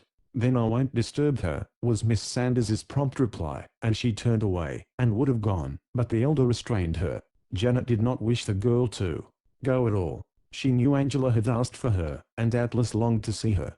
And now, having administered her feline scratch, and made Kate feel the weight of her disapproval, she was quite ready to promote the very interview she had verbally condemned. Perhaps Miss Sanders saw and knew this and preferred to worry Miss Wren as much as possible. At all events, only with reluctance did she obey the summons to wait a minute, and stood with a pat on her lips as the spinster vanished in the gloom of the hallway. Angela could not have been asleep, for her voice was audible in an instant. "Come up, Kate," she feebly cried, just as Aunt Janet had begun her little sermon, and the sermon had to stop, for Kate Sanders came, and neither lass was in mood to listen to pious exhortation. Moreover, they made it manifest to Aunt Janet that there would be no interchange of confidences until she withdrew. "You are not to talk yourselves into a pitch of excitement," said she. "Angela must sleep tonight to make up for the hour she lost thanks to the abominable remarks of that hardened young man." With that, after a pull at the curtain, a soothing thump or two at Angela's pillow, and the muttered wish that the coming colonel were empowered to arrest recalcitrant nieces as well as insubordinate subs, she left them to their own devices. They were still in eager, almost breathless chat when the crack of whip and sputter of hoofs and wheels through gravelly sands told that the inspector's ambulance had come. Was it likely that Angela could sleep until she heard the probable result of the inspector's coming? He was closeted first with Cutler, then Dr. Graham was sent for, and the three walked over to the hospital, just as the musicians were forming for tattoo. They were at Mullins's bedside, with a steward and attendants outside, when taps went wailing out upon the night. There were 5 minutes of talk with its still bewildered patient. Then Byrne desired to see Mr. Blakely at once and alone. Cutler surrendered his office to the department inspector, and later the lieutenant was summoned. Mrs. Sanders, with Mrs. Truman, was keeping little Mrs. Bridger company at the moment, and Blakely bowed courteously to the three in passing by. "Even in that rough dress," said Mrs. Sanders reflectively, as her eyes followed the tall, straight figure over the moonlit parade, "he is a most distinguished-looking man." "Yes," said Mrs. Bridger, still unappeased. "If he were a Sioux, I suppose they'd call him man in love with his legs." Blakely heard the bubble of laughter that followed him on his way, and wished that he too felt in mood as merry. The acting sergeant major, a clerk, and young Cassidy, the soldier telegraph operator, seated at the westward end of the rough board porch of the adjutant's office, arose and saluted as he entered. Byrne had sent every possible hearer out of the building. 5 minutes the conference lasted, no sound coming from within. Cutler and Graham, with Captain Westervelt, sat waiting on the porch of the doctor's quarters, Mrs. Graham being busy with her progeny aloft. Others of the officers and families were also on the piazzas, or strolling slowly up and down the pathway, but all eyes wandered from time to time toward the dim light at the office. All was dark at the barracks. All was hushed and still about the post. The sentry call for 10:30 was still some minutes distant, when one of the three seated figures at the end of the office porch was seen to rise. Then the other two started to their feet. The first hastened to the door and began to knock. So breathless was the night that over on the verandas the imperative thumping could be distinctly heard, and everyone ceased talk and listened. Then, in answer to some query from within, the voice of young Cassidy was uplifted. "I beg pardon, sir, but that's the agency calling me, and it's hurry." They saw the door open from within, saw the soldier admitted, and the door closed after him, saw the two men waiting standing and expectant, no longer content to resume their chat. For 3 minutes of suspense there came no further sound. Then the door was again thrown open, and both Byrne and Blakely came hurrying out. In the memory of the earliest inhabitant never had Sandy seen a colonel walk so fast. Together they came striding straight toward Cutler's, and the captain rose and went to meet them, foreboding in his soul. Graham and Westervelt, restrained by discipline, held back. The women and younger officers, hushed by anxiety, gazed at the swift-coming pair in dread and fascination. There was a moment of muttered conference with the commanding officer, some hurried words. Then Blakely was seen to spring away, to be recalled by Cutler, to start a second time, only to be again recalled. Then Cutler, shouting, "Mr. Doty, I need you," hurried away toward the office, and Blakely, fairly running, sped straight for the barracks of Wren's troop. Only Byrne was left to answer the storm of question that burst upon him all at once, women thronging about him from all along the line. "We have news from the agency," said he. "It is from Indian runners, and may not be reliable. Some rumor of a sharp fight near Sunset Pass. Are there particulars, Colonel? Anybody killed or wounded?" It was Mrs. Sanders who spoke, her face very pale. "We cannot know as yet. It is all an Indian story. Mr. Blakely is going at once to investigate," was the guarded answer. But Mrs. Sanders knew, as well as a dozen others, that there were particulars that somebody had been killed or wounded for Indian stories too. The Tifect had been found singularly reliable. It was Wren's troop that had gone to Sunset Pass, and here was Wren's sister with question in her eye, and at sight of her the colonel turned and hurried back to headquarters, following the post commander. Another moment and Blakely, in the broad light streaming suddenly from the office room of Wren's troop, came speeding straight across the parade again in the direction of Sanders's quarters, next to the last at the southward end of the row. They sought, of course, to intercept him, and saw that his face was pale, though his manner was as composed as ever. To every question he had but one thing to say: "Colonel Byrne and the captain know all that I do and more. Ask them."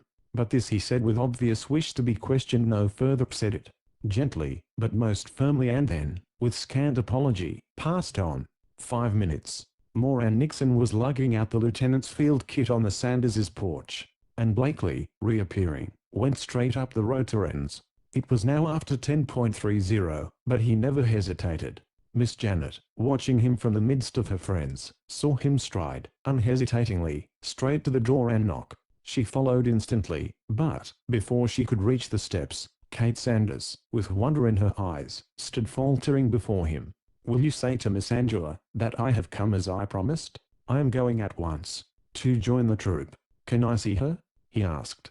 "She isn't well, Mr. Blakely. She hasn't left her room today." And Miss Sanders began herself to tremble, for up the steps came the resolute lady of the house, whom seeing, Mr. Blakely honored with a civil bow, but with not a word. "I will hear your message, Mr. Blakely," said Miss Wren, pallid too, and filled with wordless anxiety, but determined nonetheless. "Miss Sanders has heard it, madam," was the uncompromising answer. "Will you see Miss Angela, please?" This again to Kate, and, without another word, she went. "Mr. Blakely," began the lady impressively, "almost the last thing my brother said to me, before leaving the post, was, that he wished no meetings between you and Angela. Why do you pursue her? Do you wish to compel me to take her away?" For a moment he was silent. Then, "It is I who must go, Miss Wren," was the answer, and she, who expected resentment, looked at him in surprise. So gentle, so sorrowing was his tone. "I had hoped to bear her message, but shall intrude no more." If the news that came tonight should be confirmed, and only in that event say to her, if you please, that I shall do my best to find her father. Chapter 16. A return to command. W. With but a single orderly at his back, Mr. Blakely had left Camp Sandy late at night, had reached the agency, 20 miles upstream, 2 hours before the dawn, and found young Bridger waiting for him. They had not even a reliable interpreter now. Error Hauler, Washington Charlie, had been sent to the general at Camp McDowell. Lola's father, with others of her kin, had taken Apache leave, and gone in search of the missing girl. But between the sign language and the patois of the mountains, a strange mixture of Spanish, English, and Tonto Apache, the officers had managed, with the aid of their men, to gather explanation of the fierce excitement prevailing all that previous day among the Indians at the agency. There had been another fight, a chase, a scattering of both pursuers and pursued. Most of the troops were at last accounts camping in the rocks near Sunset Pass. 2 had been killed, several were wounded, 3 were missing, lost to everybody. Even the Apache swore they knew not where they were. A sergeant, a trumpeter, and Grand Capitan himself, Captain Wren. In the paling starlight of the coming day, Blakely and Bridger plied the reluctant Indians with questions in every form possible with their limited knowledge of the sign language. Blakely, having spent so many years on staff duty, had too little knowledge of practical service in the field. Bridger was but a beginner at best. Together they had decided on their course. A wire was sent to Sandy saying that from all they could gather the rumors were probably true, but urging that couriers be sent for Dick, the Cherry Creek settler, and Wales Arnold, another pioneer who had lived long in Apache land, and owned a ranch on the Little Beaver. They could get more out of the Indians than could these soldiers. It would be hours after dawn before either Dick or his fellow frontiersmen could arrive. Meanwhile Sandy must bear the suspense as well as it might. The next wire came from Bridger at 9 o'clock. Arnold arrived hour ago. Examined 6. Says stories probably true. Confident Wren not killed. For answer Burn Wyatt, that a detachment of a dozen men with 3 packers had marched at 5 o'clock, to report to Blakely for such duty as he might require, and the answer came within the minute. Blakely gone. Started for Snow Lake 4.30. Left orders detachment follow. Took orderly and 2 Apache Yuma scouts. Burn, Cutler, and Graham read with grave and anxious faces, but said very little. It was Blakely's way, and that was the last heard of the bugologist for as much as a week.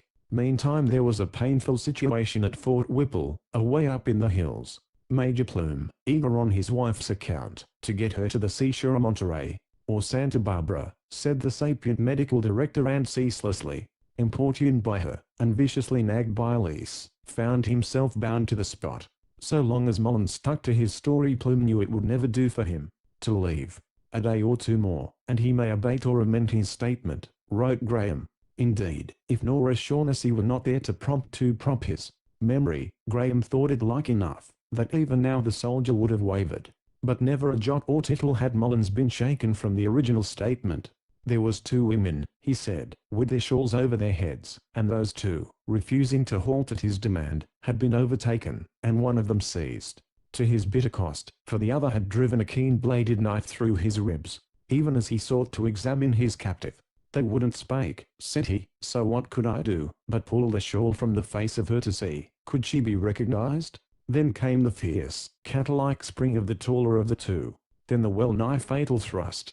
What afterwards became of the women he could say no more than the dead. Nora might rave about its being the Frenchwoman that did it to protect the Major's lady. This he spoke in whispered confidence, and only in reply to direct question, but it wouldn't be for the likes of him to presume. Mullins, it seems, was a soldier of the old school. Then came fresh and dire anxiety at Sandy. 4 days after Blakely's start there, appeared 2 swarthy runners from the way of Beaver Creek. They bore a missive scrawled on the paper lining of the cracker box, and it read about as follows. Camp in Sunset Pass, November 3rd. Commanding Officer, Camp Sandy. Scouting parties returning find no trace of Captain Wren and Sergeant Carmody. But we shall persevere. Indians lurking all about us make it difficult. Shall be needing rations in 4 days. All wounded except Flynn doing fairly well. Hope. Couriers sent you on 30th and 31st reached you safely. The dispatch was in the handwriting of Benson, a trooper of good education, often detailed for clerical work. It was signed Brewster, Sergeant. Who then were the couriers, and what had become of them? What fate had attended Blakely in his lonely and perilous ride? What man or pair of men could pierce that cordon of Indians lurking all around them, and reach the beleaguered command? What need to speculate on the fate of the earlier couriers anyway? Only Indians could hope to outwit Indians in such a case. It was madness to expect white men to get through. It was madness for Blakely to attempt it. Yet, Blakely was gone beyond recall, perhaps beyond redemption. From him, and from the detachment that was sent by Bridger to follow his trail, not a word had come of any kind. Asked if they had seen or heard anything of such parties, the Indian couriers stolidly shook their heads. They had followed the old Wingate road all the way, until in sight of the valley. Then, scrambling through a rocky labyrinth, impossible for hoof or wheel, had made a short cut to the headwaters of the Beaver. Now Blakely, riding from the agency eastward slowly, should have found that Wingate trail before the setting of the first day's sun, and his followers could not have been far behind. It began to look as though the bugologist had never reached the road. It began to be whispered about the post that Wren and his luckless companions might never be found at all. Kate Sanders had ceased her song. She was now with Angela day and night.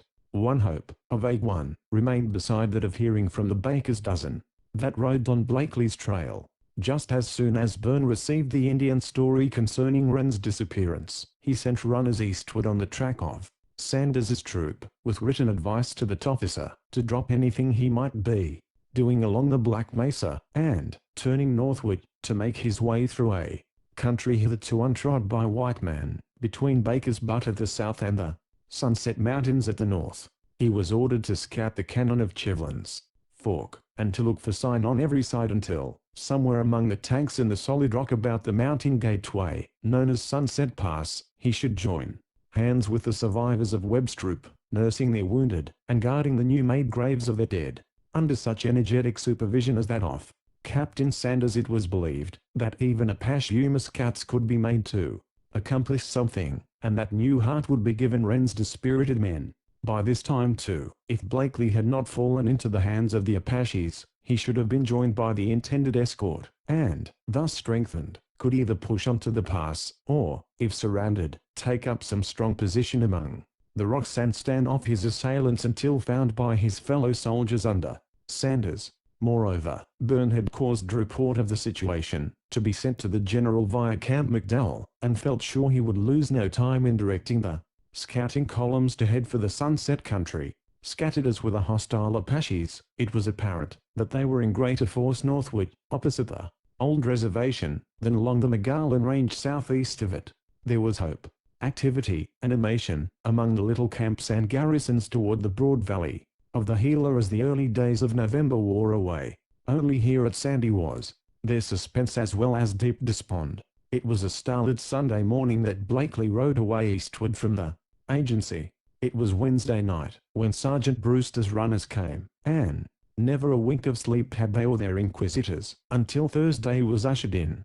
It was Saturday night again, a week from the night Neil Blakely strove to see Anne say goodbye to Angela, and it was high time other runners came from Brewster, unless they too had been cut off, as must have been the fate of their forerunners. All drills had been suspended at Sandy, all duty subordinated to guard. Cutler had practically abolished the daily details, had doubled his sentries, had established outlying pickets, and was even bent on throwing up entrenchments or at least digging rifle pits, lest the Apaches should feel so cocky over their temporary successes as to essay an attack on the post. Byrne smiled and said they would hardly try that, but he approved the pickets. It was noted that for nearly a week not since Blakely's start from the agency no signal fires had been seen in the Red Rock country, or about the reservation. Mr. Truman, acting as post quartermaster, had asked for additional men to protect his little herd, for the sergeant in charge declared that, twice, long-distance shots had come from far away up the bouldered heights to the west. The Daily Mail service had been abandoned, so nervous had the carrier become, and now, twice each week, a corporal and 2 men rode the rugged trail, thus far without seeing a sign of Apaches. The wire too was undisturbed, but an atmosphere of alarm and dread clung about the scattered ranches even as far as the Agua Fria to the west, and the few officials left at Prescott found it impossible to reassure the settlers, who quitting their new homes, had either clustered about some favored ranch for general defense, or, packing to Fort Whipple, were clamoring there for protection with which to return to, and occupy their abandoned roofs. And all this, said Byrne, between his set teeth, because a bumptious agent sought to lay forceful hands upon the daughter of a chief. Poor Daly. He had paid dearly for that essay. As for Natsy and her shadow Lola, neither one had been again seen. They might indeed have dropped back from Montezuma well after the first wild stampede, but only fruitless search had the soldiers made for them. Even their own people, said Bridger, at the agency, were either the biggest liars that ever lived, or the poorest trailers. The Apache swore the girls could not be found. I'll bet Sergeant Shannon could nail them, said Hart, the trader, when told of the general denial among the Indians.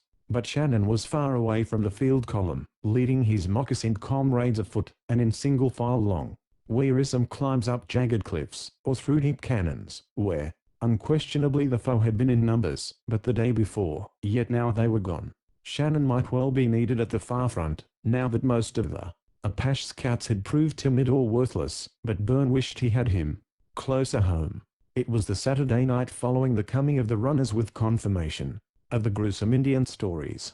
Colonel Byrne, with Graham, Cutler, and Westervelt, had been at the office half an hour in consultation when, to the surprise of every soul at Sandy, a 4-mule team and Concord wagon came bowling briskly into the post, and Major Plume, dust-covered and grave, marched into the midst of the conference and briefly said, "Gentlemen, I return to resume command." Nobody had a word to say beyond that of welcome. It was manifestly the proper thing for him to do. Unable, in face of the stories afloat, to take his wife away, his proper place in the pressing emergency was at his post in command. To Colonel Byrne, who guardedly and somewhat dubiously asked, "How about Mrs. Plume and that French thing?" The Major's answer was prompt. "Both at Fort Whipple and in good hands," said he. "My wife realizes that my duty is here, and, though her recovery may be retarded, she declares she will remain there, or even join me. She, in fact, was so insistent that I should bring her back with me, that it embarrassed me somewhat. I vetoed it, however." Byrne gazed at him from under his shaggy eyebrows. "Humph," said he. "I fancied she had shaken the dust of Sandy from her shoes for good and all that she hoped never to come back." "I, too," answered Plume ingenuously. "She hated the very mention of it. This is between ourselves until this week. Now she says her place is here with me. No matter how she may suffer," and the Major seemed to dwell with pride on this new evidence of his wife's devotion. It was, indeed, an unusual symptom, and Byrne had to try hard to look credulous, which Plume appreciated and hurried on. Elise, of course, seemed bent on talking her out of it, but, with Wren and Blakely both missing, I could not hesitate. I had to come. "Oh, Captain, is Truman still acting quartermaster?" This to Cutler. "He has the keys of my house, I suppose." And so Biter to the Major was once more harbored under his old roof and full of business. From Byrne and his associates he quickly gathered all particulars in their possession. He agreed with them that another day must bring tidings from the east or prove that the Apaches had surrounded, and perhaps cut down every man of the command. He listened eagerly to the details Byrne and others were able to give him. He believed, by the time taps came, he had already settled on a plan for another relief column, and he sent for Truman, the quartermaster. "Truman," said he, "how much of a pack train have you got left?" "Hardly a mule, sir. 2 expeditions out from this post swallows up pretty much everything." "Very true, yet I may have to find a dozen packs before we get half through this business. The ammunition is in your hands too, isn't it? Where do you keep it?" And the Major turned and gazed out in the starlight. "Only place I got, so quartermaster's storehouse," and Truman eyed his commander doubtfully. "Well, I'm squeamish about such things as that," said the Major, looking even graver, "especially since this fire here. By the way, was much of Blakely's property rescued or recovered?" "Very little, sir. Blakely lost pretty much everything, except some papers in an iron box, the box that was warped all out of shape." "Where is it now?" asked Plume, tugging at the strap of a dressing case, and laying it open on the broad window seat. "In my quarters, under my bed, sir." "Isn't that rather unsafe?" asked Plume. "Think how quick he was burned out." "Best I can do, sir. But he said it contained little of value, mainly letters and memoranda." No valuables at all. In fact, the lock wouldn't work, so the blacksmith strap-ironed it for him. That prevents it being opened by anyone, you know, who hasn't the proper tools. I see, said Plume reflectively. It seems rather unusual to take such precaution with things of no value. I suppose Blakely knows his own business, however. Thank you very much, Truman. Good night. I suppose he did, at least, when he had a blacksmith iron that box, thought Truman, as he trudged away. He did, at any rate, when he made me promise to keep it with the utmost care. Not even you can have it, Major Plume, although you are the post commander. Chapter 17. A Strange Coming. With one orderly and a pair of Apache Yuma scouts, Neil Blakely had set forth in hopes of making his way to Snow Lake, far up in the range to the east. The orderly was all very well like most of his fellows, game, true, and tried, but few were the leaders who had any faith in Apache Yumas. Of those Indians whom General Crook had successively conquered, then turned to valuable use, the Hualpais had done well and proved reliable. The Apache Mahaves had served since '73, and in scout after scout and many a skirmish had proved loyal and worthy allies against the fierce, intractable Tontus, many of whom had never yet come into an agency, or accepted the bounty of the government. Even a certain few of these Tontus had proffered fealty, and been made useful as runners and trailers against the recalcitrants of their own band. But the Apache Yumas, their mountain blood tainted by the cross with the slothful bands of the arid desert flats of the lower Colorado, had won a bad name from the start, and deserved it. They feared the Tontus, who had thrashed them again and again, despoiled them of their plunder, walked away with their young women, insulted and jeered at their young men, except when backed by the braves of other bands. Therefore, the Apache Yumas were fearful and timorous on the trail. Once they had broken and run before a mere handful of Tontus, leaving a wounded officer to his fate. Once, when scaling the Black Mesa toward this very Snow Lake, they had whimpered and begged to be sent home, declaring no enemy was there in hiding. When the peaks were found alive with Tontus, the Red Rock country and the northward spurs of the Magellan seemed fraught with some strange, superstitious terror in their eyes, and if the nerve of a dozen would desert them when ordered east of the Verd, what could be expected of Blakely's too? No wonder, then, the elders at Sandy were sorely troubled. But the bugologist had nothing else to choose from.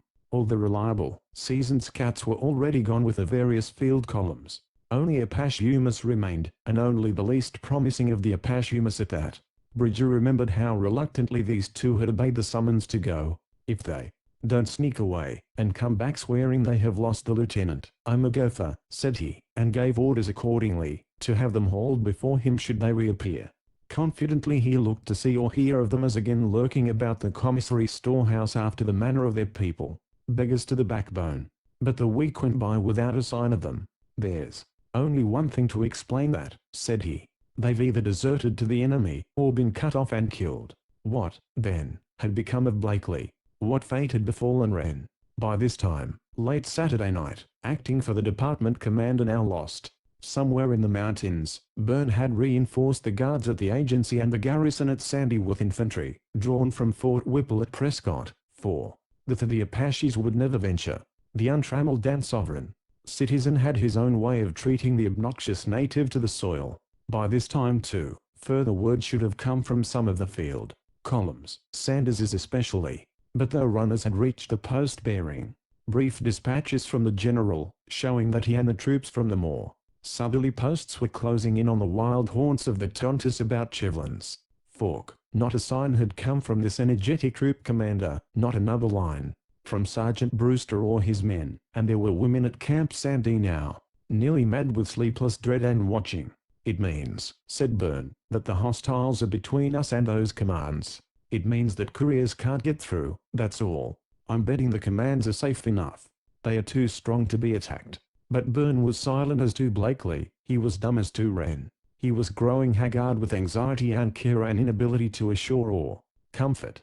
The belated rations needed by Brewster's party, packed on mules, hurried down from Prescott, were to start at dawn for Sunset Pass under stout infantry guard, and they too would probably be swallowed up in the mountains. The ranch people down the valley, fearful of raiding Apaches, had abandoned their homes, and, driving their stock before them, had taken refuge in the emptied corrals of the cavalry. Even Hart, the veteran trader, seemed losing his nerve under the strain, for when such intrepid frontiersmen as Wales Arnold declared it reckless to venture across the sandy, and little scouting parties were greeted with long-range shots from hidden foe, it boded ill for all dwellers without the walls of the fort. For the first time in the annals of Camp Sandy, Hart had sandbagged his lower story, and he and his retainers practically slept upon their arms. It was after midnight. Lights still burned dimly at the guardhouse, the adjutant's office, and over at the quarters of the commanding officer, where Byrne and Plume were in consultation. There were sleepless eyes in every house along the line. Truman had not turned in at all. Pondering over his brief talk with the returned commander, he had gone to the storehouse to expedite the packing of Brewster's rations, and then it occurred to him to drop in a moment at the hospital. In all the dread and excitement of the past 2 days, Pat Mullins had been well nigh forgotten. The attendant greeted him at the entrance.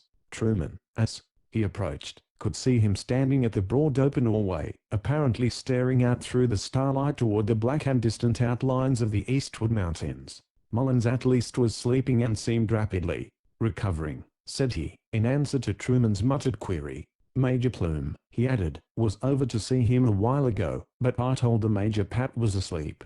Truman listened without comment, but noted nonetheless and lingered. You were looking out to the east, he said. Seen any lights or fire? Not I, sir, but the sentry there on number 4 had the corporal out just now. He's seen or heard something, and they've moved over toward No. 5's post. Truman followed. How happened it that when Byrne and Plume had so much to talk of, the latter could find time to come away over to the hospital to inquire for a patient? And there, the call for 12:30 had started at the guardhouse, and rung out from the stables and corrals. It was Four's turn to take it up now. Presently he did, but neither promptly nor with confidence.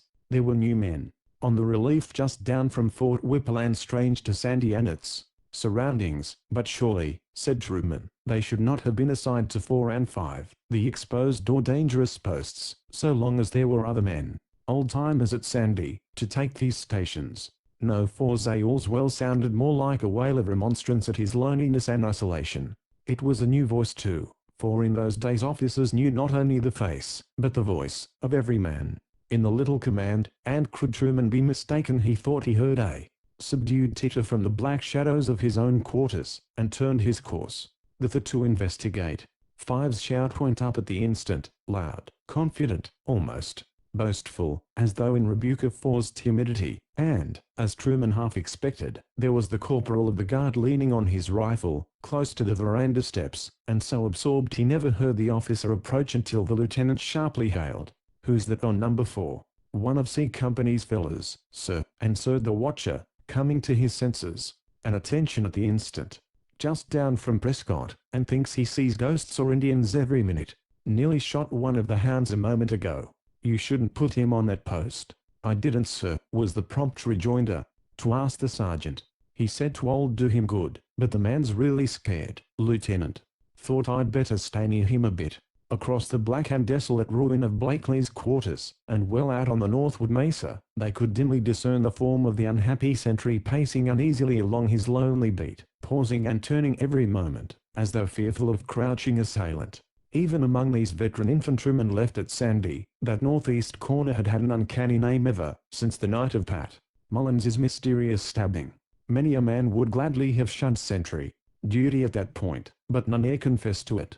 Partly as a precaution, partly as protection to his sentries, the temporary commander had early in the week sent out a big fatigue detail, with knives and hatchets, to slice away every clump of sage or greasewood that could shelter a prowling Apache for 100 yards out from the line. But the man now on number 4 was palpably nervous and distressed. In spite of this fact, Truman watched him a moment, in mingled compassion and amusement, and was just turning aside to enter his open doorway when the corporal held up a warning hand. Through the muffling sand of the roadway in rear of the quarters, a tall, dark figure was moving straight and swift toward the post of number 4, and so far within that of number 5 as to escape the latter's challenge. The corporal sprung his rifle to the hollow of his arm, and started the next instant, sped noiselessly a few yards in pursuit, then abruptly halted. "It's the Major, sir," said he, embarrassed, as Truman joined him again. "Gad, I hope number 4 won't fire." Fire he did not, but his challenge came with a yell. W. Hockamusthea, 3. Words as one and that through chattering teeth. Commanding officer, they heard Plume clearly answer, then in lower tone, but distinctly rebukeful. What on earth's the matter, number 4? You called off very badly. Anything disturbing you out here? The sentry's answer was a mumble of mingled confusion and distress. How could he own to his post commander that he was scared? Number 5 now was to be seen swiftly coming up the eastward front so as to be within supporting or hearing distance curiosity, not sympathy, impelling, and so there were no less than 5 men, 4 of them old and tried soldiers, all within 50 yards of the angle made by the 2 sentry beats, all wide awake, yet not one of their number could later tell just what started it.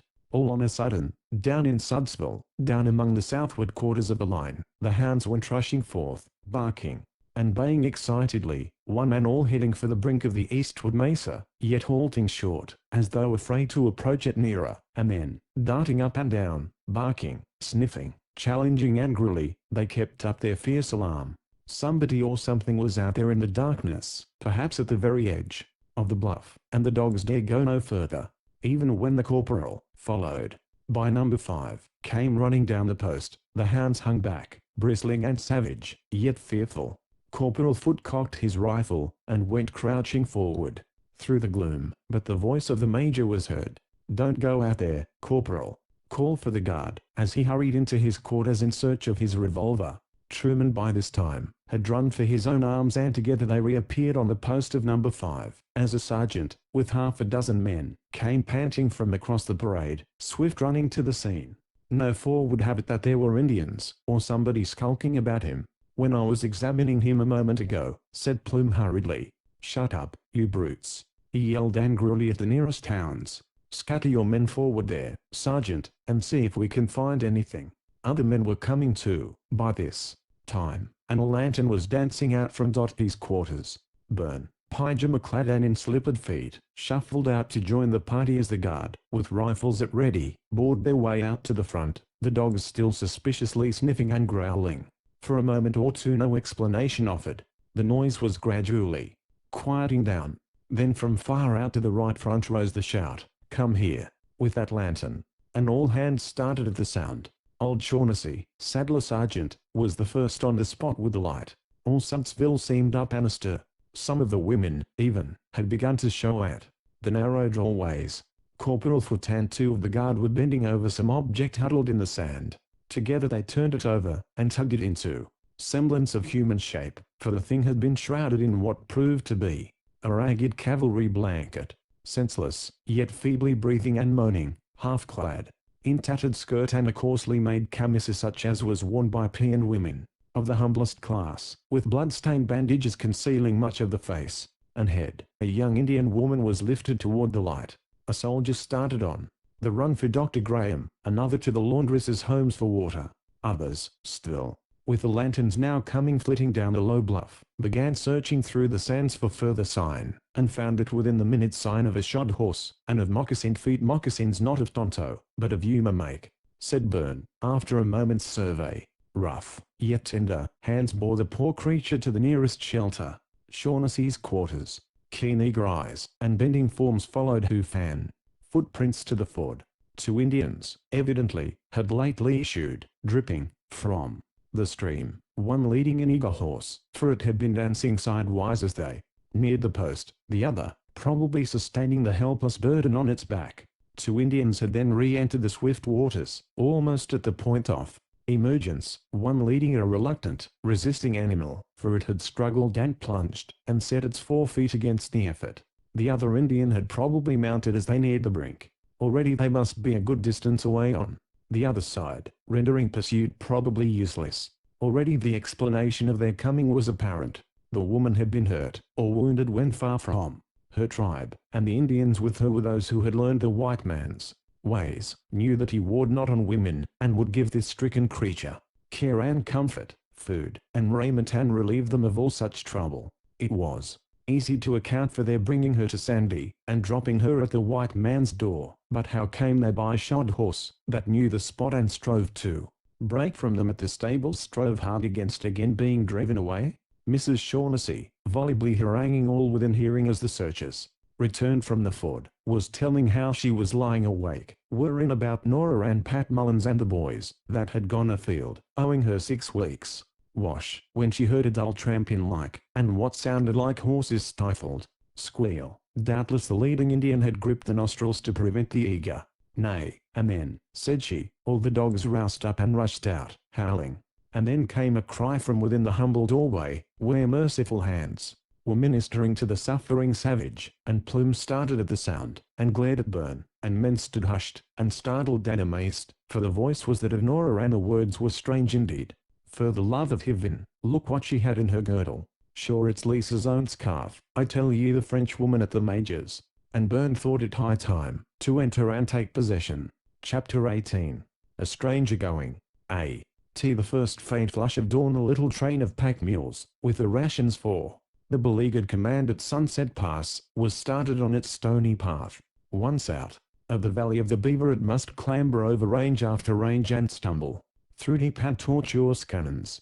A road there was, their old trail by Snow Lake, thence through the famous pass and the sunset crossing of the Colorado Chiquito to Old Fort Wingate. It wormed its way out of the valley of the broader stream some miles further to the north, and in face of the Red Rock country to the northeast, but it had not been traveled in safety for a year.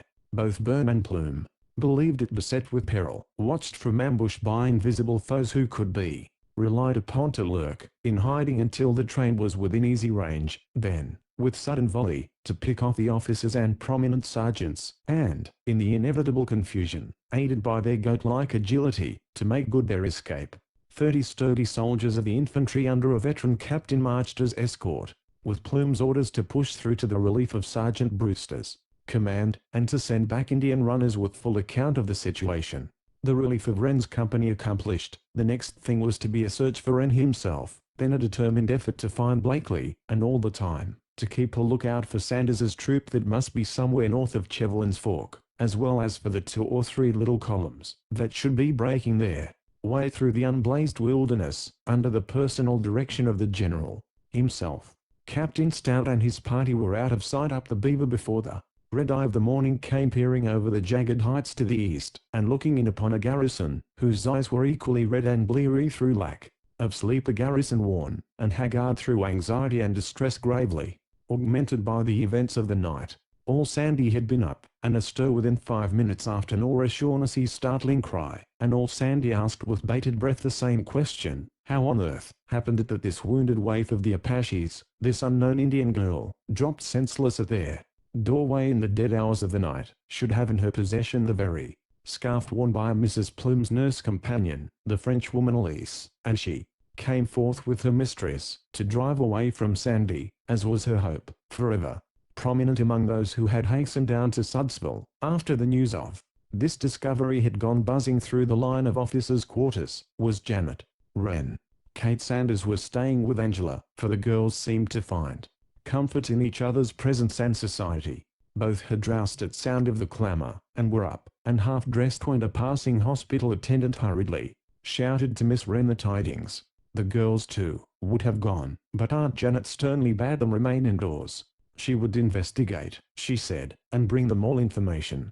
Dozens of the men were still hovering about old Shaughnessy's quarters as the tall, gaunt form of the captain's sister came stalking through the crowd, making straight for the doorway.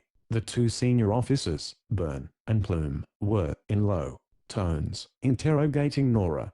Plume had been shown the scarf and promptly seconded Nora. He knew it at once, knew that, as Elise came forth that dismal morning and passed under the light in the hall, she had this very scarf round her throat, this that had been found upon the person of a wounded and senseless girl. He remembered now that as the sun climbed higher and the air grew warmer the day of their swift flight to Prescott, Elise had thrown open her traveling sack, and he noticed that the scarf had been discarded.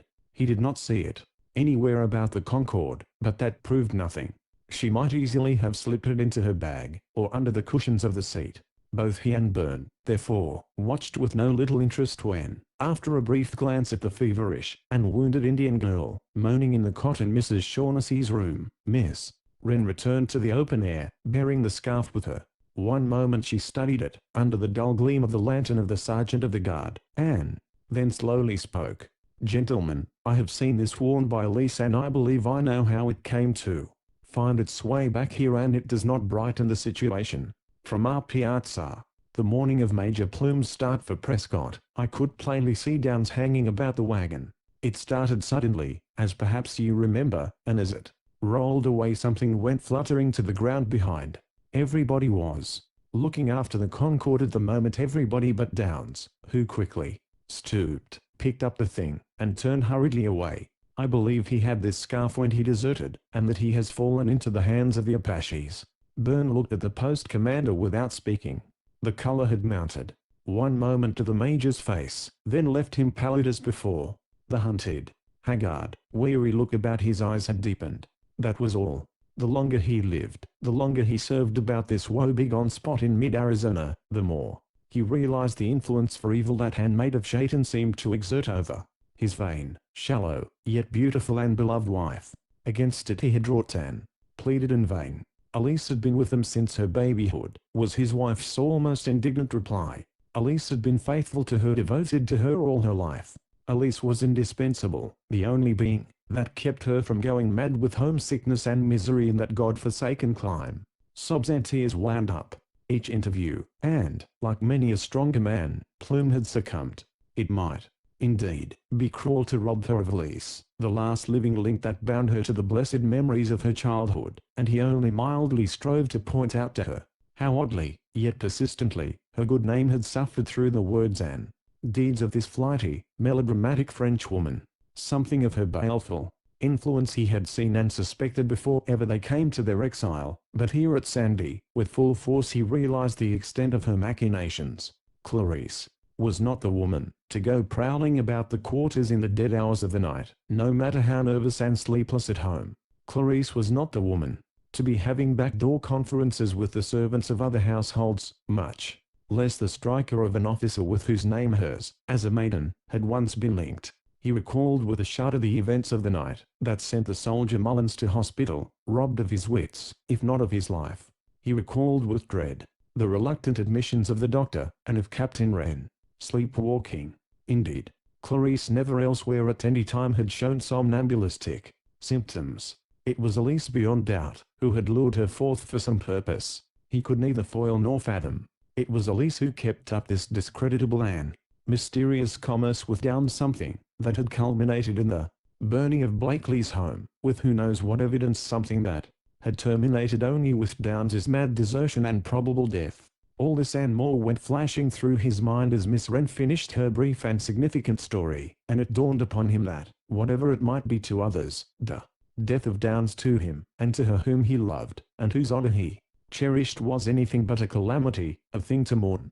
Too generous to say the words, he yet turned with lightened heart, and met Byrne's searching eyes, then those of Miss Wren now fixed upon him with austere challenge, as though she would say the flight and fate of this friendless soldier were crimes to be laid only at his door. Byrne saw the instant distress in his comrade's face, and, glancing from him to her, almost in the same instant, saw the inciting cause.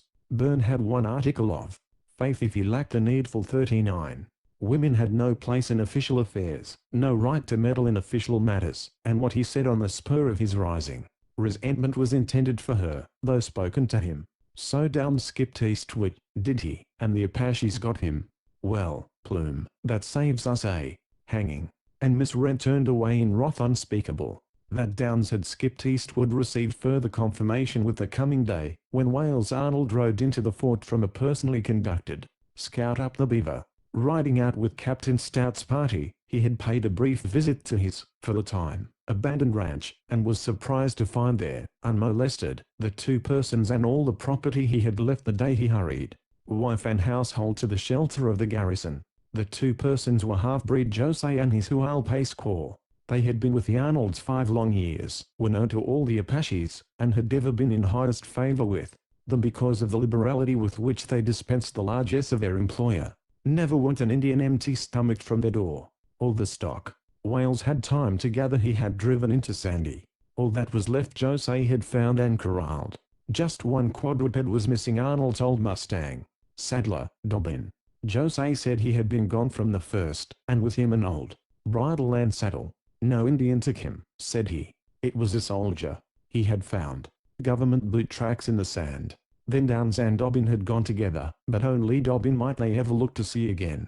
It had been arranged between Byrne and Captain Stout that the little relief column should rest in a deep canon beyond the springs from which the Beaver took its source, and, later in the afternoon, push on again on the long stony climb toward the plateau of the Upper Magallan. There stood, about 25 miles out from the post on a beer line to the northeast, a sharp rocky peak just high enough above the fringing pines and cedars to be distinctly visible by day. From the crest of the nearest foothills west of the Flagstaff, along the sunset face of this gleaming Picacho, there was a shellfall edge that had often been used by the Apaches for signaling purposes, the renegades communicating with their kindred about the agency up the valley, invisible from the level of Camp Sandy. These fires by night, or smoke and flashes by day, reached only those for whom they were intended, the Apaches at the reservation, but Stout, who had known the neighborhood since '65, had suggested that lookouts equipped with binoculars be placed on the high ground back of the post. Inferior to the savage in the craft, we had no code of smoke, fire, or, at that time, even sun flash signal, but it was arranged that one blaze was to mean unmolested thus far. 2 blazes, a few yards apart, would mean important news by runner. In the latter event, Plume was to push out 40 or 50 men, in dispersed order to meet and protect the runner in case he should be followed, or possibly headed off, by hostile tribesmen. Only 6 Indian allies had gone with Stout, and he had eyed them with marked suspicion and disfavor. They too were Apache-humous. The day wore on slowly, somberly. All sound of life, melody, or merriment had died out at Camp Sandy. Even the hounds seemed to feel that a cloud of disaster hung over the garrison. Only at rare intervals some feminine shape flitted along the line of deserted verandas, some woman on a mission of mercy to some mourning, sore troubled sister among the scattered households. For several hours before high noon the wires from Prescott had been hot with demand for news, and with messages from Byrne or Plume to department headquarters. At Meridian, however, there came a lull, and at 2 p.1000 a break. Somewhere to the west the line was snapped and down. At 2.152 linesmen galloped forth to find and repaired our midges, half a dozen doughboys on a buckboard going as guard. Otherwise, all day long, no soldier left the post, and when darkness settled down, the anxious operator, seated at his keyboard, was still unable to wake the spirit of the gleaming copper thread that spanned the westward wilderness. All Sandy was wakeful, out on the broad parade, or the officers' verandas, and gazing as one man or woman at the bold, black upheaval a mile behind the post, at whose summit twinkled a tiny star, a single lantern, telling of the vigil of Plume's watchers. If Stout made even fair time he should have reached the Picacho at dusk, and now it was nearly 9, and not a glimmer of fire had been seen at the appointed rendezvous. 9 past and 9.15, and at 9.30 the fife-san drums of the 8th turned out, and began the long word complained of the tattoo. Nobody wished to go to bed. Why not sound Reveille and let them sit up all night, if they chose? It was far better than tossing sleepless through the long hours to the dawn. It was nearly time for Tap's lights out when a yell went up from the parade and all Sandy started to its feet. All on a sudden the Spark Hat, the lookout bluff, began violently to dance, and a dozen men tore out of garrison, eager to hear the news. They were met halfway by a sprinting corporal, whom they halted with eager demand for his news. 2 blazes, he panted. 2. I must get into the major at once. 5 minutes more the assembly, not Taps, was sounding. Plume was sending forth his 50 rescuers, and with them, impatient for tidings from the far front, went Byrne, the major himself following. As soon as he could change to riding dress, the last scene of the little command was the glinting of the starlight on the gun barrels as they forded the rippling stream, and took the trail up the narrow, winding valley of the Beaver. It was then a little after 10 o'clock. The wire to Prescott was still unresponsive. Nothing had been heard from the linesmen and their escort, indicating that the break was probably far over as the Agua Fria. Not a sign, except Stout's signal. Blazes at the Picacho had been gathered from the front. Camp Sandy was cut off from the world, and the actual garrison left to guard the post and protect the women, children and the sick as 11 o'clock drew nigh. Was exactly 40 men of the fighting force. It was believed that Stout's couriers would make the homeward run, very nearly, by the route the pack train took throughout the day. and if they succeeded in evading hostile scouts or parties, would soon appear about some of the breaks of the upper river. Therefore, with all possible speed Plume had directed his men, promising Mrs. Sanders, as he rode away, that the moment a runner was encountered he would send a light rider at the gallop, on his own good horse, that not a moment should be lost in bearing them the news. But midnight came without a sign. Long before that hour, as though by common impulse, almost all the women of the garrison had gathered about Truman's quarters, now the northernmost of the row, and in plain view of the confluence of the Sandy and the Beaver. Dr. Graham, who had been swinging to and fro between the limits of the Shaughnessy's and the hospital, stopped to speak with them a moment and gently drew Angela to one side. His grave and rugged face was sweet in its tenderness as he looked down into her brimming eyes. "Can you not be content at home, my child?" he murmured. "You seem like one of my own bairns, Angela, now that your brave father is afield, and I want to have his bonny daughter looking her best against the homecoming. Surely Aunt Janet will bring you the news the moment Henny comes, and I'll bid Kate Sanders bide with you." No, she would not. She could not go home. Like every other soul in all camp, Sandy, she seemed to long to be just there. Some few had even gone out further, beyond the sentries, to the point of the low bluff, and there, chatting only in whispers, huddled together, listening in anxiety inexpressible for the muffled sound of galloping hoofs on soft and sandy shore.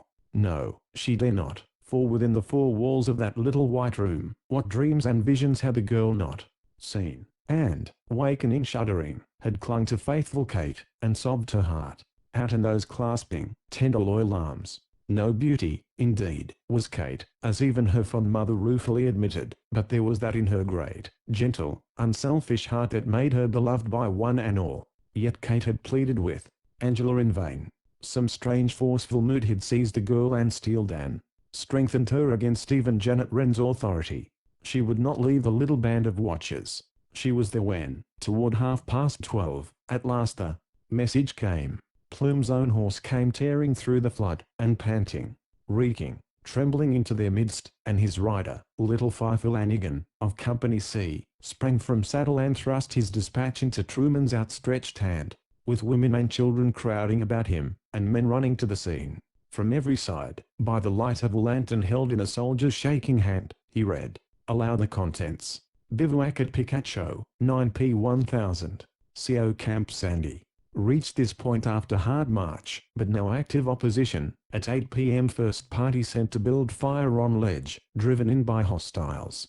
Corporal Welch shot through left side Sirius throughout skirmishes and drove them off after some firing, and about 9:20 came suddenly upon Indian boy crouching among rocks, who held up folded paper which I have read and forward herewith.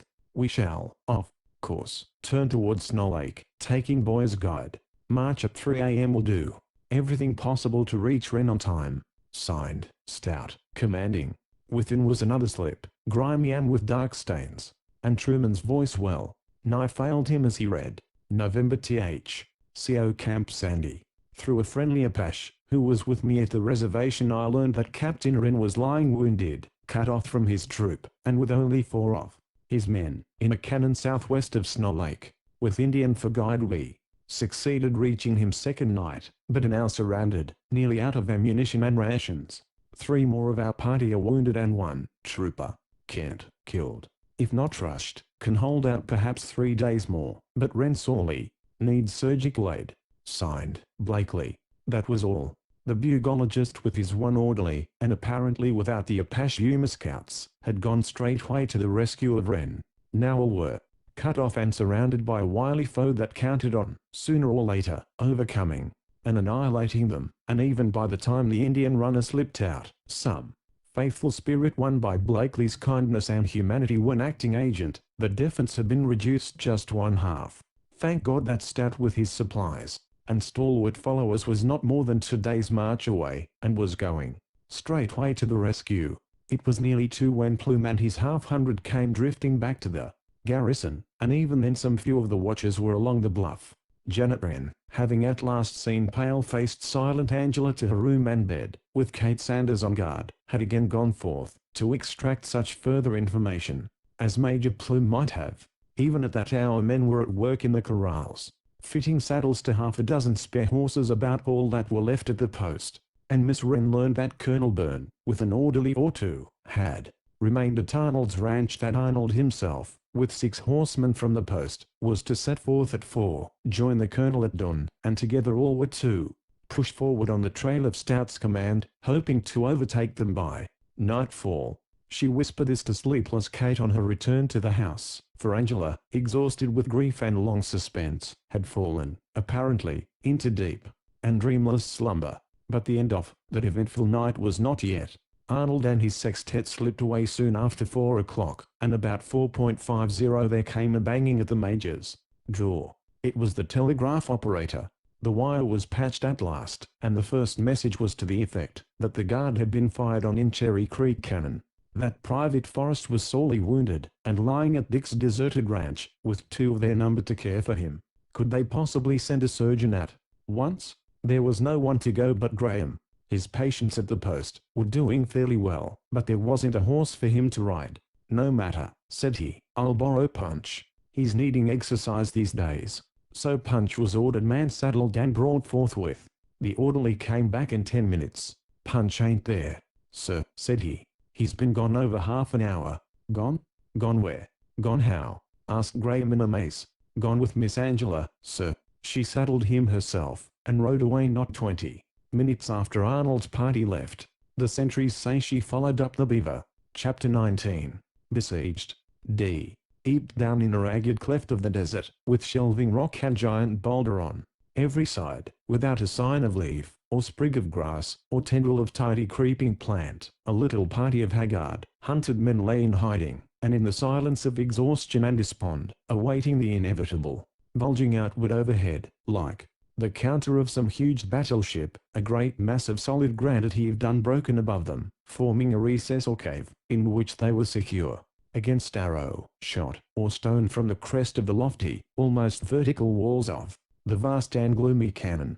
Well back under this natural shelter, basined in the hollowed rock, a blessed pool of fair water lay unwrinkled by even a flutter of breeze. Relic of the early springtime and the melting snows, it had been caught and imprisoned here after the gradually failing stream had trickled itself into nothingness. One essential, one comfort then had not been denied the beleaguered few, but it was about the only one. Water for drink, for fevered wounds and burning throats, they had in abundance, but the last hardtack had been shared, the last scrap of bacon long since devoured.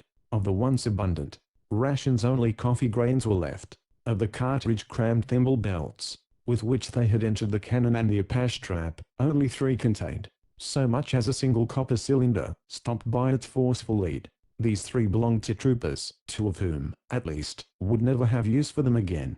One of these, poor Jerry Kent, lay buried beneath a little cairn of rocks, in still another cave-like recess a dozen yards away, hidden there by night, when prowling Apaches could not see the sorrowing burial party, and crush them with boulders heaved over the precipice above, or shoot them down with whistling lead, or steel-tipped arrow from some safe covert in the rocky walls. Cut off from their comrades, while scouting a side ravine, Captain Wren and his quartet of troopers had made stiff and valiant fight against such of the Indians as permitted hand or head to show from behind the rocks. They had felt confident that Sergeant Brewster and the main body would speedily miss them, or hear the sound of firing, and turn back au seconds. But sounds are queerly carried in such a maze of deep and tortuous clefts as seemed to surface in every conceivable direction through the wild basin of the Colorado. Brewster's rearmost files declared long after that never the faintest whisper of the fray had reached their ears, already half deadened by fatigue and the ceaseless crash of iron-shod hoofs on shingly rock. As for Brewster himself, he was able to establish that Wren's own orders were to push ahead and try to make Sunset Pass by nightfall, while the captain, with such horses as seemed freshest, scouted right and left wherever possible. The last scene of Jerry Kent, it later transpired, was when he came riding after them to say the captain had gone into the mouth of the gorge opening to the west, and the last message borne from the commander to the troop came through Jerry Kent to Sergeant Dussault, who brought up the rear. They had passed the mouths of half a dozen ravines within the hour, some on one side, some on the other, and Dussault passed the word by sending Corporal Slater clattering up the cannon, skirting the long drawn-out column of files until far in the lead, he could overtake the senior sergeant and deliver his message. Later, when Brewster rode back with all but the little guard left over, his few broken-down men and mounts in Sunset Pass, Dussault could confidently locate in his own mind the exact spot where Kent overtook him. But Dussault was a drill-book dragoon of the Prussian school, consummately at home, on review or parade, but all at sea, so to speak, in the mountains. They never found a trace of their loved leader. The clefts they scattered were all on the wrong side. And so it happened that relief came not, that one after another the 5 horses fell, pierced with missiles, or crushed and stunned by rocks crashing down from above, that Kent himself was shot through the brain, and rent skewered through the arm by Tonto shaft, and plugged with a round rifle ball in the shoulder. Sergeant Carmody bound up his captain's wound as best he could, and by rare good luck, keeping up a bold front, and answering every shot, they fought their way to this little refuge in the rocks, and there, behind improvised barricades or boulders, stood off their savage foe, hoping rescue might soon reach them. But Wren was nearly wild from wounds and fever when the 3rd day came, and no sign of the troop. Another man had been hit at tongue, and though not seriously wounded, like a burnt child, he now shunned the fire and became, perforce, an ineffective. Their scanty store of rations was gone entirely. Sergeant Carmody and his alternate watchers were worn out from lack of sleep when, in the darkness of midnight, a low hail in their own tongue came softly through the dead silence, the voice of Lieutenant Blakely cautioning, "Don't fire, Wren. It's the bugologist," and in another moment he and his orderly afoot, in worn Apache moccasins, but equipped with crammed haversacks and ammunition belts, were being welcomed by the besieged. There was little of the emotional and nothing of the melodramatic about it. It was, if anything, rather commonplace. Wren was flighty, and disposed to give orders for an immediate attack and force on the enemy's works, to which the sergeant, his lips trembling just a bit, responded with prompt salute. "Very good, sir. Just as quick as the men can finish supper. Lieutenant Blakely's compliments, sir, and he'll be ready in 10 minutes." For Blakely and his man, seeing instantly the condition of things, had freshened the little fire, and begun unloading supplies. Salalay, their Indian guide, after piloting them through the woodlands southwest of Snow Lake, had pointed out the cannon, bidden them follow it, and, partly in the sign language, partly in Spanish, partly in the few Apache terms that Blakely had learned during his agency days, managed to make them understand the train was to be found some 5 miles further on, and that most of the besieging Tontis were on the heights above, or in the cannon below. Few would be encountered, if any, on the upstream side. Then, promising to take the horses and the mules to Camp Sandy, he had left them. He dared go no farther toward the warring Apaches. They would suspect, and butcher him without mercy. But Salalay had not gone without promise of further aid. Natsi's younger brother, Olchisay, had recently come to him with a message from her, and should be coming with another. Salalay thought he could find the boy, and send him to them to be used as a courier. Blakely's opportune coming had cheered not a little the flagging defense, but not until 48 hours thereafter, by which time their condition had become almost desperate and the foe almost daring, did the lithe, big-eyed, swarthy little Apache reach them. Blakely knew him instantly, wrote his dispatch, and bade the boy go with all speed. "With the result we know. 3 more of our party are wounded," he had written, but had not chosen to say that one of them was himself. A solemn sight was this, that met the eyes of the bugologist, as Carmody roused him from a fitful sleep, with the murmured words, almost light, "Sir, they'll be on us soon as they can see." Deep in under the overhang and close to the pool, lay one poor fellow whose swift, gasping breath told all too surely that the Indian bullet had found fatal billet in his wasting form. It was Chalmers, a young Southerner, driven by poverty at home, and prospect of adventure abroad to seek service in the cavalry. It was practically his first campaign, and in all human probability his last. Consciousness had left him hours ago, and his vagrant spirit was fast loosing every earthly bond, and already, in fierce dreamings, at war with unseen and savage foe over their happy hunting grounds in the great beyond. Near him, equally sheltered, yet further toward the dim and pallid light, lay Wren, his strong Scotch features pinched and drawn with pain and loss of blood, and lack of food. Fever. There was little left, there was so little left for it to live upon. Weak and helpless as a child in arms he lay, inert and silent. There was nothing he could do. Never a quarter hour had passed since he had been forced to lie there, that some one of his devoted men had not bathed his forehead, and cooled his burning wounds with abundant flow of blessed water. Twice since his gradual return to consciousness had he asked for Blakely, and had bidden him sit and tell him of Sandy, asking for tidings of Angela, and faltering painfully as he bethought himself of the last instructions he had given. How could Blakely be supposed to know aught of her, or of the household bidden to treat him practically as a stranger? Now, he thought it grand that the bugologist had thrown all consideration of peril to the wind, and had hastened to their aid, to share their desperate fortunes. But Wren knew not how to tell of it. He took courage and hope when Blakely spoke of Sarlalay's loyalty, of young old Chisay's daring visit and his present mission. Apaches of his band had been known to traverse 60 miles a day over favorable ground, and old Chisay, even through such a labyrinth of rock, ravine, and precipice, should not make less than 30. Within 48 hours of his start the boy ought to reach the Sandy Valley, and surely no moment would then be lost in sending troops to find and rescue them. But 4 days and nights, said Blakely to himself, was the least time in which they could reasonably hope for help, and now only the third night had gone with their supplies of every kind. A few hours more, and the sun would be blazing in upon even the dank depths of the canon for his midday stare. A few minutes more and the Apaches too would be up, and blazing on their own account. Keep well under shelter, were Blakely's murmured orders to the few men, even as the first faint breath of the dawn came floating from the broader reaches far down the rocky gorge. In front of their cave-like refuge, just under the shelving mass overhead, heaped in a regular semicircle, a rude parapet of rocks gave shelter to the troopers guarding the approaches. Little loopholes had been left, 3 looking down and 2 northward up the dark and tortuous rift. In each of these a loaded carbine lay, in readiness. So well chosen was the spot, that for 100 yards southeastward downstream the narrow gorge was commanded by the fire of the defense, while above, for nearly 80, from wall to wall, the approach was similarly swept.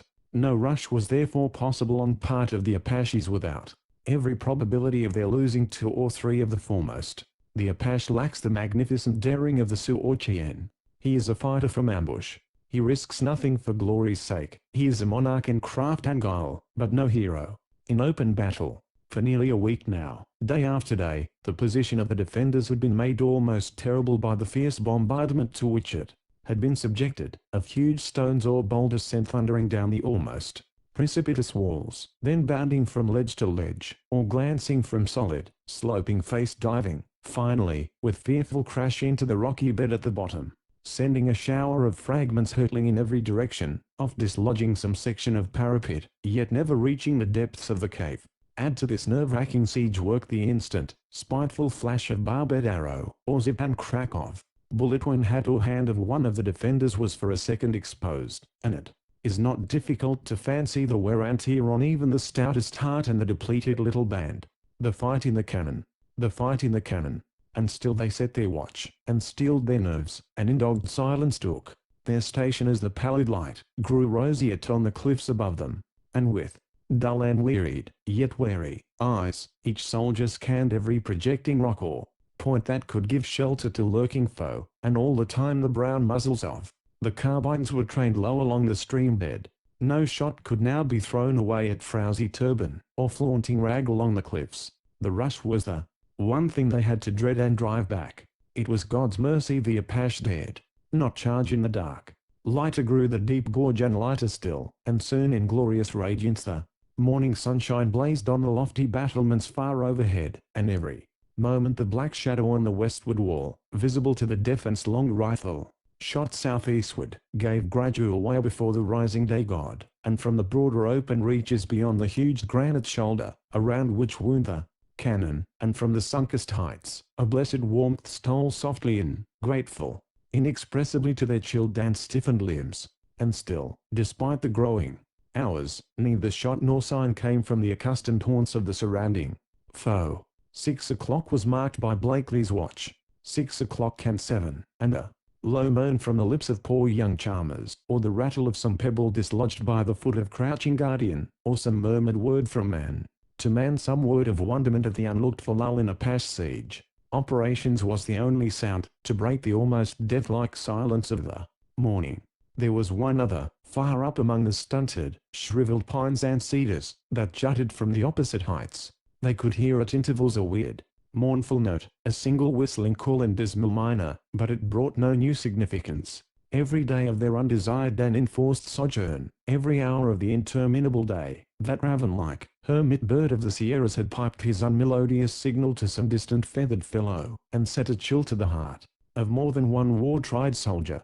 There was never a man in Arizona wilds that did not hate the sound of it. And yet, as 8 o'clock was noted, and still no sight or sound of assailant came, Sergeant Carmody turned a wearied, aching eye from his loophole and muttered to the officer crouching close beside him, "I could wring the neck of the lot of those infernal cat-crows, sir, but I'll thank God if we hear no worse sound this day." Blakely rose to his feet and wearily leaned upon the breastworks, peering cautiously over. Yesterday the sight of a scouting hat would have brought instant whiz of arrow, but not a missile saluted him now. One arm, his left, was rudely bandaged and held in a sling. A rifle ball from up the cliff, glancing from the inner face of the parapet, had torn savagely through muscle and sinew, but mercifully scored neither artery nor bone. An arrow, whizzing blindly through a southward loophole, had grazed his cheek, ripping a straight red seam far back, as the lobe of the ear, which had been badly torn. Blakely had little the look of a squire of dames as, thus maimed and scarred, and swathed in blood-stained cotton. He peered down the deep and shadowy cleft, and searched with eyes keen, if yet unskilled, every visible section of the opposite wall. What could their silence mean? Had they found other game, pitifully small in numbers as these besieged, and gone to butcher them, knowing well that, hampered by their wounded, these, their earlier victims, could not hope to escape? Had they got warning of the approach of some strong force of soldiery Brewster scouting in search of them, or maybe Sanders himself? Had they slipped away, therefore, and could the besieged dare to creep forth and shout, signal, or even fire away 2 or 3 of these last precious cartridges in hopes of catching the ear of searching comrades? Wren, exhausted, had apparently dropped into a fitful doze. His eyes were shut, his lips were parted, his long lean fingers twitched at times as a tremor seemed to shoot through his entire frame. Another day like the last, or at worst like this, without food or nourishment, and even such rugged strength as had been his would be taxed to the utmost. There might be no tomorrow for the sturdy soldier who had so gallantly served his adopted country, his chosen flag. As for Chalmers, the summons was already come, far from home, and those who most loved, and would sorely grieve for him. The brave lad was dying. Carmody, kneeling by his side, but the moment before had looked up mutely in his young commander's face, and his swimming, sorrowing eyes had told the story. 9 o'clock had come without a symptom of alarm or enemy from without, yet death had invaded the lonely refuge in the rocks, claiming one victim as his tribute for the day, and setting his seal upon still another, the prospective sacrifice for the dismal morrow, and Blakely could stand the awful strain no longer. "Sergeant," said he, "I must know what this means. We must have help for the captain before this sun goes down, or he may be gone before we know it." And Carmody looked him in the face and answered, "I am strong yet and unhurt. Let me make the try, sir. Some of our fellows must be scouting near us, or these beggars wouldn't have quit. I can find the boys, if anyone can." Blakely turned and gazed one moment into the deep and dark recess where lay his wounded and the dying. The morning wind had freshened a bit, and a low murmurous song, nature's OLIAN, came softly from the swaying pine and stunted oak and juniper far on high. The whiff that swept to their nostrils from the lower depths of the canon told its own gruesome tale. There, scattered along the stream bed, lay the festering remains of their 4-footed comrades, first victims of the ambuscade. Death lurked about their refuge then on every side, and was even invading their little fortress. Was this to be the end, after all? Was there neither help nor hope from any source? Turning once again, a murmured prayer upon his lips, Blakely started at sight of Carmody, with one hand uplifted, as though to caution silence, the other concave at his ear. The sergeant was bending eagerly forward, his eyes dilating, his frame fairly quivering. Then, on a sudden, up he sprang, and swung his hat about his head. "Firing, sir, firing, sure," he cried. Another second, and with a gasp and moan he sank to earth transfixed. A barbed arrow, whizzing from unseen space, had pierced him through and through. Chapter 20. Where is Angela? For a moment as they drew under shelter the stricken form of the soldier, there was nothing the defense could do but dodge. Then, leaving him at the edge of the pool, and kicking before them the one cowed and cowering shirker of the little band, Blakely and the single trooper still unhit, crept back to the rocky parapet, secured a carbine each and knelt, staring up the opposite wall in search of the foe. And not a sign of Apache could they see. Yet the very slant of the arrows that pierced the young soldier, the new angle at which the bullets bounded from the stony crest, the lower, flatter flight of the barbed missiles that struck fire from the flinty rampart, all told the same story. The Indians during the hours of darkness, even while dreading to charge, had managed to crawl, snake-like, to lower levels along the cliff and to creep closer up the stream bed, and with stealthy noiseless hands to rear little shelters of stone, behind which they were now crouching invisible and secure. With the illimitable patience of their savage training they had then waited, minute after minute, hour after hour, until, lulled at last into partial belief that their deadly foe had slipped away, some of the defenders should be emboldened to venture into view, and then one well-aimed volley at the signal from the leader's rifle, and the vengeful shafts of those who had as yet only the native weapon, would fall like lightning stroke upon the rash ones, and that would end it. Cattle-like they had crouched and watched since early dawn. Cattle-like they had played the old game of apparent weariness of the sport, of forgetfulness of their prey, and tricked their guileless victims into hope and self-exposure, then swooped again, and a gallant lad whose last offer and effort had been to set forth in desperate hope of bringing relief to the suffering, had paid for his valor with his life. One arrow at least had gone swift and true, one shaft that, launched, perhaps, 2 seconds too soon for entire success, had barely anticipated the leader's signal and spoiled a scheme of bagging all the game. Blakely's dive to save his fallen comrade had just saved his own head, for rock chips and spattering lead flew on every side, scratching, but not seriously wounding him. And then, when they thought on vengeance and the 3 brown muzzles swept the opposite wall, there followed a moment of utter silence, broken only by the faint gasping of the dying man. "Creep back to Carmody, you," muttered Blakely to the trembling lad beside him. "You're of no account here, unless they try to charge. Give him water, quick." Then to Stern, his one unhurt man, "You heard what he said about distant firing. Did you hear it?" "Not I, sir, but I believe they did, and be damned to them." And Stern's eyes never left the opposite cliff, though his ears were strained to catch the faintest sound from the lower cannon. It was there they last had seen the troop. It was from their direction help should come. "Watch them, but don't waste a shot, man." "I must speak to Carmody," said Blakely, under his breath, as he backed on hands and knees, a painful process when one is sore wounded. Trembling, whimpering, like whipped child, the poor, spiritless lad sent to the aid of the stricken and heroic, crouched by the sergeant's side, vainly striving to pour water from a clumsy canteen between the sufferer's pallid lips.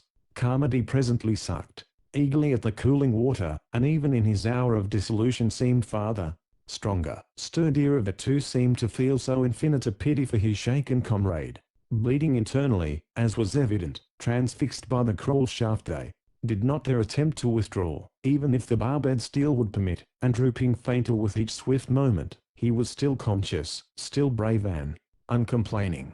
His dimmed and mournful eyes looked up in mute appeal to his young commander. He knew that he was going fast, and that whatever rescue might come to these, his surviving fellow soldiers, there would be none for him. And yet in his supreme moment he seemed to read the question on Blakely's lips, and his words, feeble and broken, were framed to answer. "Couldn't you hear him, Lieutenant?" he gasped. "I can't be mistaken. I know. The old Springfield shore. I heard him way off south a dozen shots." And then a spasm of agony choked him, and he turned, writhing, to hide the anguish on his face. Blakely grasped the dying soldier's hand, already cold and limp and nerveless, and then his own voice seemed to break and falter. "Don't try to talk, Carmody, don't try. Of course you're right. It must be some of our people. They'll reach us soon. Then we'll have the doctor, and can help you. Those saddlebags," he said, turning sharply to the whimpering creature kneeling by them, and the lad drew a hand across his streaming eyes, and passed the worn leather pouches. From one of them Blakely drew forth a flask, poured some brandy into its cup, and held it to the soldier's lips. Carmody swallowed almost eagerly. He seemed to crave a little longer lease of life. There was something tugging at his heartstrings, and presently he turned slowly, painfully again. "Lieutenant," he gasped, "I'm not scared to die this way anyhow. There's no one to care but the boys, but there's one thing," and now the stimulant seemed to reach the failing heart, and give him faint, fluttering strength. "There's one thing I ought to tell. You've been solid with the boys, you're square, and I'm not. I haven't always been. Lieutenant, I was on Garda, night of the fire, Andelise, you know the French girl, she's got most all. I saved most all I won, but she was tricking me all the time, Lieutenant, me, and downs that's gone and others. She didn't care. You ain't the only one." Aye, Lieutenant," came an excited whisper, the voice of Stern, and there at his post in front of the cave he knelt, signaling urgently. "Lieutenant, quick, 1 minute, Carmody, I've got to go. Tell me a little later." But with dying strength Carmody clung to his hand.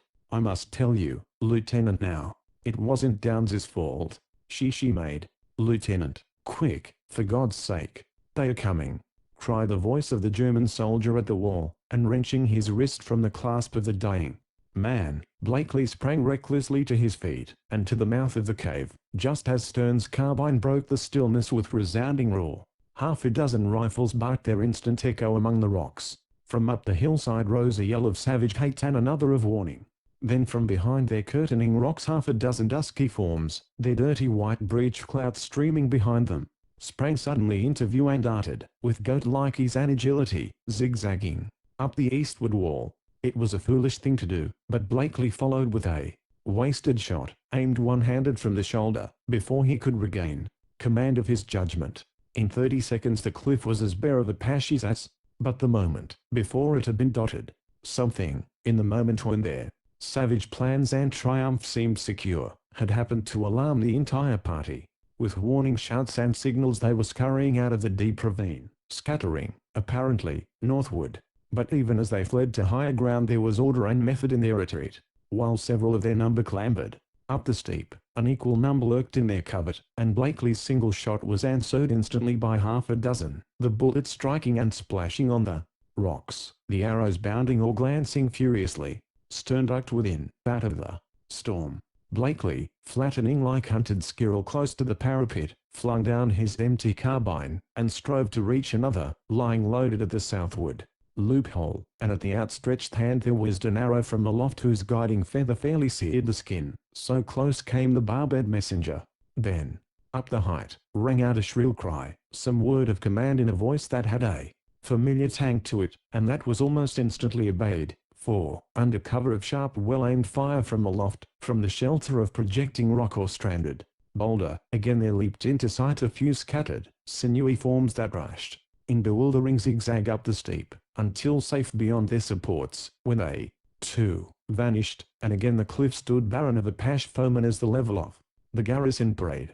It was science in savage warfare against which the drill book of the cavalry taught no method whatsoever. Another minute and even the shots had ceased. One glimpse more had Blakely of dinghy, trailing breech clouds, fluttering in the breeze now stirring the fringing pines and cedars, and all that was left of the late besiegers came clattering down the rocks in the shape of an Indian shield. Stern would have scrambled out to nab it, but was ordered down. "Back, you idiot, or they'll have you next." And then they heard the feeble voice of Wren, pleading for water, and demanding to be lifted to the light. The uproar of the final volley had roused him from an almost death-like stupor, and he lay staring, uncomprehending, at Carmody, whose glazing eyes were closed, whose broken words had ceased. The poor fellow was drifting away into the shadows with his story still untold. "Watch here, Stern, but keep under cover," cried Blakely. "I'll see to the captain. Listen for any shot or sound, but hold your fire." And then he turned to his barely conscious senior and spoke to him as he would to a helpless child. Again he poured a little brandy in his cup. Again he held it to his hen lips and presently saw the faint flutter of reviving strength. "Lie still just a moment or two, Wren," he murmured soothingly. "Lie still. Somebody's coming. The troop is not far off. You'll soon have help." And home and Angela. Even then his tongue faltered at her name, and Wren heard, and with eager eyes questioned imploringly. The quivering lips repeated huskily the name of the child he loved. "Angela." Where? Home safe where you shall be soon, old fellow. Only brace up now. I must speak one moment with Carmody. And to Carmody eagerly he turned. You were speaking of Lise and the fire of Downs. Sergeant, his words were slow and clear and distinct, for the soldier had drifted far away, and must be recalled. Tell me again. What was it? But only faint, swift gasping answered him. Carmody either heard not, or, hearing, was already past all possibility of reply. Speak to me, Carmody. Tell me what I can do for you, he repeated. What word to Elise? He thought the name might rouse him, and it did. A feeble hand was uplifted, just an inch or two. The eyelids slowly fluttered, and the dim, almost lifeless eyes looked pathetically up into those of the young commander. There was a moment of almost breathless silence, broken only by a faint moan from Wren's tortured lips, and the childish whimpering of that other, the half-crazed, terror-stricken soldier. Elise, came the whisper, barely audible, as Carmody strove to lift his head. She promised, but the head sank back on Blakely's knee. Stern was shouting at the stone gate, shouting, and springing to his feet, and swinging his old scouting hat, and gazing wildly down the cannon. For God's sake, hush, man! Cried the lieutenant. I must hear Carmody. But Stern was past further shouting now. Sinking on his knees, he was sobbing aloud, scrambling out into the daylight of the opening, but still shrinking within its shelter. The half-crazed, half-broken soldier stood stretching forth his arms, and calling wild words down the echoing gorge, where sounds of shouting, lusty lunched, and ringing order or two, and then the clamor of carbine shots, told of the coming of rescue and new life and hope, and food and friends. And still Blakely knelt and circled that dying head with the one arm left him, and pleaded and besought, even commanded. But never again would word or order stir the soldier's willing pulse.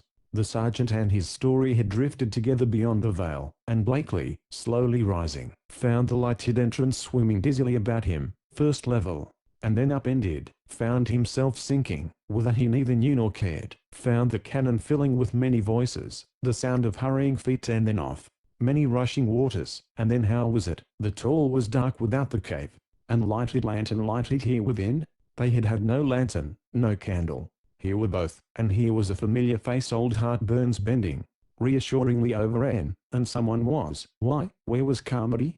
Gone. And but a moment ago that dying head was there on his knee, and then it was daylight too, and now why, it must be after nightfall, else why these lanterns? And then old Heartburn came bending over him in turn, and then came a rejoiceful word. Hello, Bugs. Well, it is high time you woke up.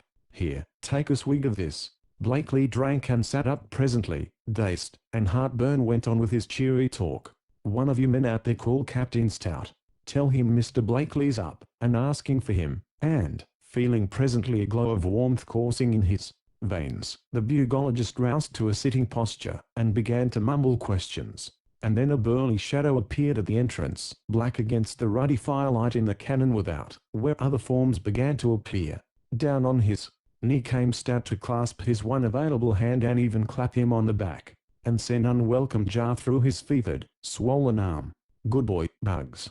You're coming round famously. We'll start you back to Sandy in the morning, you and Wren, for nursing, petting, and all that sort of thing. They're lashing the saplings now for your litters, and we've sent for Graham too, and he'll meet you on the way, while we shove on after Shield's people. Shield Ravenshield? Queried Blakely, still half dazed. Shield was killed at Sandy, and yet there was the memory of the voice he knew and heard in this very cannon. Shield, yes, and now his brother heads them. Didn't he send his card down to you, after the Donics, and be damned to him? You foregathered with both of them at the agency. Oh, they are all alike, Bugs, once they are started on the warpath. Now we must get you out into the open for a while. The air's better. And so, an hour later, his arm carefully dressed and bandaged, comforted by needed food and fragrant tea and the news, the train was reviving under the doctor's ministrations, and would surely mend and recover, Blakely lay propped by the fire, and heard the story of Stout's rush through the wilderness to their succor, never waiting for the dawn. After a few hours' rest at Beaver Spring, the sturdy doughboys had eagerly followed their skilled and trusted leader all the hours from 11, stumbling, but never halting even for rest or rations, and at last had found the trail 4 miles below in the depths of the canyon. There some Scattering shots had met them, arrow and rifle both, from up the heights, and an effort was made to delay their progress.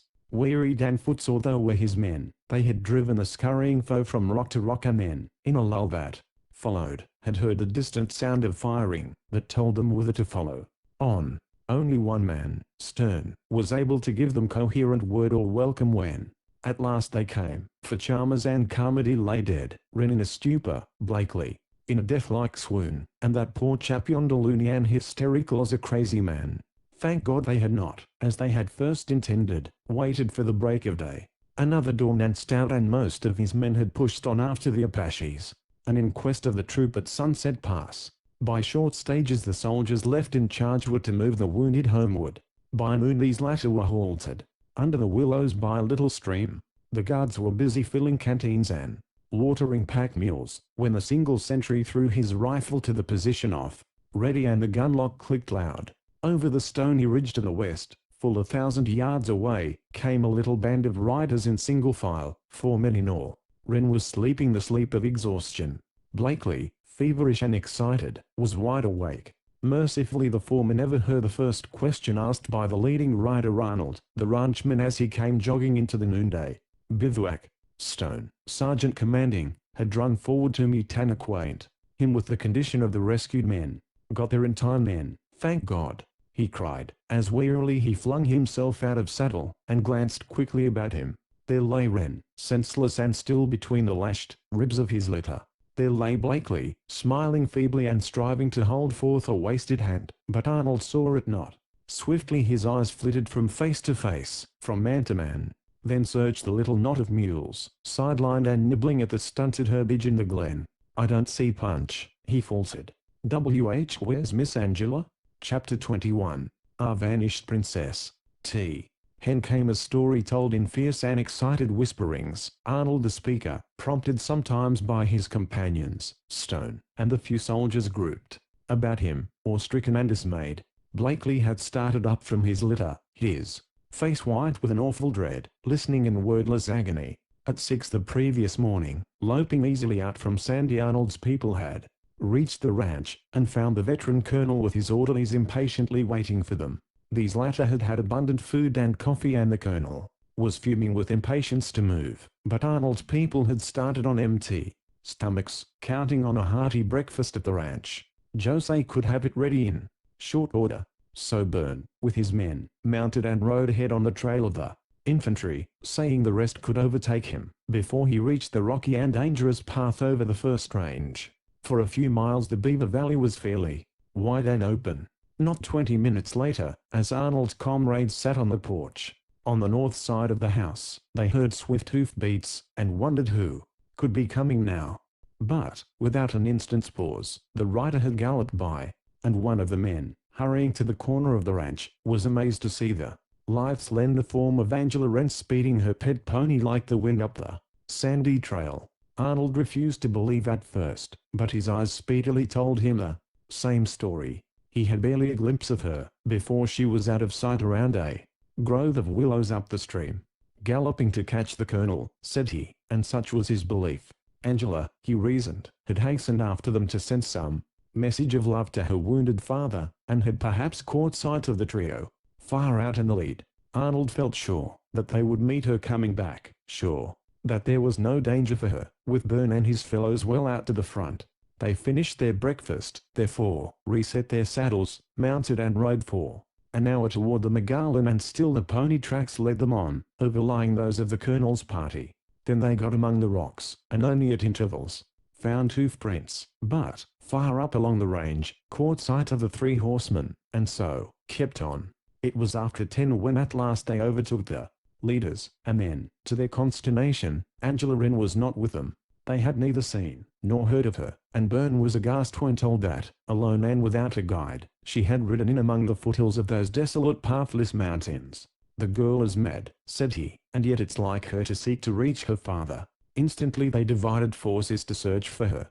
Gorges and canyons innumerable seemed the westward face of this wild spur of the Sierras, and, by the merest luck in the world, one of Arnold's men, spurring along a stony ridge, caught sight of a girlish form far across a deep ravine. and quickly fired 2 shots in signal that he had sighted the chase. It brought Arnold and 2 of his men to the spot, and, threading their way, sometimes afoot and leading their steeds, sometimes in saddle, and urging them through the labyrinth of boulders, they followed on.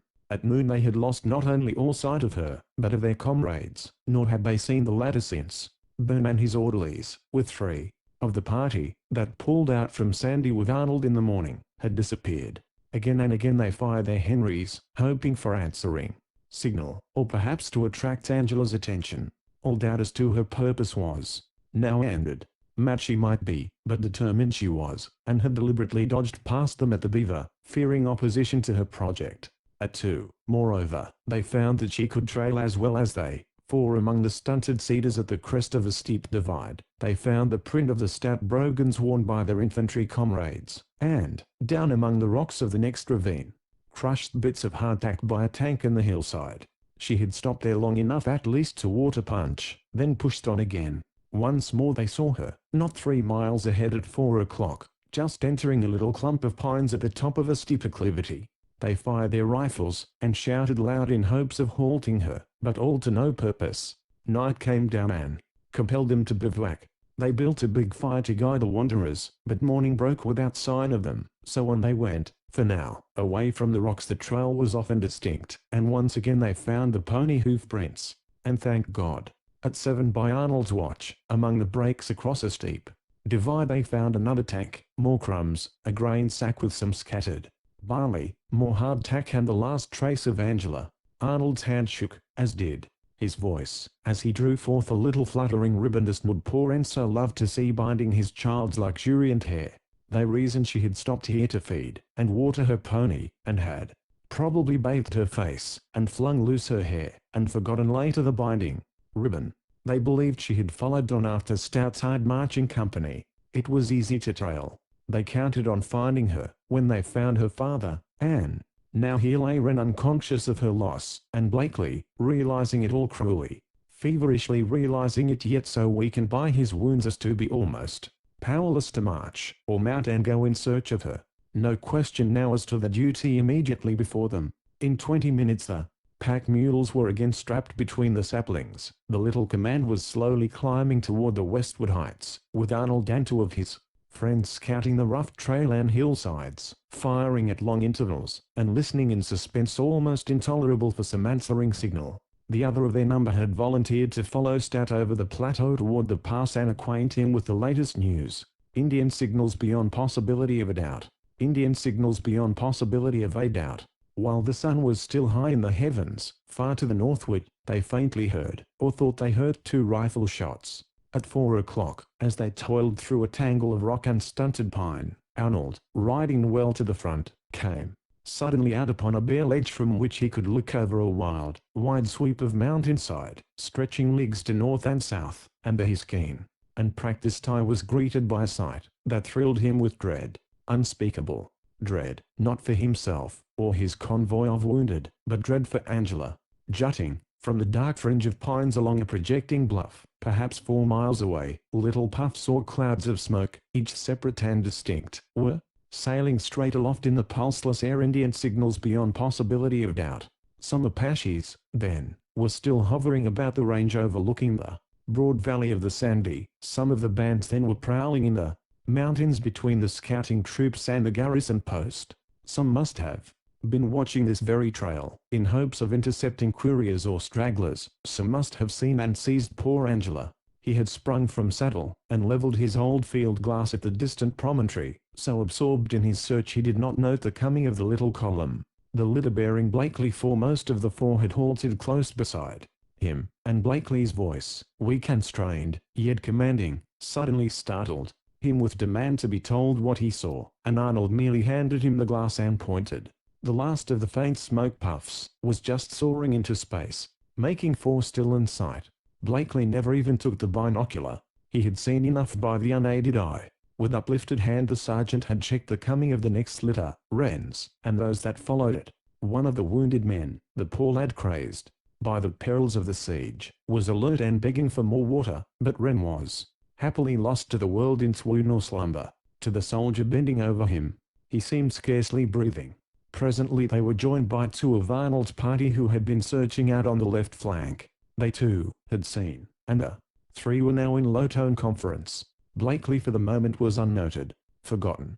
"That tank where we found the Reuben was just about 2 miles yonder," said Arnold, pointing well down the rugged slope toward the southwest, where other rocky pine-fringed heights barred the view to the distant Sandy.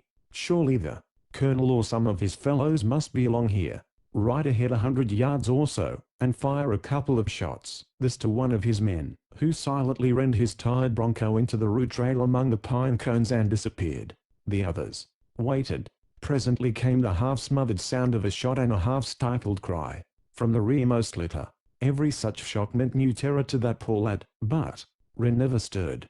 Half a minute passed without another sound than faint and distant echo. Then faint, and not so distant, came another sound, a prolonged shout, and presently another, and then a horseman hove in sight among the trees.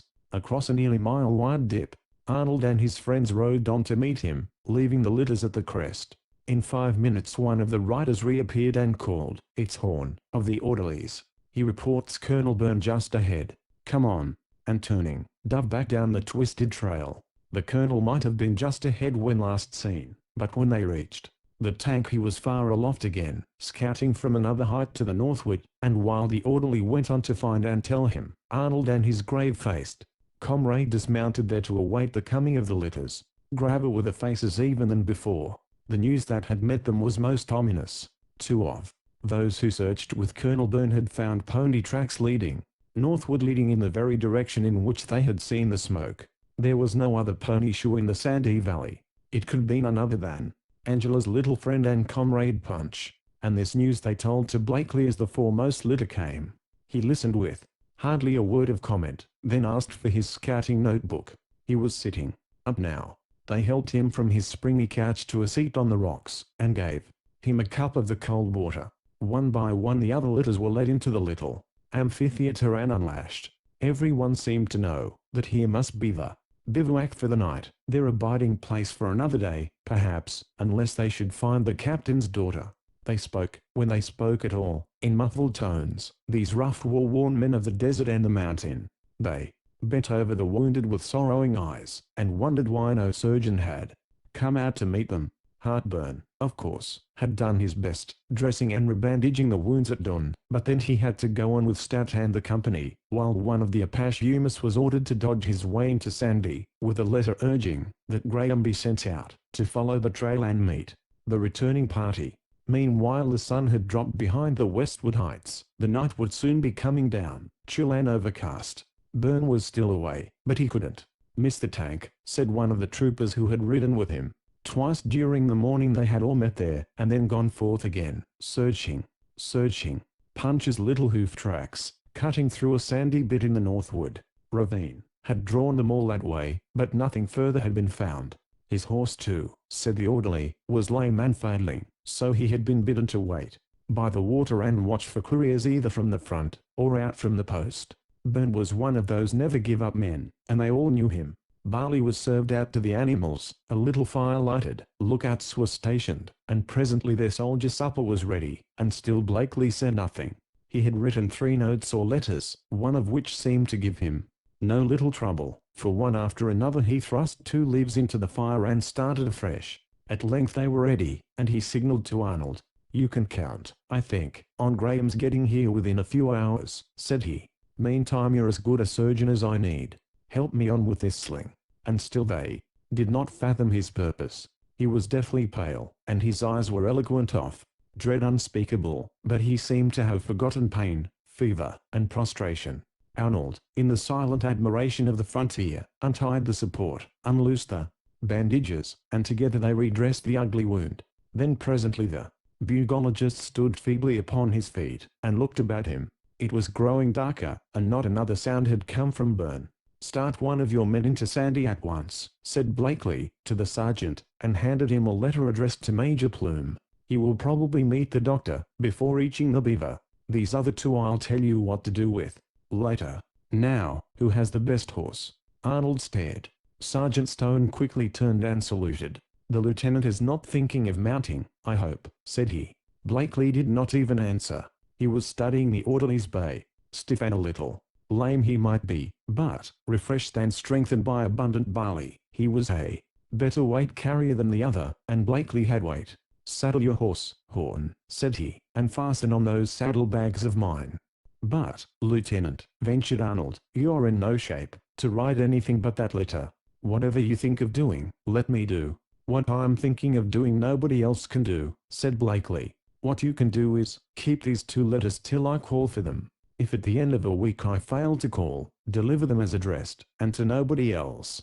Now, before dark I must reach that point yonder," and he indicated the spot where in the blaze of the westering sun a massive rock towered high above the fringing pine and mournful shadows at its base, a glistening landmark above the general gloom at the lower level and at that hour of the afternoon. "Now," he added quietly, "you can help me into saddle. But for God's sake, Lieutenant, let some of us ride with you," pleaded Arnold. "If Colonel Byrne was here he'd never let you go." "Colonel Byrne is not here, and I command, I believe," was the brief, uncompromising answer. "And no man rides with me because, with another man, I'd never find what I'm in search of."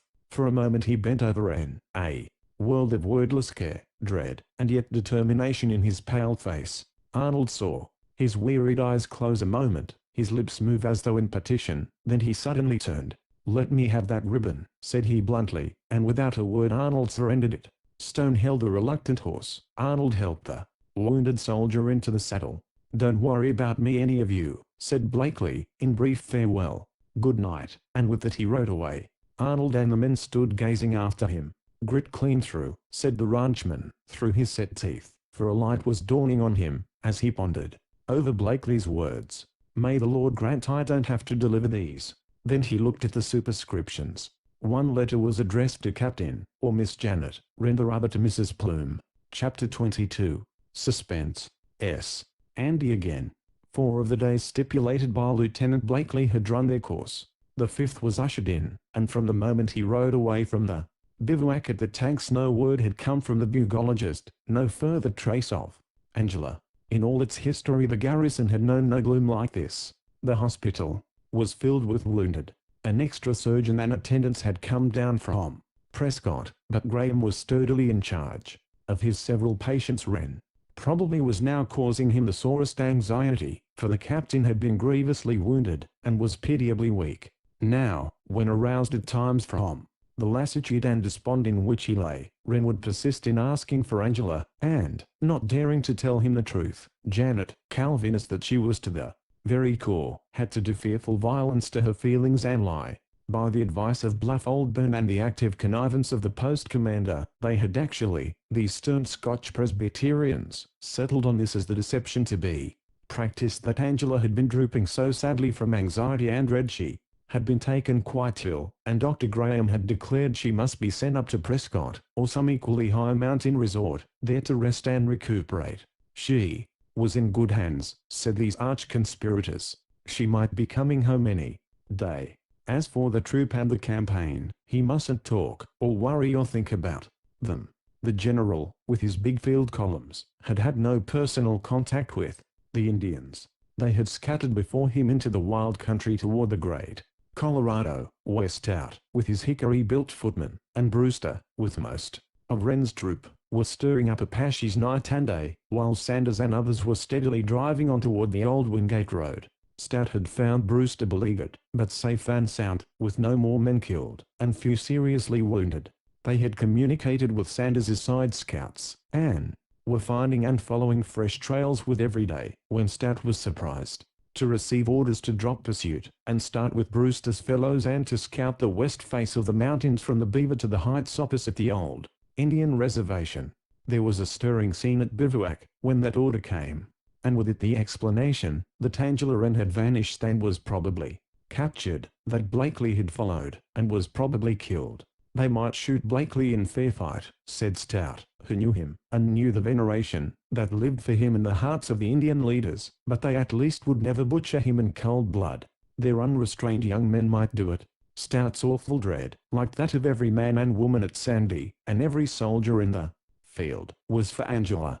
The news, too, had been rushed to the general, and his orders were instant. "Find the chiefs in the field," said he to his interpreter and guide. find Shield's people, and say that, if a hair of her head is injured I shall hunt them down. Braves, women, and children I shall hunt them anyhow until they surrender her unharmed. But the Apaches were used to being hunted, and some of them really liked the game. It was full of exhilaration and excitement, and not a few chances to hunt and hit back. The threat conveyed no terror to the renegades. It was to the Indians at the reservation that the tidings brought dismay, yet even there, so said young Bridger, leaders, and followers swore they had no idea where the white maiden could be, much less the young chief. They, the peaceable and the poor servants of the Great Father at Washington, had no dealings with these others, his foes. About the post, where gloom and dread unspeakable prevailed, there was no longer the fear of possible attack. The Indian prisoners in the guardhouse had dropped their truculent defiant manner, and become again sullen and apathetic. The downstream settlers had returned to their ranches and reported things undisturbed.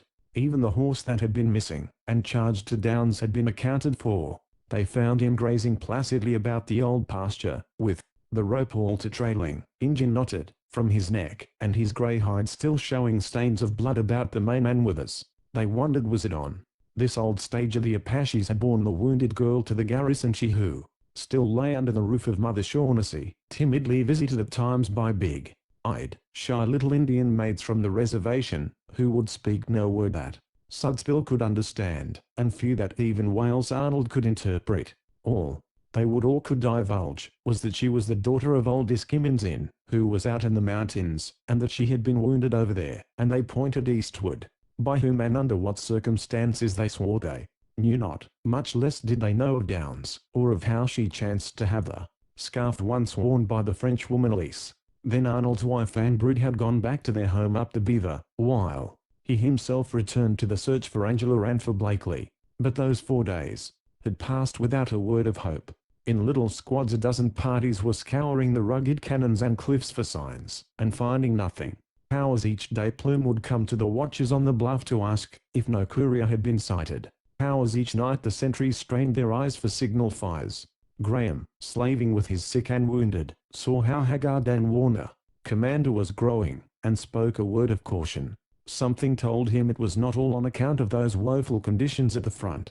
From several sources came the word that Mrs. Plume was in a state bordering on hysteric at department headquarters, where sympathetic women strove vainly to comfort and soothe her. It was then that Elise became a center of interest, for Elise was snapping with electric force and energy. "It is that they will assassinate Madame. These monsters," she declared. "It is imperative, it is of absolute need, that Madame be taken to the sea, and these wretches, unfeeling, they forbid her to depart. Madame herself, it would seem, so said those who had speech with her, declared she longed to be again with her husband at Sandy." Then it was Elise who demanded that they should move.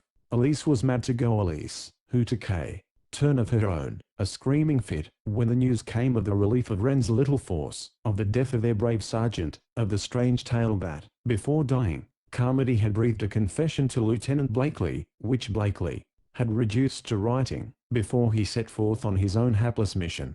It was Mrs. Plume's turn now, to have to play nurse and comforter, and to strive to soothe, even to the extent of promising that Elise should be permitted to start by the very next stage to the distant sea. But when it came to securing passage, in feverish nervous haste the Frenchwoman had packed her chosen belongings into the one little trunk the stage people would consent to carry. Lo, there came to her a messenger from headquarters, where Colonel Byrne, grim, silent, saturnine, was again in charge. Any attempt on her part to leave would result in her being turned over at once to the civil authorities, and Elise understood and raved, but risked not going to jail. Mullins, nursed by his devoted Nora, was sitting up each day now, and had been seen by Colonel Byrne as that veteran passed through, 10 pounds lighter of frame and heavier of heart than when he set forth, and Mullins had persisted in the story that he had been set upon and stabbed by 2 women opposite Lieutenant Blakely's quarters. What 2 had been seen out there that night but Clarice Plume and her Gallic shadow, Elise? Meantime Aunt Janet was looking ghastly, said the ladies along that sombre line of quarters, and something really ought to be done. Just what that something should be no 2 could unite in deciding, but really Major Plume or Dr. Graham ought to see that, if something wasn't done, she would break down under the awful strain. She had grown 10 years older in 5 days, they declared, was turning fearfully grey, and they were sure she never slept a wink. Spoken to on this score, poor Miss Wren was understood to say she not only could not sleep, but she did not wish to. Had she kept awake and watched Angela, as was her duty, the child could never have succeeded in her wild escapade. The child, by the way, had displayed rare generalship, as speedily became known. She must have made her few preparations without a betraying sound, for even Kate Sanders, in the same room, was never aroused. Kate, who was now well-nigh heartbroken. They found that Angela had crept downstairs in her stockings, and had put on her riding moccasins and leggings at the kitchen steps. There, in the sand, were the tracks of her long slender feet. They found that she had taken with her a roomy hunting pouch, that hung usually in her father's den. She had filled it, apparently, with food, tea, sugar, even lemons, for half a dozen of this precious and hoarded fruit had disappeared. Punch, too, had been provided for. She had packed a half bushel of barley from the stables. There was no one to say Miss Angela nay. She might have ridden off with the flag itself, and no sentry would more than think of stopping her. Just what fate had befallen her no one dare suggest. The one thing, the only one, that roused a vestige of hope was that Lieutenant Blakely had gone alone on what was thought to be her trail. Now here was a curious condition of things. If anyone had been asked to name the most popular officer at Sandy, there would have been no end of discussion. Perhaps the choice would have lain between Sanders, Cutler, and old Westervelt. Good and genial men, asked to name the least popular officer, and, though men, and women too, would have shrunk from saying it, the name that would have occurred to almost all was that of Blakely. And why? Simply because he stood alone, self-poised, self-reliant, said his few friends, self-centered and selfish, said more than Mrs. Bridger, whereas a more generous man had never served at Sandy. That, however, they had yet to learn. But when a man goes his way in the world, meddling with no one else's business, and never mentioning his own, courteous and civil, but never intimate, studying a good deal but saying little, asking no favors and granting few, perhaps because seldom asked, the chances are he will win the name of being cold, indifferent, even repellent, too high, mighty, and superior. His very virtues become a fault, for men and women love best those who are human like themselves, however they may respect. Among the troopers Blakely was as yet something of an enigma. His manner of speaking to them was unlike that of most of his fellows. It was grave, courteous, dignified, never petulant or irritable. In those old cavalry days most men better fancied something more demonstrative. "I like to see an officer flare up and say things," said a veteran sergeant. "This here bug catcher is too damned cold-blooded." They respected him, yes, yet they little understood, and less loved him. They had known him too short a time. But among the Indians Blakely was a demigod. Grave, unruffled, scrupulously exact in word and deed, he made them trust him. Brave, calm, quick in moments of peril, he made them admire him. How fearlessly he had stepped into the midst of that half-frenzied sextet, Tiswin-drunk, and disarmed Quinageta and 2 of his fellow revelers. How instant had been his punishment of that raging, rampant, mutinous old medicine man, Skimmins, who dared to threaten him, and the agency. That episode only long years after reached the ears of the Indian Advancement Association in the imaginative East. How gently and skillfully he had ministered to Shield's younger brother, and to the children of old Chief Toya. It was this, in fact, that won the hate and envy of Skimmins. How lavish was Blakely's bounty to the aged, and to the little ones, and Indians love their children infinitely. The hatred or distrust of Indian man or woman, once incurred, is venomous and lasting. The trust, above all the gratitude, of the wild race, once fairly won, is to the full as stable. Nothing will shake it.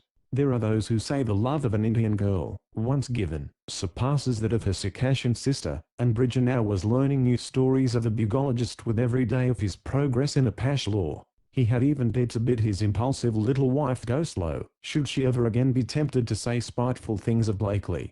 "If what old Toya tells me is true," said he, "and I believe him, who I'll pay or Apache Mahave, there isn't a decent Indian in this part of Arizona that wouldn't give his own scalp to save Blakely." Mrs. Bridger did not tell this at the time, for she had said too much the other way, but, on this 5th day of our hero's absence, there came tidings that unloosed her lips. Just at sunset an Indian runner rode in on one of Arnold's horses, and bearing a dispatch for Major Plume. It was from that sturdy campaigner, Captain Stout, who knew every mile of the old trail through Sunset Pass long years before even the cavalry, the predecessors of Plume, and Wren, and Sanders, and what Stout said no man along the Sandy ever bade him swear to. Surprised small band, Tontus, at dawn today. They had saddle blanket marked W.A., Wales Arnold, and hat and underclothing marked Downs. Indian boy. Prisoner says Downs was caught just after the big burning at Camp Sandy, Lieutenant Blakely's quarters. He says that old Chisay, Blakely's boy courier, was with him 2 days before, and told him Apache Mahaves had more of Downs's things, and that a white chief's daughter was over there in the Red Rocks. Sanders, with 3 troops, is east of us, and searching that way now. This boy says all Chisay knew that Nazi and Lola had been hiding not far from Willow Tank on the Beaver Trail our route, but had fled from there same time Angela disappeared. Against her own people Nazi would protect Blakely, even with a demanding his life, in turn for her Indian lover, Shields. If these girls can be tracked and found, I believe you will have found Blakely, and will find Angela. That night, after being fed and comforted until even an Indian could eat no more, the messenger, a young Apache Mahave, wanted Papel to go to the agency, but Plume had other plans. Take him down to Shaughnessy's, said he to Truman, and see if he knows that girl. So take him they did, and at sight of his swarthy face the girl had given a low cry of sudden, eager joy. Then, as they were eating, warning in his glance, turned her face away, and would not talk. It was the play of almost every Apache to understand no English whatever, yet Truman could have sworn she understood when he asked her if she could guess where Angela was in hiding. The Indian lad had shaken his head and declared he knew nothing. The girl was dumb. Mrs. Bridger happened in a moment later, coming down with Mrs. Sanders to see how the strange patient was progressing. They stood in silence a moment, listening to Truman's murmured words. Then Mrs. Bridger suddenly spoke. Ask her if she knows Natsi's cave, said she. Natsi's cave, she repeated, with emphasis, and the Indian girl guilelessly shook her head, and then turned and covered her face with her hands. Chapter 23. An Apache Queen. In the slant of the evening sunshine a young girl, an Indian, was crouching among the bare rocks at the edge of a steep and rugged descent. One tawny little hand, shapely in spite of scratches, was uplifted to her brows, shading her keen and restless eyes against the glare. In the other hand, the right, she held a little, circular pocket mirror, cased in brass, and held it well down in the shade. Only the tangle of her thick, black hair and the top of her head could be seen from the westward side. Her slim young body was clothed in a dark blue, well-made garment, half-sack, half-skirt, with long loose trousers of the same material. There was fanciful embroidery of bead and thread about the throat. There was something un-Indian about the cut and fashion of the garments, that suggested civilized and feminine supervision. The very way she wore her hair, parted and rolling back, instead of tumbling in thick, barbaric bang into her eyes, spoke of other than savage teaching, and the dainty make of her moccasins, the soft pliant folds of the leggings that fell, Apache fashion, about her ankles, all told, with their bedwork and finish, that this was no unsought girl of the Trebes people. Even the sudden gesture with which, never looking back, she cautioned some follower to keep down, spoke significantly of rank and authority. It was a chief's daughter, that knelt peering intently over the ledge of rocks toward the black shadows of the opposite slope. It was Natsi, child of a warrior, leader revered among his people, though no longer spared to guide them. Natsi, who eagerly, anxiously searched the length of the dark gorge for sign or signal, and warned her companion to come no further. Over the gloomy depths, a mile away about a jutting point, 3 or 4 buzzards were slowly circling, disturbed, yet determined, over the broad valley that extended for miles toward the westward range of heights. The mantle of twilight was slowly creeping, as in his expressive sign language the Indian spreads his extended hands, palms down, drawing and smoothing imaginary blanket, the robe of night, over the face of nature. Far to the northward, from some point along the face of the heights, a fringe of smoke was drifting in the soft breeze sweeping down the valley from the farther Sierras. Wild, untrodden, undesired of men, the wilderness lay outspread miles and miles of gloom and desolation, save where some lofty scarp of glistening rock, jutting from among The scattered growth of dark-hued pine and cedar caught the brilliant rays of the declining sun. Behind the spot where Natsy knelt, the general slope was broken by a narrow ledge or platform, boulder-strewn, from which, almost vertically, rose the rocky scarp again. Among the sturdy, stunted fir trees, bearding the rugged face, frowned a deep fissure, dark as a wolf den, and, just in front of it, wide-eyed, open-mouthed, crouched Lola Natsy's shadow. Rarely in reservation days, until after Blakely came as agent, were they ever seen apart, and now, in these days of exile and alarm, they were not divided. Under a spreading cedar, close to the opening, a tiny fire glowed in a crevice of the rocks, sending forth no betraying smoke. About it were some rude utensils, a pot or two, a skillet, an earthen olla, big enough to hold perhaps 3 gallons, 2 bowls of woven grass, close-plaited, almost, as the famous fiber of Panama. In one of these was heaped a store of pinnons, in the other a handful or two of wild plums. Sign of civilization, except a battered tin teapot, there was none. Yet presently was there heard a sound that told of Anglo-Saxon presence, the soft voice of a girl in low-toned, sweet-worded song so murmurous it might have been inaudible, save in the intense stillness of that almost breathless evening song solo that the Indian girl, intent in her watch at the edge of the cliff, seemed not to hear at all. It was Lola who heard and turned impatiently, a black frown in her snapping eyes, and a lithe young Indian lad, hitherto unseen, dropped noiselessly from a perch somewhere above them, and, filling a gourd at the hour, bent and disappeared in the narrow crevice back of the curtain of firs. The low song ceased gradually, softly, as a mother ceases her crooning lullaby, lest the very lack of the love notes stir the drowsing baby brain to sudden waking. With the last words barely whispered, the low voice died away. The Indian lad came forth into the light again, empty-handed, plucked at Lola's gown, pointed to Natsy, for the moment forgotten, now urgently beckoning. Bending low, they ran to her. She was pointing across the deep gorge that opened away to the southward. Something far down toward its yawning mouth had caught her eager eye, and grasping the arm of the lad with fingers that twitched and burned, she whispered in the Apache tongue, "They are coming." One long look the boy gave in the direction pointed, then, backing away from the edge, he quickly swept away an Navajo blanket that hung from the protruding branches of the low cedar, letting the broad light into the cave-like space beyond. There, on a hard couch of rock, skin, and blanket, lay a fevered form and rough scouting dress. There, with pinched cheeks, and eyes that heavily opened, dull and suffused, lay the soldier officer who had ridden forth to rescue and to save himself, now a crippled and helpless captive.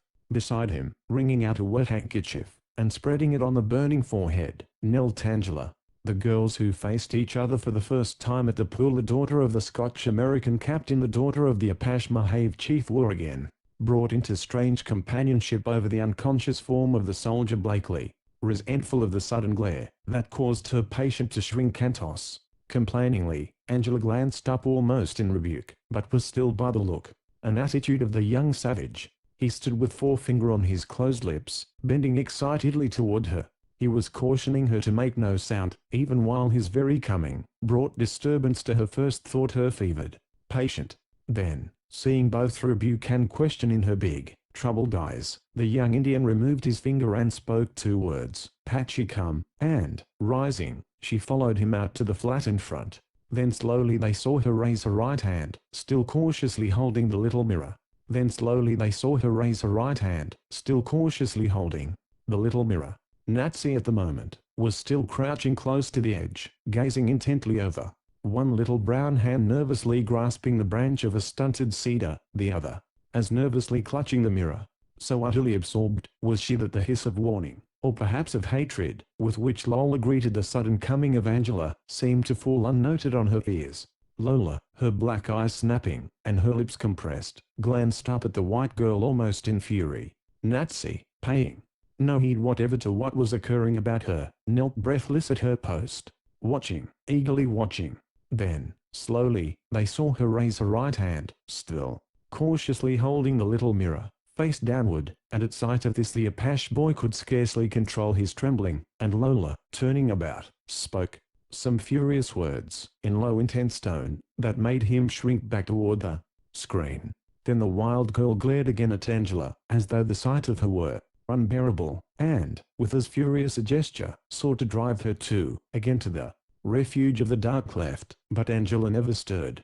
Paying no heed to Lola, the daughter of the soldier gazed only at the daughter of the chief, at Natsy, whose hand was now level with the surface of the rock. The next instant, far to the northwest flashed a slender beam of dazzling light, another, an interval of a second or two, and still another flash.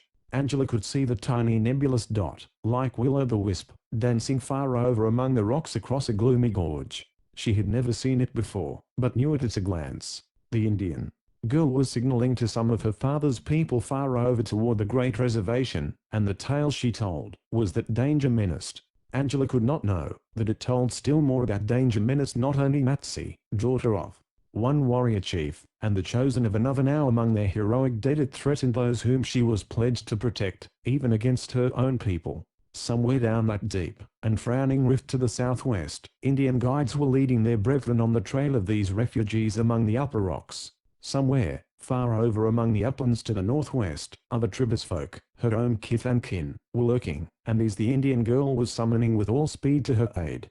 And in the slant of that same glaring sunshine, not 4 miles away, toiling upward along a rocky slope, following the faint sign here and there of Apache moccasin, a little command of hardy war-worn men had nearly reached the crest, when their leader signaled backward to the long column of files, and, obedient to the excited gestures of the young Hualpai guide, climbed to his side and gazed intently over what he saw on a lofty point of rocks, well away from the tortuous breaks through which they had made most of their wearying marches from the upper beaver, brought the light of hope, the fire of battle, to his somber eyes. "Send Arnold up here," he shouted to the men below, and Arnold came, clambering past rock and boulder, until he reached the captain's side, took one look in the direction indicated, and brought his brown hand down with resounding swat on the butt of his rifle. "Treat him," said he exultantly. Then, with doubtful, backward glance along the crouching file of weary men, some sitting now, and fanning with their broad-brimmed hats, he turned again to the captain and anxiously inquired, "Can we make it before dark?" "We must make it," simply answered Stout. And then, far over among the heights between them and the reservation, there went suddenly aloft 1, 2, 3 compact little puffs of bluish smoke. Someone was answering. Signals flashed from the rocky point. Someone who, though far away, was promising aid. "Let's be the first to reach them, lads," said Stout, himself a wearied man. And with it they slowly rose, and went stumbling upward. The prize was worth their every effort, and hope was leading on. An hour later, with barely half the distance traversed, so steep and rocky, so wild and winding, was the way, with the sun now tangent to the distant range afar across the valley, they faintly heard a sound that spurred them on. 2 shots in quick succession from unseen depths below the lofty point. And now they took the Indian jog-trot. There was business ahead. Between them and that gleaming promontory now lay a comparatively open valley, less cumbered with boulders than were the ridges and ravines through which they had come, less obstructed too with stunted trees. Here was opportunity for horsemen, hitherto denied, and Stout called on Brewster and his score of troopers, who for hours had been towing their tired steeds at the rear of column. "Mount and push ahead," said he. "You are Wren's own men. It is 15 you should get there first." "Won't the captain ride with us now?" asked the nearest sergeant. "Not if it robs a man of his mount," was the answer. Yet there was longing in his eye, and all men saw it.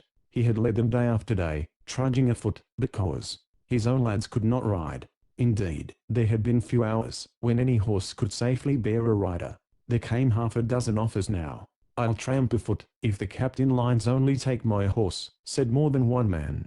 And so the captain was with them, as with darkness settling down they neared the great cliff towering against the southeastward sky. Then suddenly they realized they were guided thither only just in time to raise a well-nigh fatal siege.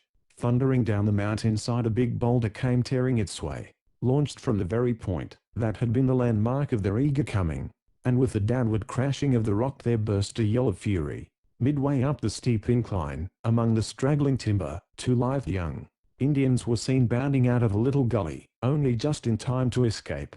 2 or 3 others, farther aloft, darted around a shoulder of cliff, as though scurrying out of sight. From the edge of the precipice the crack of a revolver was followed by a second, and then by a scream. "Dismount!"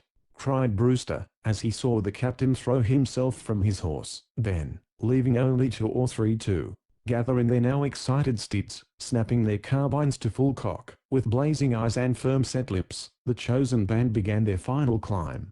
"Don't bunch. Spread out right and left," were the only cautions, and then in long irregular line, up the mountain steep they clambered, hope and duty still leading on, the last faint light of the November evening showing them their rocky way. "Now, renegados, it is fight, or flee for your lives." Perhaps 100 yards farther up the jagged face the leaders came upon an incline so steep that, like the Tontus above them, they were forced to edge around to the southward, whither their comrades followed. Presently, issuing from the shelter of the pines, they came upon a bare and boulder-dotted patch to cross, which brought them plainly into view of the heights above, and almost instantly under fire. Shot after shot, to which they could make no reply, spat and flattened on the rocks about them, but, dodging and ducking instinctively, they pressed swiftly on.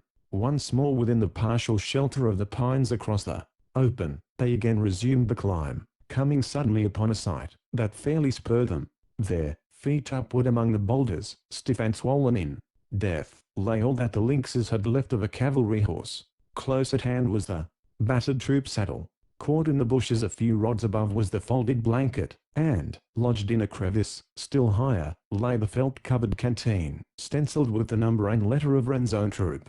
It was the horse of the orderly, Horn, the horse on which the bugologist had ridden away in search of Angela Wren. It was all the rescuers needed to tell them they were now on the trail of both, and now the carbines barked in earnest at every flitting glimpse of the foe, sending the wary Tontus skipping and scurrying southward.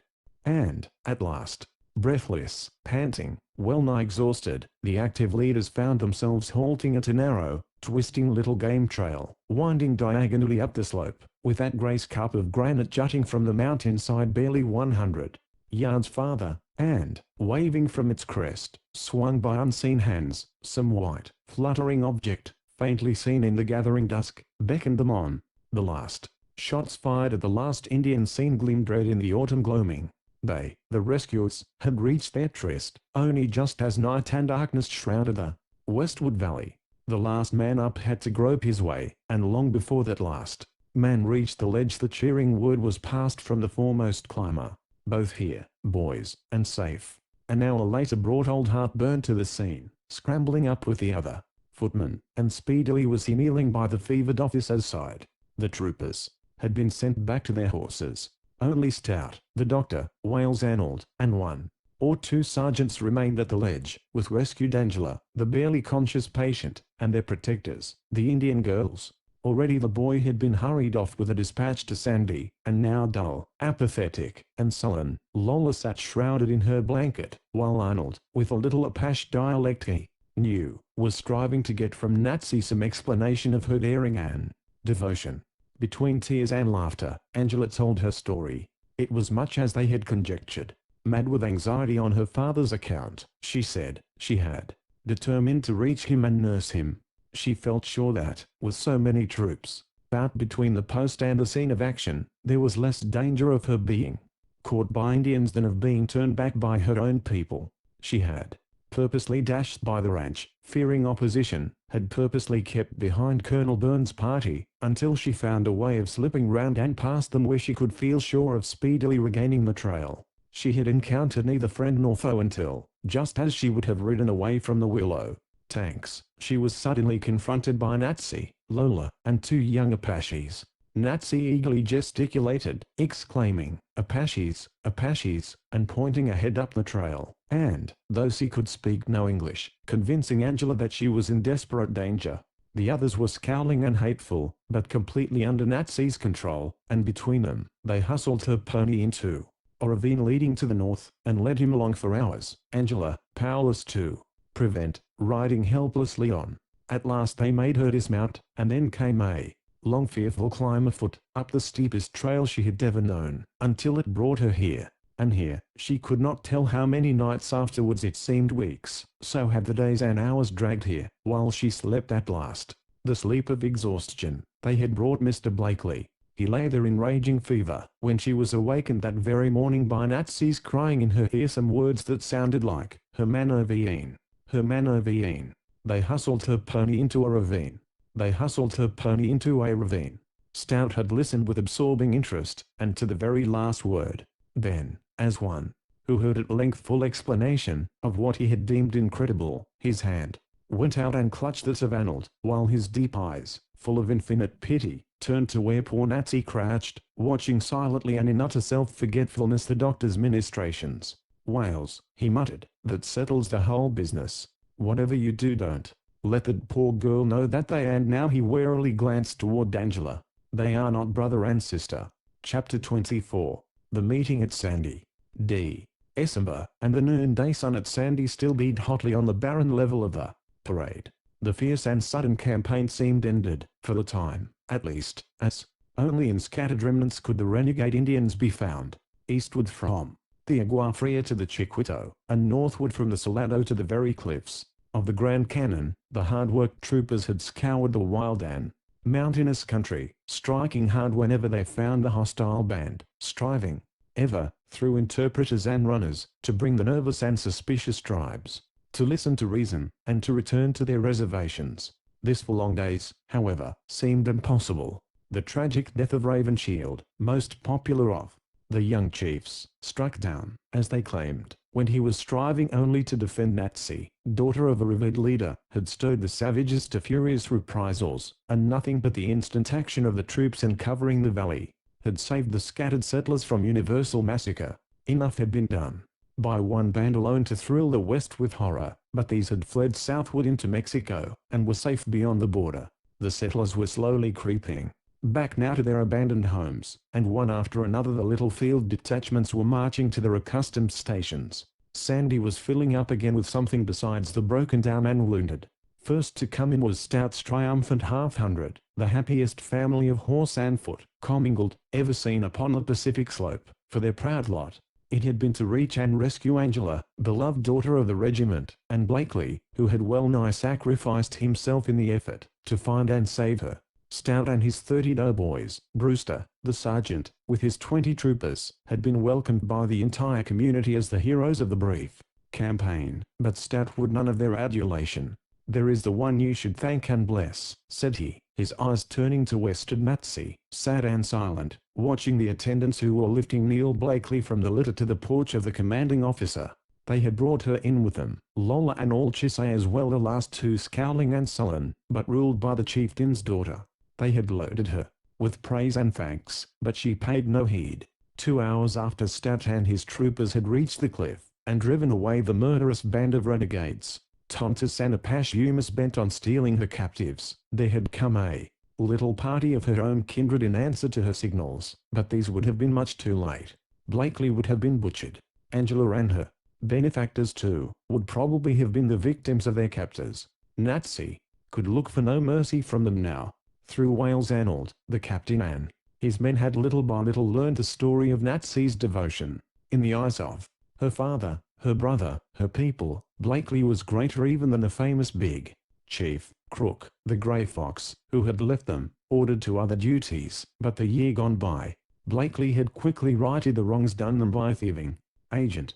Blakely had given fair trial to, and saved the life of Mariano, that fiery brother, who, and by the former agent's orders, had with his shackled hands struck down his persecutor and then escaped. Blakely had won their undying gratitude, and Stout and Arnold saw now why it was that one young brave, at least, could not share the love his people bore for Grand Capitan Blanco, that one was Quanothe the chief Raven Shield.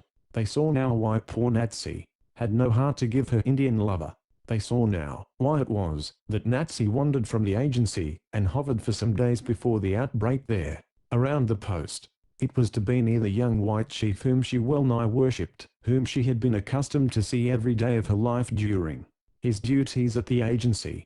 They saw now why it was the savage girl had dared the vengeance of the Apaches by the rescue of Angela. She believed her to be Blakely's sister, yet they could not give the reason why. They knew very little of Neil Blakely, but what they did know made them doubt that he could ever have been the one at fault. Over this problem both ranchman and soldier, Arnold and Stout, looked grave indeed. It was not like Blakely that he should make a victim of this young Indian girl. She was barely 16, said Arnold, who knew her people well. She had never been alone with Blakely, said her kinsfolk, who came that night in answer to her signals. She had saved Angela, believing her to be Blakely's own blood, had led her to her own mountain refuge, and then, confident that Blakely would make search for it, and for his sister, had gone forth, and found him, already half-dazed with fever and exhaustion, and had striven to lead his staggering horse up that precipitous trail. It was the poor brute's last climb. Blakely she managed to bring in safety to her lofty eyrie. The horse had fallen, worn out in the effort, and eyed on the rocks below. She had roused Angela with what she thought would be joyful tidings, even though she saw that her hero was desperately ill. She thought, of course, the white girl knew the few words of Spanish that she could speak. All this was made evident to Arnold Dan Stout, partly through Natsy's young brother, who had helped to find and support the white chief, partly through the girl herself. It was evident to Arnold too, that up to the time of their coming nothing had happened to undeceive Natsy as to that relationship. They tried to induce her to return to the agency, although her father and brother were still somewhere with the hostile bands, but she would not. She would go with them to Sandy, and they could not deny her.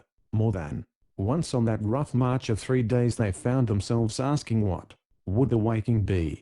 Angela, daughter of civilization, under safe escort, had been sent on ahead, close following the courier who scurried homeward with the news. Natsy, daughter of the wilderness, could not be driven from the sight of Blakely's litter. The dumb, patient, pathetic appeal of her great soft eyes, and she watched every look in the doctor's face, was something wonderful to see. But now, at last, the fevered sufferer was home, still only semi-conscious, being born within the walls of the Major's quarters, and she who had saved him, slaved for him, dared for him, could only mutely gaze after his prostrate and wasted form as it disappeared within the darkened hallway in the arms of his men. Then came light step bounding along the veranda. Then came Angela, no longer clad in the riding garb in which hitherto Natsy had seen her, but in cool and shimmering white, with gladness and gratitude in her beautiful eyes, with welcome and protection in her extended hand, and the Indian girl looked strangely from her to the dark hallway within which her white hero had disappeared, and shrank back from the proffered touch. If this was the soldier's sister, should not she now be at the soldier's side? Had she other lodge than that which gave him shelter, now that his own was burned? Angela saw for the first time aversion, question, suspicion in the great black eyes from which the softness and the pleading had suddenly fled. Then, rebuffed, disturbed, and troubled, she turned to Arnold, who would gladly have slipped away. "Can't you make her understand, Mr. Arnold?" she pleaded. "I don't know a word of her language, and I so want to be her friend, so want to take her to my home." And then the frontiersman did a thing for which, when she heard of it one sunset later, his better half said words of him, and to him, that overstepped all bounds of parliamentary usage, and that only a wife would dare to employ. With the blundering stupidity of his sex, poor Arnold settled things for many a day and well nigh ruined the sweetest romance that Sandy had ever seen the birth of. Miss Angela, only one place will ever be home to Natsy now. Her eyes will tell you that. And already, regardless of anything these women of the White Chiefs might think or say, unafraid save of seeing him no more, unashamed save of being where she could not heed his every look, or call or gesture, the daughter of the mountain and the desert stood gazing again after the vanished form her eyes long months had worshipped, and the daughter of the schools and civilization stood flashing one half moment, then slowly paling, as, without another glance or effort, she turned silently away. Kate Sanders it was who sprang quickly after her, and encircled the slender waist with her fond and clasping arm. That night the powers of all Camp Sandy were exhausted in effort to suitably provide for Natsy and her two companions. Mrs. Sanders, Mrs. Bridger, even Mother Shaughnessy and Nora pleaded successively with this princess of the wilderness, and pleaded in vain. Food and shelter elsewhere they proffered in abundance. Natsy sat stubbornly at the Major's steps, and sadly at first, and angrily later, shook her head to every proposition. Then they brought food, and Lola and all Chisay ate greedily. Natsy would hardly taste a morsel. Every time Plume or Graham or a soldier nurse came forth, her mournful eyes would study his face as though imploring news of the sufferer, who lay unconscious of her vigil, if not of her existence. Graham's treatment was beginning to tell, and Blakely was sleeping the sleep of the just. They had not let him know of the poor girl's presence at the door. They would not let her in for fear he might awake and see her, and ask the reason of her coming. They would not send or take her away. For all Sandy was alive with the strange story of her devotion. The question on almost every lip was, how is this to end? Till there came a Mexican woman from one of the downstream ranches, sent in by the post trader, who said she could speak the Apache language sufficiently well to make Nazi understand the situation, and this frontier linguist strove earnestly. Nazi understood every word she said, was her report, but could not be made to understand that she ought to go. In the continued absence of Mrs. Plume, both the major and the post surgeon had requested of Mrs. Graham that she should come over for a while and see what she could do, and, leaving her own sturdy Bennies, the good, motherly soul had come and presided over this diplomatic interview, proposing various plans for Natsy's disposition for the night. And other ladies hovering about had been sympathetically suggestive, but the Indian girl had turned deaf ear to everything that would even temporarily take her from her self-appointed station. At 10 o'clock Mother Shaughnessy, after hanging uneasily about the porch a moment or two, gave muttered voice to a suggestion that other women had shrunk from mentioning. "Has she been told Miss Angela and him is no kin at all, at all?" "I don't want her told," said Mrs. Graham briefly. And so Natsy was still there, sitting sleepless in the soft and radiant moonlight. When toward 12 o'clock Graham came forth from his last visit for the night, and she lifted up her head, and looked him dumbly in the face, dumbly, yet imploring a word of hope or comfort, and it was more than the soft-hearted Scot could bear. "Major," said he, as he gently laid a big hand upon a black and tangled wealth of hair, "that lad in yonder would have been beyond the ken of civilization days ago, if it hadn't been for this little savage. I'm thinking he'll sleep none the worse for her watching over him. Todd's there for the night, the same that attended him before, and she won't be strange with him, or I'm mistaken." "Why?" asked Plume, mystified. "I'm not saying, until Blakely talks for himself. For one reason I don't know. For another, he's the man to tell, if anybody," and a toss of the head toward the dark doorway, told who was meant by he. "D'you mean you'd have this girl squatting there by Blakely's bedside the rest of the night?" asked the commander, ruffled in spirit. "What's to prevent her singing their confounded death song, or invoking heathen spirits, or knifing us all, for that matter?" "What was to prevent her from knifing the bugologist and Angela both, when she had M?" was the sturdy reply. "The girl's a theoretical heathen, but a practical Christian. Come with us, Natsy," he finished, one hand extended to aid her to rise, the other pointing to the open doorway.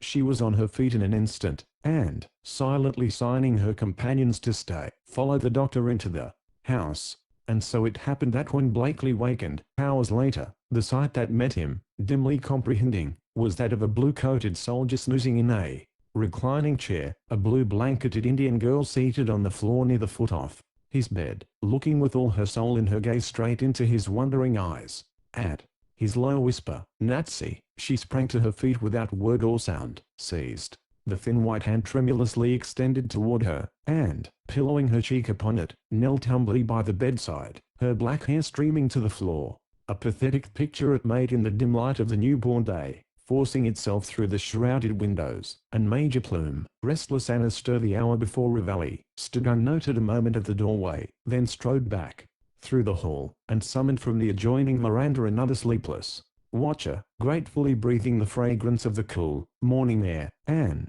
presently two dim forms had softly tiptoed to that open portal, and now stood gazing within until their eyes should triumph over the uncertain light. The post commander in his trim-fitting undress uniform, the tall and angular shape of Wren's elderly sister, the austere Vestal herself. It may have been a mere twitch of the slim fingers under her tawny cheek that caused Natsy to lift her eyes in search of those of her hero and her protector. Instantly her own gaze, startled, was turned straight to the door. Then in another second she had sprung to her feet, and with fury in her face and attitude confronted the intruders. As she did so the sudden movement detached some object that hung within the breast of her loose-fitting sack, something bright and gleaming that clattered to the floor, falling close to the feet of the drowsing attendant, while another, a thin, circular case of soft leather, half rolled, half bounded toward the unwelcome visitors at the door. Todd, roused to instant action at sight of the post commander, bent quickly and nabbed the first. The girl herself darted after the second, whereat the attendant, misjudging her motive, dreading danger to his betters or rebuke to himself, sprang upon her as she stooped, and dropping his first prize, dared to seize the Apache girl with both hands at the throat. There was a warning cry from the bed. A flash of steel through one slanting ray of sunshine, a shriek from the lips of Janet Wren, and with a stifled moan the luckless soldier sank in his tracks, while Natsy, the chieftain's daughter, a dripping blade in her uplifted hand, a veritable picture of fury, stood in savage triumph over him, her flashing eyes fixed upon the amazed commander, as though daring him to lay hostile hands upon her. Chapter 25. Rescue requited. A change had come over the spirit of Camp Sandy's dream. The garrison that had gone to bed the previous night, leaving Natsy silent, watchful, wistful at the post commander's door, had hardly a thought that was not full of sympathy and admiration for her. Even women who could not find it possible to speak of her probable relations with Neil Blakely dwelt much in thought and word upon her superb devotion and her generosity, that he had encouraged her passionate and almost savage love for him. There were few to doubt, whatsoever they might find it possible to say, that men and women both regarded her as, beyond compare, the heroic figure of the campaign. There was none to gainsay. Even those who could not, or did not talk of her at all, felt that such was the garrison verdict. There were no men, and but few women, who would have condemned the doctor's act in leading her to Blakely's bedside. Sandy had spoken of her all that wonderful evening only to praise. It woke to hear the first tidings of the new day, and to ask only what was the cause, what had led to her wild, swift vengeance. For Todd had in turn been carried to hospital, a sore-stricken man. The night before Natsy was held a queen, now she was held a captive. It all happened so suddenly that even Plume, who witnessed the entire incident, could not coherently explain it. Reveille was just over, and the men were going to breakfast when the major's voice was heard shouting for the guard.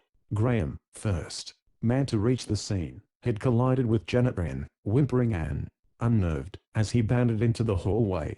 His first thought was that Plume's prophecy about the knifing had come true, and that Blakely was the victim. His first sight, when his eyes could do their office in that darkened room, was of Blakely wresting something from the grasp of the Indian girl, whose gaze was now riveted on that writhing object on the floor.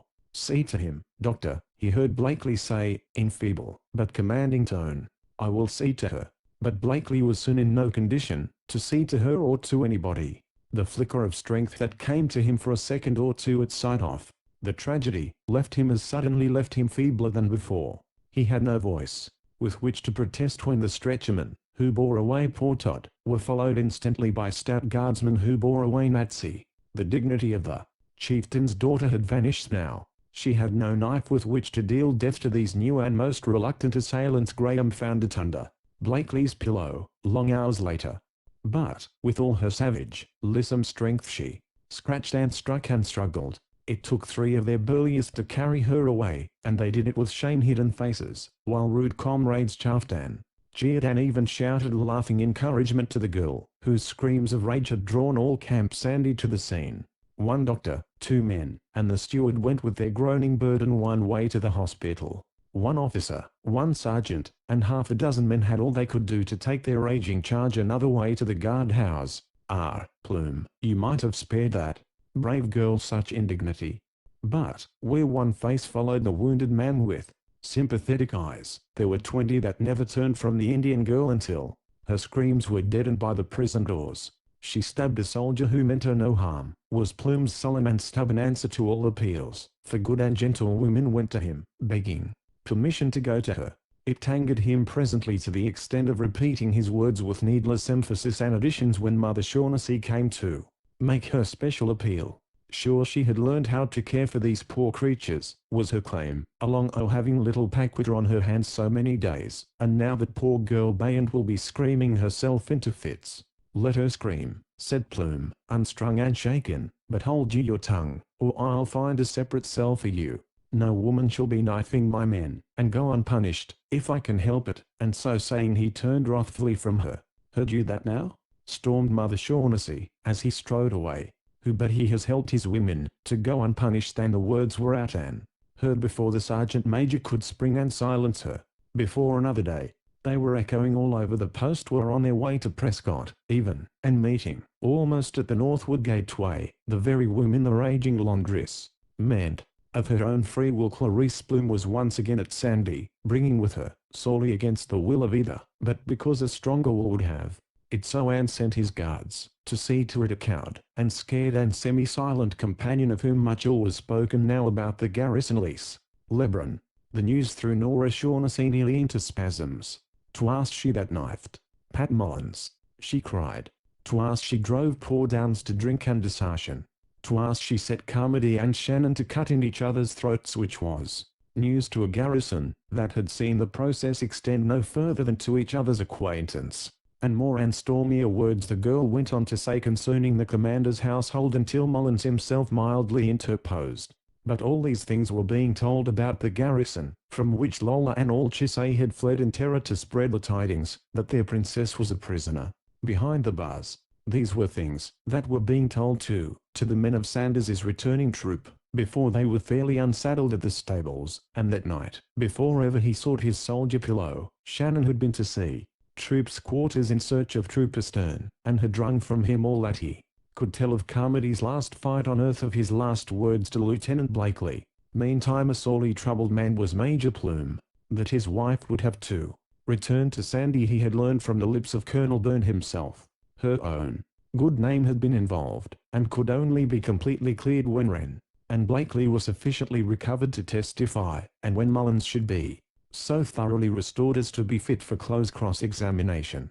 Plume could in no wise connect his beloved wife with either the murderous assault on Mullins, or the mysterious firing of Blakely's quarters, but he knew that Sandy could not so readily acquit her, even though it might saddle the actual deed upon her instrumentalities.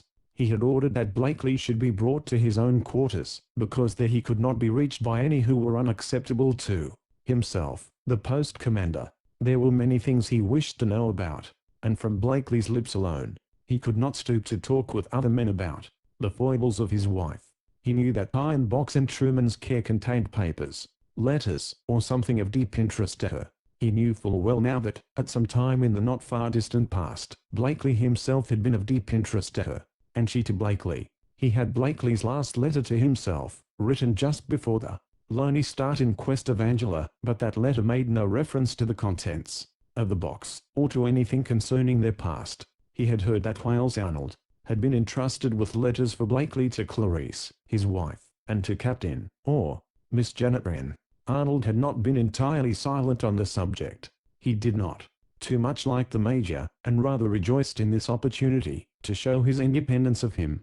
Plume had gone so far as to ask Arnold whether such letters had been entrusted to him, and Wales said, yes, but, now that Blakely was safely back and probably going to pull through, he should return the letters to the writer as soon as the writer was well enough to appreciate what was being done. Last, but not least, Plume had picked up near the drawer in Blakely's room the circular, nearly flat, leather-covered case which had dropped, apparently, from Natsy's gown, and, as it had neither lock nor latch, Plume had opened it to examine its contents. To his surprise it contained a beautifully executed miniature, a likeness of a fair young girl, with soft blue eyes and heavy, arching brows, a delicately molded face and mouth and chin, all framed in a tumbling mass of tawny hair. It was the face of a child of 12 or 13, one that he had never seen, and of whom he knew nothing. Neither cover, backing, nor case of the miniature gave the faintest clue as to its original, or as to its ownership. What was Natsy doing with this, and to whom did it belong? A little study satisfied him there was something familiar in the face, yet he could not place it. The very night of her coming, therefore, he told his wife the story, and handed her the portrait. One glance was enough. I know it, yes, said Mrs. Plume, though I too have never seen her. She died the winter after it was taken. It is Mr. Blakely's sister, Ethel, and Mrs. Plume sat gazing at the sweet girl features, with strange emotion in her aging face. There was some story behind all this, that Plume could not fathom, and it nettled him. Perhaps he too was yielding to a fit of nerves. Elise, the maid, had been remanded to her room, and could be heard moving about with heavy, yet uncertain tread. She is right. Over Blakely, quoth the Major impatiently. Why can't the girl be quiet? Why did you bring him here, then? Was the weary answer. I cannot control Elise. They have treated her most cruelly. There are things you cannot explain, and that you must, said he, and then, to change the subject, stretched forth his hand, to take again the picture. She drew it back one moment, then, remembering, surrendered it. You saw this in St. Louis, I suppose, said he awkwardly. He never could bear to refer to those days, the days before he had come into her life. Not that perhaps, but the photograph from which it was probably painted. She was his only sister. He was educating her in the East, and again her thoughts were drifting back to those St. Louis days, when, but for the girl sister he so loved, she and Neil Blakely had been well nigh inseparable. Someone had said. Then, she remembered, that she was jealous even of that love. And now again her husband was gazing fixedly at the portrait, a light coming into his lined and anxious face. Blakely had always carried this miniature with him, for he now remembered that the agent, Daly, had spoken of it. Nancy and others might well have seen it at the reservation. The agent's wife had often seen it and had spoken of his sorrow for the sister he had lost. The picture, she said, stood often on his little camp table. Every Indian who entered his tent knew it and saw it. Why, surely, Nazi too, mused the Major, and then aloud. I can see now what we have all been puzzling over. Angela Wren might well have looked like this 4 years ago. There is not the faintest resemblance, said Clarice, promptly rising and quitting the room. It developed with another day that Mrs. Plume had no desire to see Miss Wren, the younger. She expressed none, indeed, when policy and the manners of good society really required it. Miss Janet had come in with Mrs. Graham and Mrs. Sanders to call upon the wife of the commanding officer, and say what words of welcome were possible as appropriate to her return. And Angela, said Janet, for reasons of her own, will be coming later. There was no response, nor was there to the next tentative. The ladies thought Mrs. Plume should join forces with the man, take Nazi out of the single cell she occupied. Can she not be locked at the hospital, under the eye of the matron, with double sentries? It is hard to think of her barred in that hideous place with Apache prisoners and rude men all about her. But again was Mrs. Plume unresponsive. She would say no word of interest in either Angela or Nazi. At the moment, when her husband was in melting mood, and when a hint from her lips would have secured the partial release of the Indian girl, the hint was withheld. It would have been better for her husband, for more than one brave lad on guard, had the Major's wife seen fit to speak, but she would not. So that even in brought release that, in itself, brought much relief to the commanding officer and the friends who still stood by him. 36 hours now had Nazi been a prisoner behind the bars, and no one of those we know had seen her face. At two the drums and fifes began their sweet, old-fashioned soldier tunes. The guard turned out, the officer of the day, buckled his belt with a sigh, and started forth to inspect, just as the foremost soldiers appeared on the porch in front, buttoning their coats and adjusting their belts and slings. Half their number began to form ranks, the other half stood by, within the main room, to pass out the prisoners, many of whom wore a clanking chain. All on a sudden there arose a wild clamour, shouts, scuffling, the thunder of iron upon resounding woodwork, hoarse orders, curses, shrieks, a yell for help, a shot, a mad scurry of many feet, furious cries of head him off, shoot, no, no, don't shoot, you'll kill our own. A dim cloud of ghostly, shadowy forms went tearing away down the slope toward the south. There followed a tremendous rush of troop after troop, company after company, the whole force of Camp Sandy in uproarious pursuit until in the dim starlight the barren flats below the post, the willow patches along the stream, the plashing waters of the ford, the still and glassy surface of the shadowy pool, were speedily all alive with dark and darting forms intermingled in odd confusion. From the eastward side, from Officers' Row, Plume and his white-coated subordinates hastened to the southward face, realizing instantly what must have occurred, the long prophesied rush of Apache prisoners for freedom. Yet how hopeless, how mad, how utterly absurd was the effort.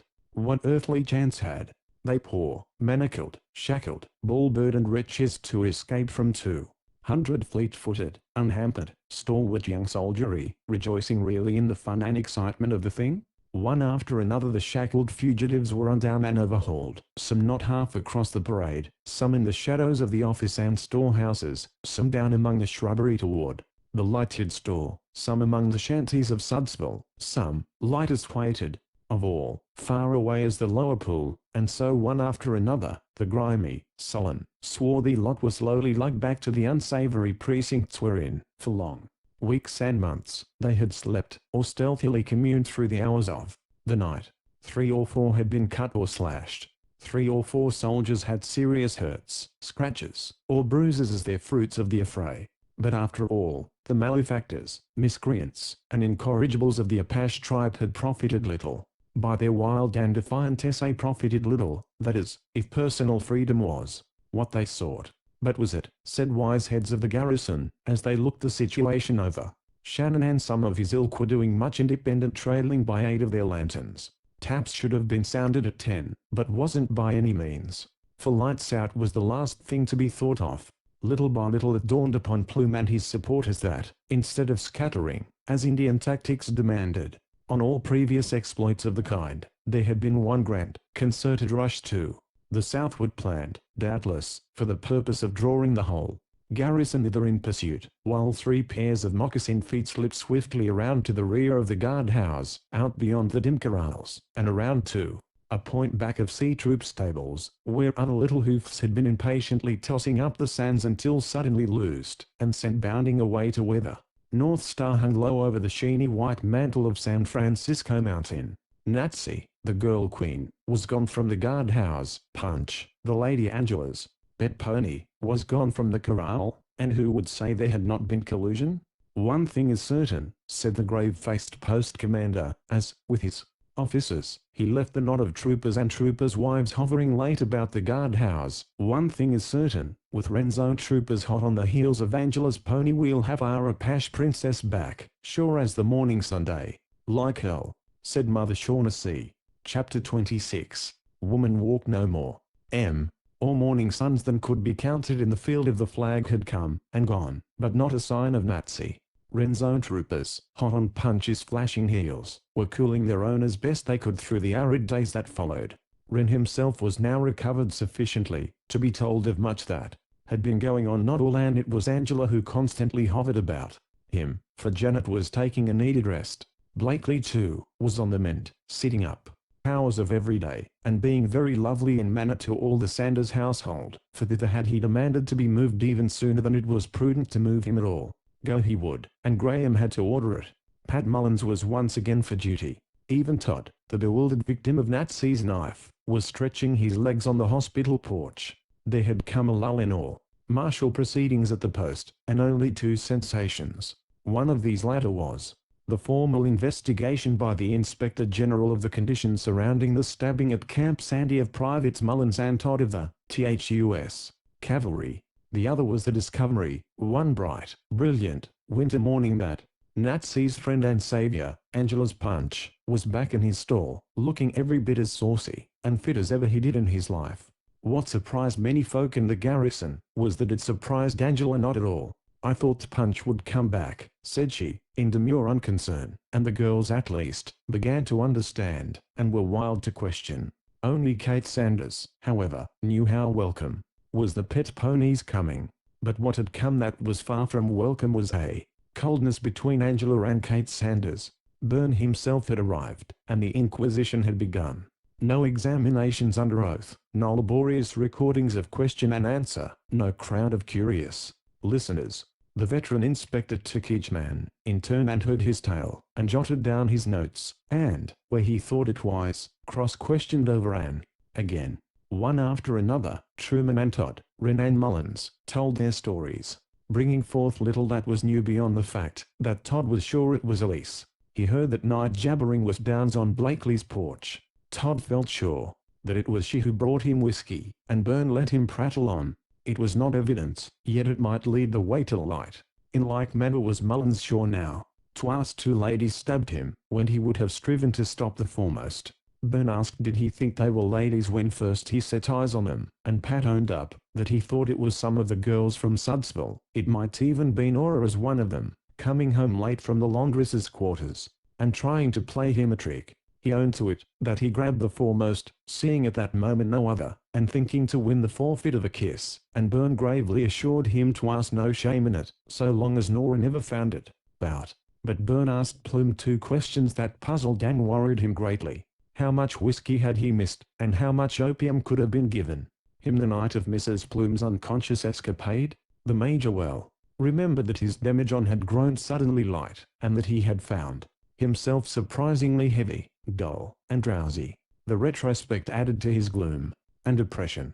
Byrne had not reoccupied his old room at Plume's, now that Madame and Elise were once more under the Major's roof, and even in extending the customary invitation, Plume felt confident that Byrne could not, and should not accept the position he had taken with regard to Elise. Her ladyship's companion and confidant was sufficient in itself to make him, in the eyes of that lady, an unacceptable guest, but it never occurred to her, although it had to Plume, that there might be even deeper reasons. Then too, the relations between the commander and the inspector, although each was scrupulously courteous, were now necessarily strained. Plume could not but feel that his conduct of post affairs was in a measure a matter of scrutiny. He knew that his treatment of Natsy was disapproved by 9 out of 10 of his command. He felt, rather than knew, that some of his people had connived at her escape, and though that escape had been a relief to everybody at Sandy, the manner of her taking off was, to him, a mystery and a rankling sore.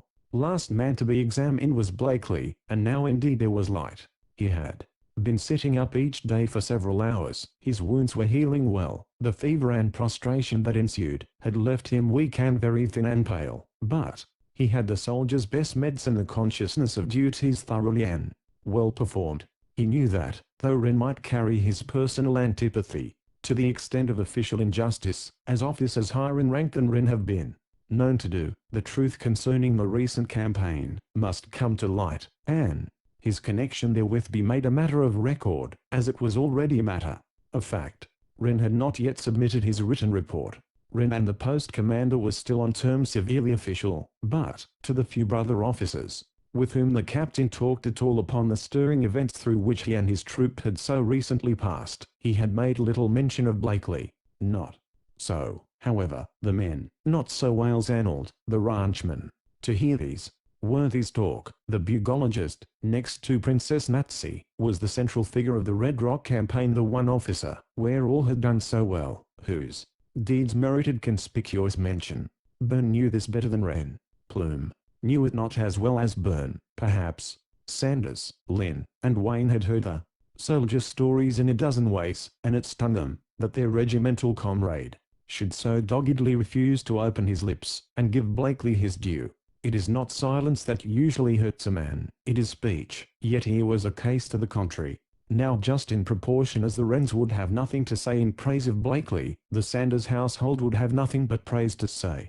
Kate's honest heart was hot with anger at Angela, because the girl shrank from the subject as she would from evil speaking, lying, and slandering. And here again, to paraphrase the Irishman, too much heat had produced the coldness already referred to. Sanders scoffed at the idea of Natsy's infatuation being sufficient ground for family ostracism. If there is a man alive who owes more than Wren does to Blakely, I'm a crab, said he, and as soon as he's well enough to listen to straight talk he'll get it from me. If there's a girl in America as heartless as Angela Wren, said Mrs. Sanders, I hope I never shall have to meet her. But then Mrs. Sanders, as we know, had never been jealous of Angela on account of her own true-hearted Kate, who refused to say one word on the subject beyond what she said to Angela herself. And now they had propped their patient in his reclining chair and arranged the little table for the Inquisitor General, as Mrs. Bridger preferred to refer to him, and left them alone together behind closed doors, and had then gone forth to find the tall Camp Sandy seemed to wait with bated breath for the outcome of that interview. Sooner than was believed possible it came. An hour, probably, before they thought the colonel could have gathered all he wished to know. That officer was on the front piazza, and sending an orderly to the adjutant's office. Then came Major Plume, with quick and nervous step. There was a 2-minute conference on the piazza, then both officers vanished within, were gone 5 minutes, and then Plume reappeared alone, went straight to his home, and slammed the door behind him, a solecism rarely known at Sandy, and presently on the hot and pulseless air there arose the sound of shrill protestation in strange vernacular. Even Wren heard a voice, and found something reminiscent in the sound of weeping and wailing that followed.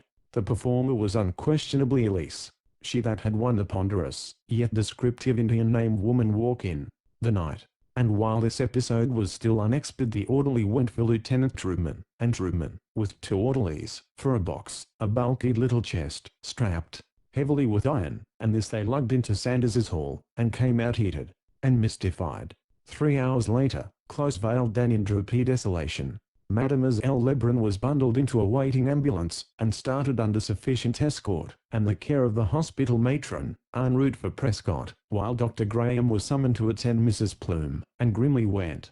"The mean part of the whole business," said Mrs. Bridger, "is that nobody knows what it means. There was no one along the line, except poor Mrs. Plume, to regret that sudden and enforced departure, but there was regret universal all over the post, when it was learned, still later in the afternoon, that one of the best soldiers and sergeants in the entire garrison had taken the horse of one of the herd guard and galloped away on the trail of the banished one. Sergeant Shannon, at sunset parade, was reported absent without leave. Major Plume had come forth from his quarters at the sounding of the retreat, accurately dressed as ever, white-gloved, and wearing his saber. He seemed to realize that all eyes would be upon him. He had, indeed, been tempted again to turn over the command to the senior captain, but wisely thought better of it, and determined to face the music. He looked very sad and grey, however. He returned scrupulously the salute of the 4 company commanders as, in turn, each came forward to report the result of the evening roll call. Cutler and Westervelt first, their companies being the nearest, then Lieutenant Lynn, temporarily in charge of Wren's troop, its captain and first lieutenant being still on sick report. The sight of this young officer set the major to thinking of that evening not so many moons ago when Captain Wren himself appeared and in resonant, far-carrying tone announced, "Lieutenant Blakely, sir, is absent." He had been thinking much of Blakely through the solemn afternoon, as he wandered nervously about his darkened quarters, sometimes tiptoeing to the bedside of his feebly moaning, petulant wife, sometimes pacing the library and hall. He had been again for half an hour closeted with Byrne and the bugologist, certain letters being under inspection.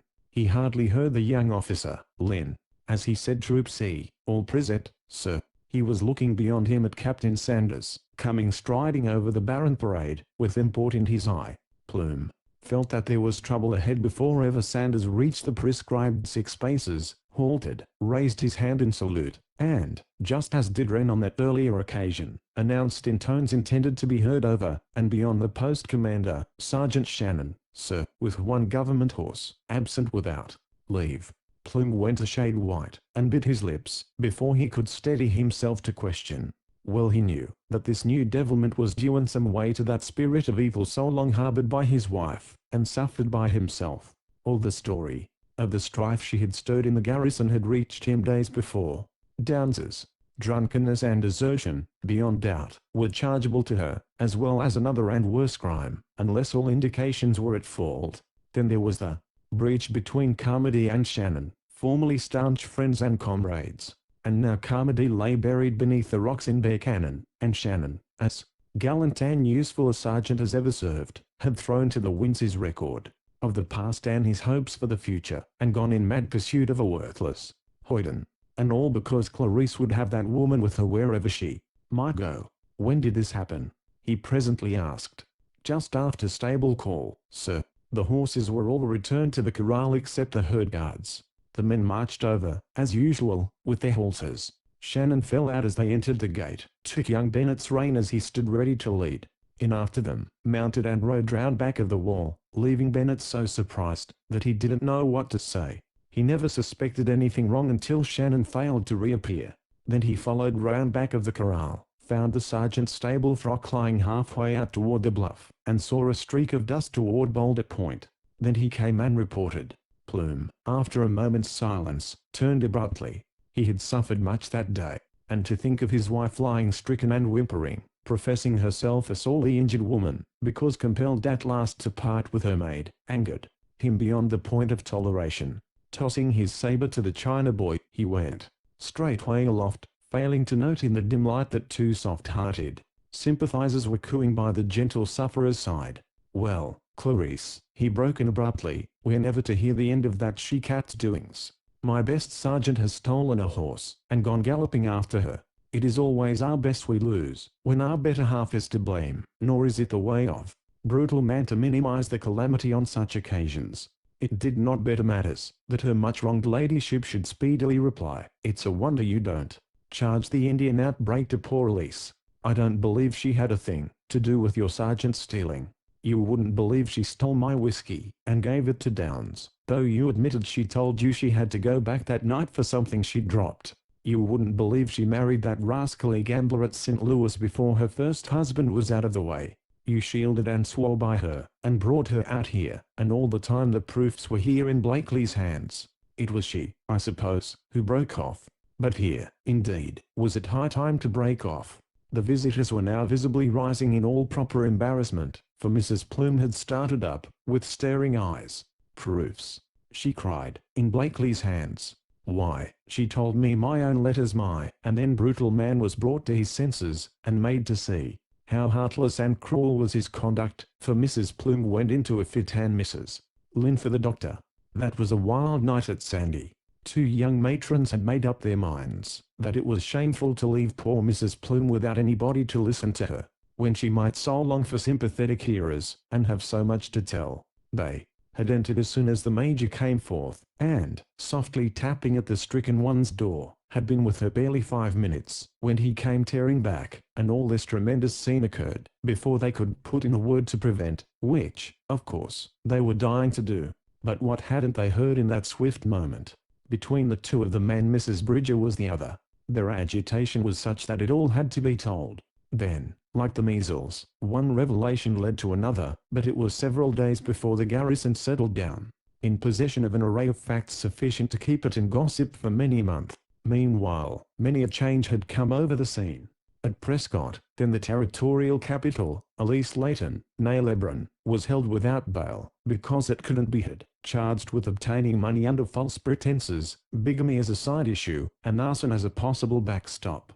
The sleepwalking theory, as advanced in favor of Mrs. Plume, had been reluctantly abandoned, it appearing that, however dazed and oped she may have been through the treatment of that deft-fingered, unscrupulous maid, she was sufficiently wide awake to know well whither she had gone at that woman's urging, to make a last effort to recover certain letters of vital importance. At Blakely's door Clarice had lost her nerve, and insisted on returning, but not so Elise.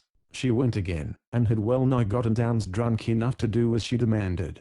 Frankly, sadly, Plume went to Blakely, told him of his wife's admissions, and asked him what papers of hers he retained.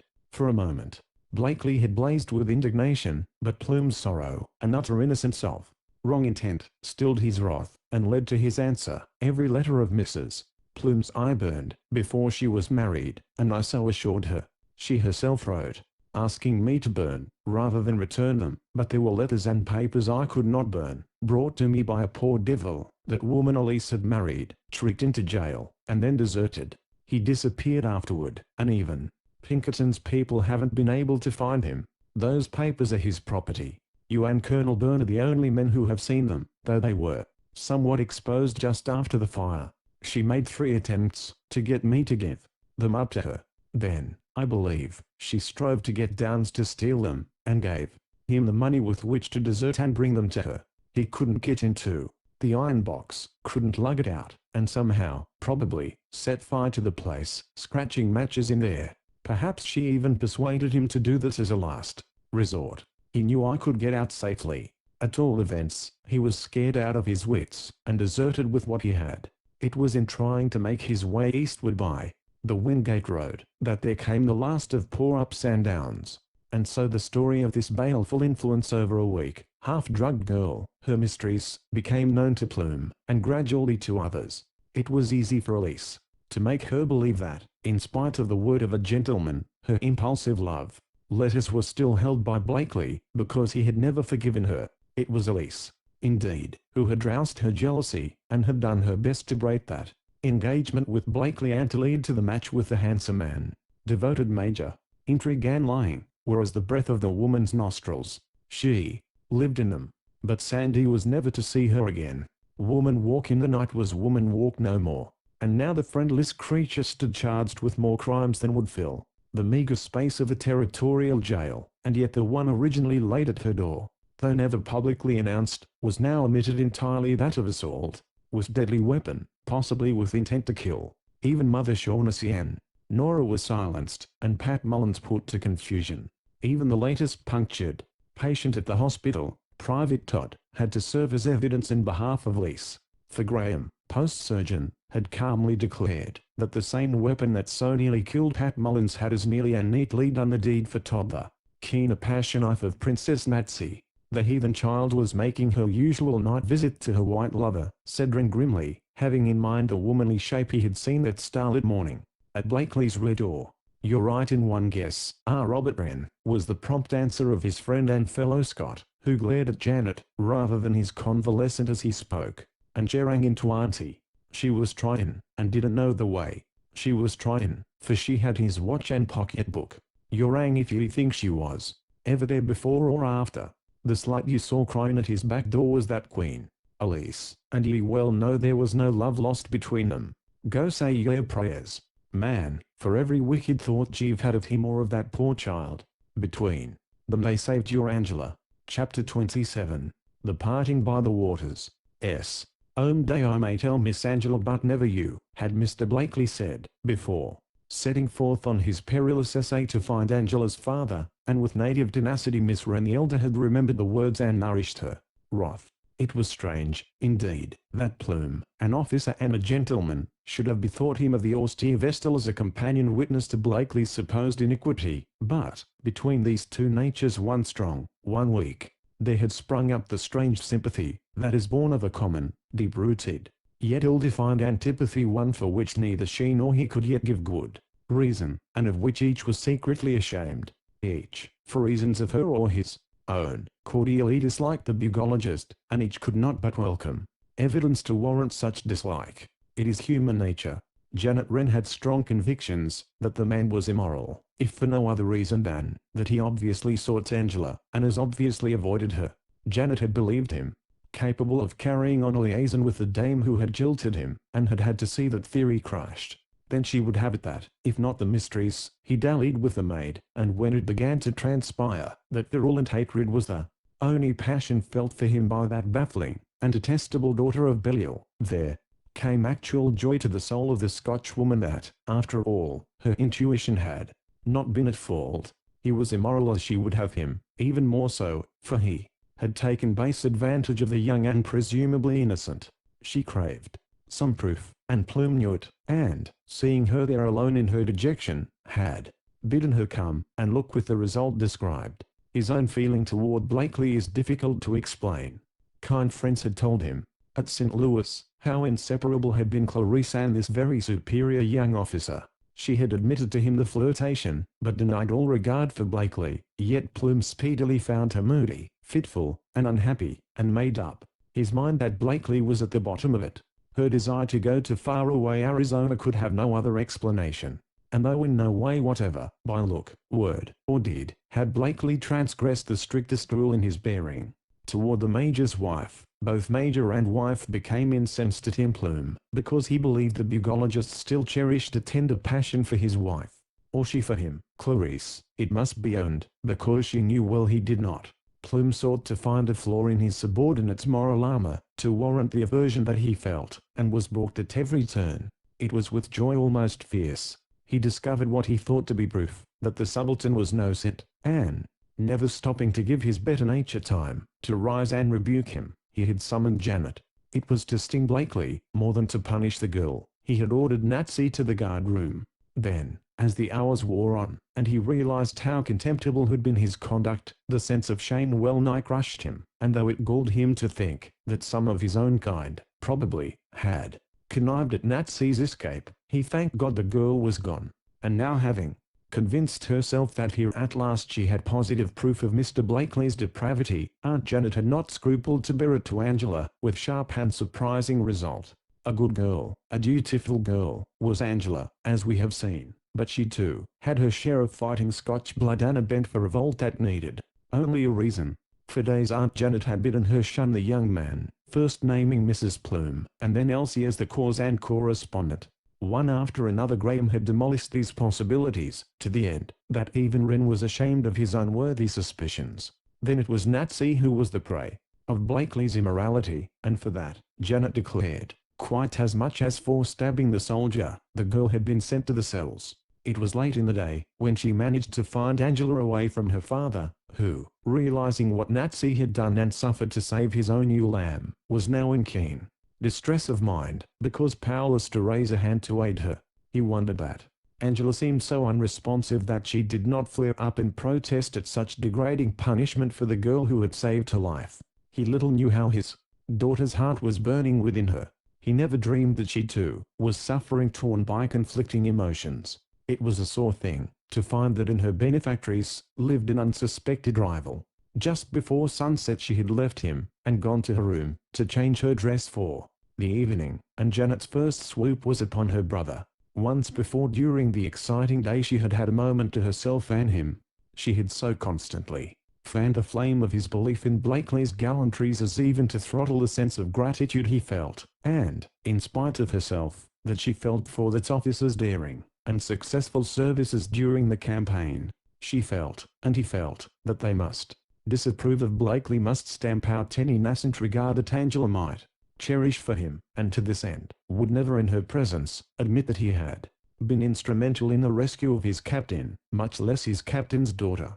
Hurriedly Janet had told him what she and Plume had seen, and left him to ponder over it. Now she came to induce him to bid her tell it all to Angela. Now that other affair seems disproved, said she, she'll be thinking there's no reason why she shouldn't be thinking of him, and dejectedly the Scotchman bade her do as seemed best. Women, he reasoned, could better read each other's hearts. And so Janet had gone, and had thought to shock, and had most impressively detailed what she had witnessed. I fear me Janet scrupled not to embroider a bit. So much is permissible to the young Kogid when so very much is at stake. And Angela went on brushing out her beautiful hair without a sign of emotion. To the scandal of Scotch maidenhood she seemed unimpressed by the depravity of the pair. To the surprise of Aunt Janet she heard her without interruption to the uttermost word, and then wished to know if Aunt Janet thought the Major would let her send Nazi something for supper. Whatever the girl may have thought of this new and possible complication, she determined that no soul should read that it cost her a pang. She declined to discuss it. She did what she had not done before that day, went forth in search of Kate Sanders. Aunt Janet was astonished that her niece should wish to send food to that trollop. What would she have thought, could she have heard what passed a few moments later? In the dusk and the gloaming, Kate Sanders was in conversation on the side veranda with the tall sergeant of her father's troop. Ask her? Kate was saying. Of course I'll ask her. Why, here she comes now. Will it be believed that Sergeant Shannon wished Miss Angela's permission to take Punch out for a little exercise, a thing he had never ventured to ask before, and that Angela renegally said, yes. Poor Shannon. He did not know that night how soon he would be borrowing a horse on his own account, nor that two brave girls would nearly cry their eyes out over it, when they were barely on speaking terms. Of him there came sad news, but the day after his crack-brained quixotic essay, infatuated with Elise, and believing in her promise to marry him, he had placed his savings in her hands, even as had Downs and Carmody. He had heard the story of her visiting Blakely by night, and scouted it. He heard, in a maze of astonishment, that she was being sent to Prescott under guard for delivery to the civil authorities, and taking the first horse he could lay hands on, he galloped in chase. He had overtaken the ambulance on Cherry Creek, and with moving tears, she had besought him to save her. Faithful to their trust, the guard had to interpose, but, late at night, they reached Stemmer's ranch, were met there by a relief guard, sent down by Captain Stout, and the big sergeant who came in charge, with special instructions from Stout's own lips, was a new king who knew not Joseph, and who sternly bade Shannon keep his distance. Hot words followed, for the trooper sergeant would stand no hectoring from an equal in rank. Shannon's heart was already lost, and now he lost his head. He struck a fellow sergeant who stood charged with an important duty, and even his own comrades could not interpose, when the infantrymen threw themselves upon the raging Irish soldier, and hammered him hard, before they could subdue and bind him, but bind him they did. Sadly the trooper guard went back to Sandy, bringing the borrowed horse and the bad news that Shannon had been arrested for assaulting Sergeant Bull, and all men knew that court-martial and disgrace must follow. It was Shannon's last run on the road he knew so well. Soldiers of rank came forward to plead for him, and bear witness to his worth and services. and the general commanding remitted most of the sentence, restoring to him everything the court had decreed forfeited except the chevrons. They had to go, yet could soon be regained. But no man could restore to him the pride and self-respect that went when he realized that he was only one of several plucked and deluded victims of a female sharper. While the Frenchwoman ogled and languished behind the bars, Shannon wandered out into the world again, a deserter from the troop he was ashamed to face, an unfollowed, unsought fugitive among the mining camps in the Sierras. 3 stout soldiers stricken from the rolls, 2 of them gone to their last account, mused poor Plume, as at last he led his unhappy wife away to the sea, and all the work of one woman. Yes, Mrs. Plume was gone now for good, and all her devoted, yet sore-hearted major with her, and Wren was sufficiently recovered to be up, and taking the air, on his veranda, where Sanders sometimes stopped to see him, and pass the time of day, but cut his visits short and spoke of everything but what was uppermost in his mind, because his better half persuaded him that only ill would come from preaching. Then, late one wonderful day, the interesting invalid, Mr. Neil Blakely himself, was paraded upon the piazza in the Sanders' special reclining chair, and Kate and Mrs. Sanders beamed, while nearly all society at the post came, and purred and congratulated, and took sidelong glances up the road to where Angela, but a while before, was reading to her grim old father, but where the father now read alone, for Angela had gone, as was her custom at the hour, to her own little room, and thither did Janet conceive it her duty to follow, and there to investigate. It won't be long now before that young man will be hobbling around the post, I suppose. How do you expect to avoid him?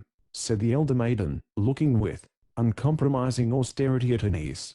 Angela, as before, had just shaken loose her wealth of billowy tresses, and was carefully brushing them. She did not turn from the contemplation of her double in the mirror before her. She did not hesitate in her reply. It was brief, calm, and to the point.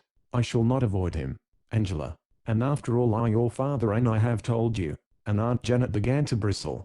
2/3 of what you told me, Aunt Janet, proved to be without foundation.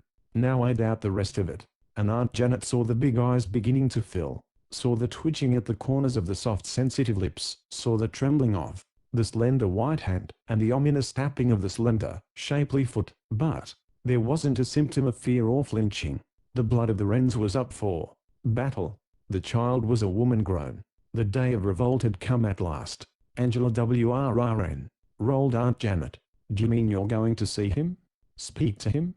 I'm going to see him and thank him, Aunt Janet. And now the girl had turned and faced the astounded woman at the door. You may spare yourself any words upon the subject. The captain was seated in loneliness and mental perturbation just where Angela had left him, but no longer pretending to read. His back was toward the southern end of the row. He had not even seen the cause of the impromptu reception at the Sanderses. He read what was taking place when Angela began to lose her voice, to stumble over her words, and, peering at her under his bushy eyebrows, he saw that the face he loved was flushing, that her young bosom was swiftly rising and falling, the beautiful brown eyes wandering from the page. Even before the glad voices from below came ringing to his ears, he read in his daughter's face the tumult in her guileless heart, and then she suddenly caught herself, and hurried back to the words that seemed swimming in space before her. But the effort was vain. Rising quickly, and with brave effort steadying her voice, she said, I'll run and dress now, father, dear, and was gone, leaving him to face the problem thrust upon him. Had he known that Janet too had heard from the cupboard of the screened and shaded window of the little parlor, and then that she had followed, he would have shouted for his German striker, and set him an aid to his sister, that she could not fail to understand. He did not know that she had been with Angela, until he heard her footstep, and saw her face at the hall doorway. She had not even to roll her eyes before the story was told. 2 days now he had lived in much distress of mind. Before quitting the post, Major Plume had laboriously gone the rounds, saying goodbye to every officer and lady. 2 officers he had asked to see alone, the captain and first lieutenant of Troop C. Janet knew of this, and should have known it meant amend and reconciliation, perhaps revelation, but because her brother saw fit to sit and ponder, she saw fit to cling unflinchingly to her preconceived ideas and to act according to them.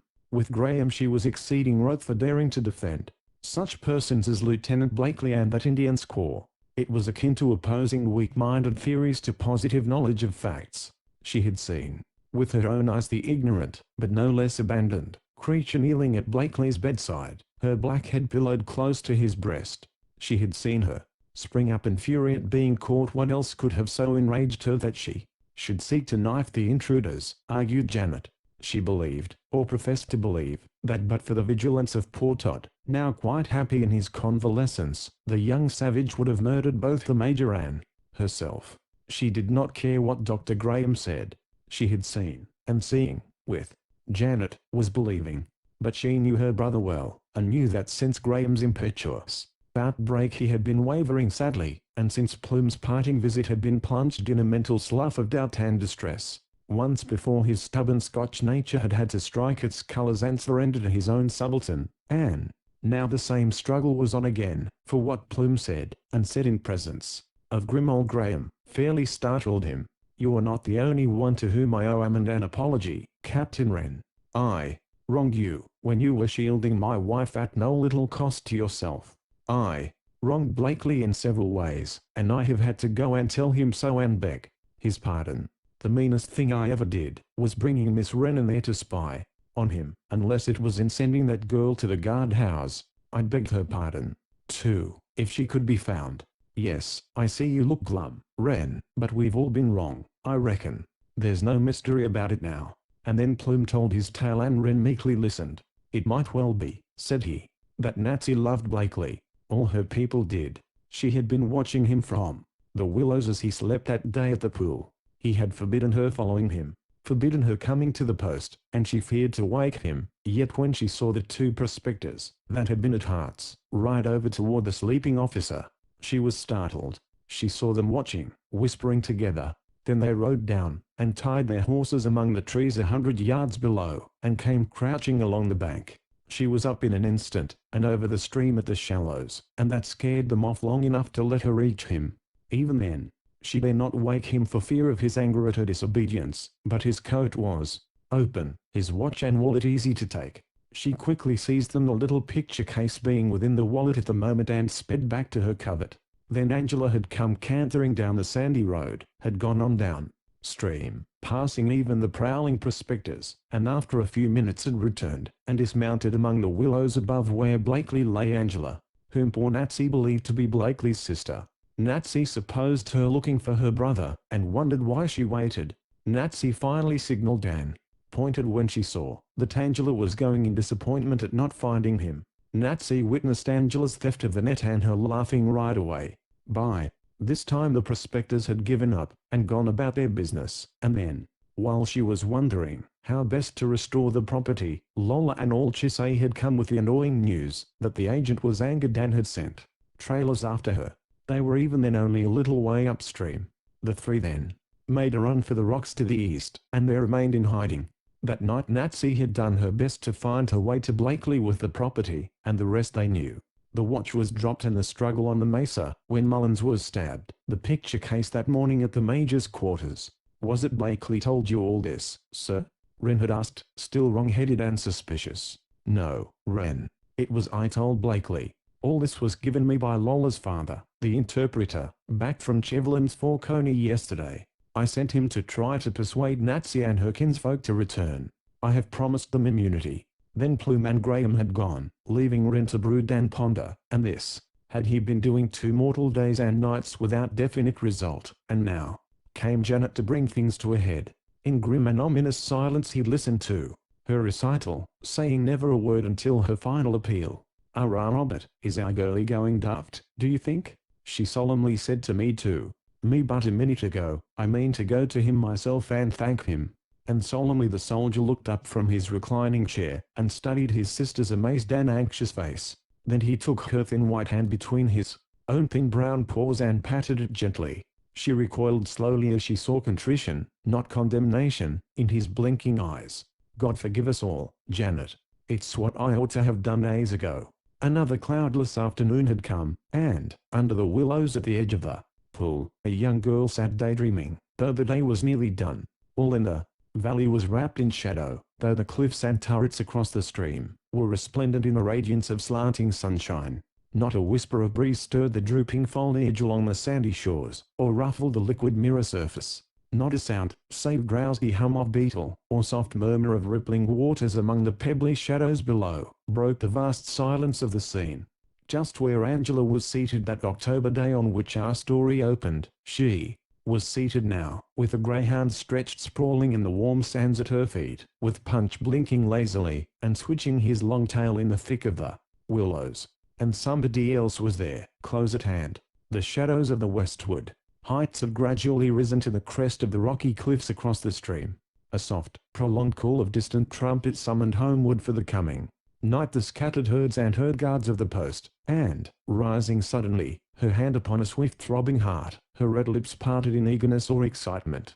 Uncontrollable, Angela stood intently listening. Over among the thickets across the pool the voice of an Indian girl was uplifted in some weird uncanny song. The voice was shrill, yet not unmusical. The song was savage, yet not lacking some crude harmony. She could not see the singer, but she knew. Natsy's people had returned to the agency, accepting the olive branch that Plume had tendered. The Natsy herself was here. At the first sound of the uplifted voice, and Apache boy, crouching in the shrubbery at the edge of the pool, rose quickly to his feet, and, swift and noiseless, stole away into the thicket. If he thought to conceal himself, or his purpose, his caution was needless. Angela neither saw nor heard him. Neither was it the song nor the singer that now arrested her attention. So still was the air, so deep was the silence of nature, that even on such sandy roads and bridle paths as traversed the winding valley, the faintest hoofbeat was carried far. Another horse, another rider, was quickly coming. Tonto, the big hound nearest her, lifted his shapely head, and listened a moment, then went bounding away through the willows, followed swiftly by his mate. They knew this, and joyously ran to meet and welcome the rider. Angela knew them quite as well, but could neither run to meet, nor could she fly. Only twice, as yet, had she opportunity to see, or to thank Neil Blakely, and a week had passed since her straightforward challenge to Aunt Janet. As soon as he could walk unaided, save by his stick, Wren had gone stumping down the line to Sanders's quarters, and asked for Mr. Blakely, with whom he had an uninterrupted talk of half an hour. Within 2 days thereafter Mr. Blakely in person returned the call, being received with awful state and solemnity by Miss Wren herself. Angela, summoned by her father's voice, came flitting down a moment later, and there in the little army parlor, where first she had sought to entertain him until the captain should appear, our Angela was once again brought face to face with him who had meanwhile risked his life in the effort to rescue her father, and again in the effort to find and rescue her. A fine blush mantled her winsome face as she entered, and, without a glance at Janet, went straightway to their visitor, with extended hand. "I am so glad to see you again, Mr. Blakely," she bravely began. "I have so much to thank you," but her brown eyes fell before the fire in the blue, and her whole being thrilled at the fervor of his hand clasp. She drew her hand away, the color mounting higher, then snuggled to her father's side with intent to take his arm, but, realizing suddenly how her own was trembling, grasped instead the back of a chair. Blakely was saying something, she knew not what, nor could she ever recall much that anyone said during the brief 10 minutes of his stay, for there sat Aunt Janet, bolt upright, after the fashion of 50 years gone by, a formidable picture indeed, and Angela wondered that anyone could say anything at all. Next time they met she was riding home, and he sat on the south veranda with Mrs. Sanders and Kate.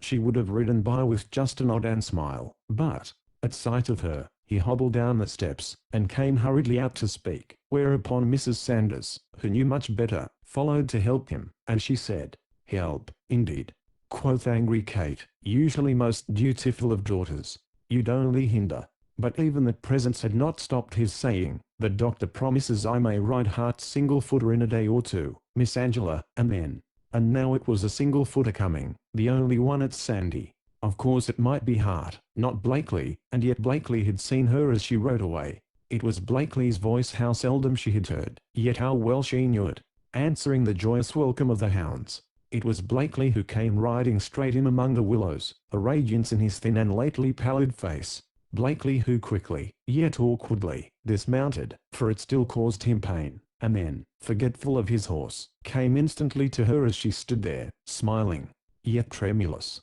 The hand that sought hers fairly shook. "But that," said Angela, though she well knew better, "might have been from weakness or from riding." For a moment he did not speak. It was she who began.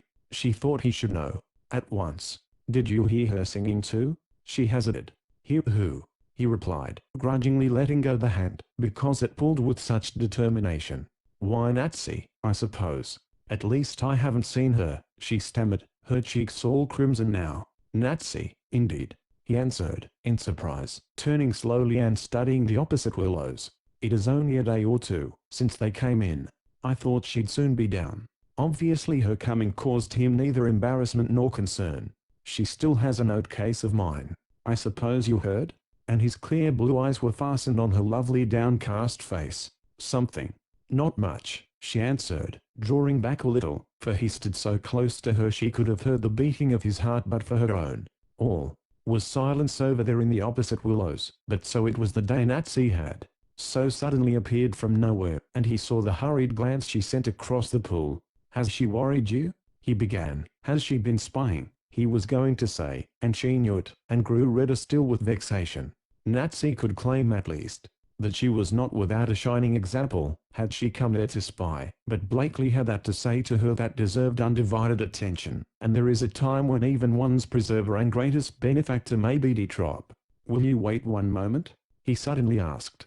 "I'll go to the rocks yonder and call her." And then, almost as suddenly, the voice was again uplifted in the same weird barbaric song, and the singer had gone from the depths of the opposite thicket and was somewhere farther upstream, still hidden from their gaze, still, possibly, ignorant of Angela's presence. The brown eyes were at the moment following the tall, white form, moving slowly through the winding, faintly worn pathway toward the upper shallows where, like stepping stones, the big rocks stretched from shore to shore, and she was startled to note that the moment the song began he stopped short a second or two, listened intently, then almost sprang forward in his haste to reach the crossing. Another minute and he was out of sight among the shrubbery. Another, and she heard the single shot of a revolver, and there he stood at the rocky point, a smoking pistol in his hand. Instantly the song ceased, and then his voice was uplifted, calling, "Natsy, Natsy." With breathless interest Angela gazed, and, presently, parting the shrubbery with her little brown hands, the Indian girl stepped forth into the light, and stood in silence, her great black eyes fixed mournfully upon him. Could this be their mountain princess, the daring, the resolute, the commanding? Could this be the fierce, lissom, panther-like creature before whose blow two of their stoutest men had fallen? There was dejection inexpressible in her very attitude.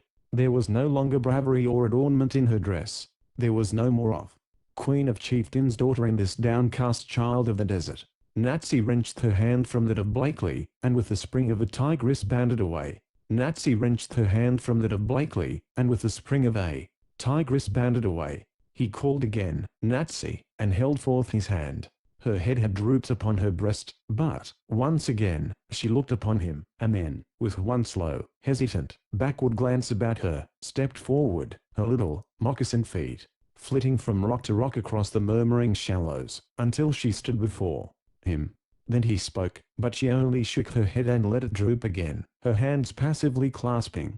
He knew too little of her tongue to plead with her. He knew, perhaps, too little of womankind to appreciate what he was doing. Finding words useless, he gently took her hand, and drew her with him, and passively she obeyed, and for a moment they disappeared from Angela's view. Then presently, the tall, white form came again in sight, slowly leading the unresisting child, until, in another moment, they stepped within the little open space among the willows. At the same instant Angela arose, and the daughter of the soldier and the daughter of the savage, the one with timid yet hopeful welcome and greeting in her lovely face, the other with sudden amaze, scorn, passion, and jealous fury in her burning eyes, stood a breathless moment confronted. Then, all in a second, with one half-stifled inarticulate cry, Natsy wrenched her hand from that of Blakely, and, with the spring of a tigress, bounded away.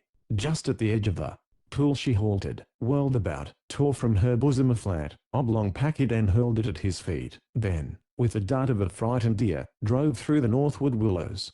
Angela saw her run blindly up the bank, leaping thence to the rocks below, bounding from one to another with the wild grace of the antelope.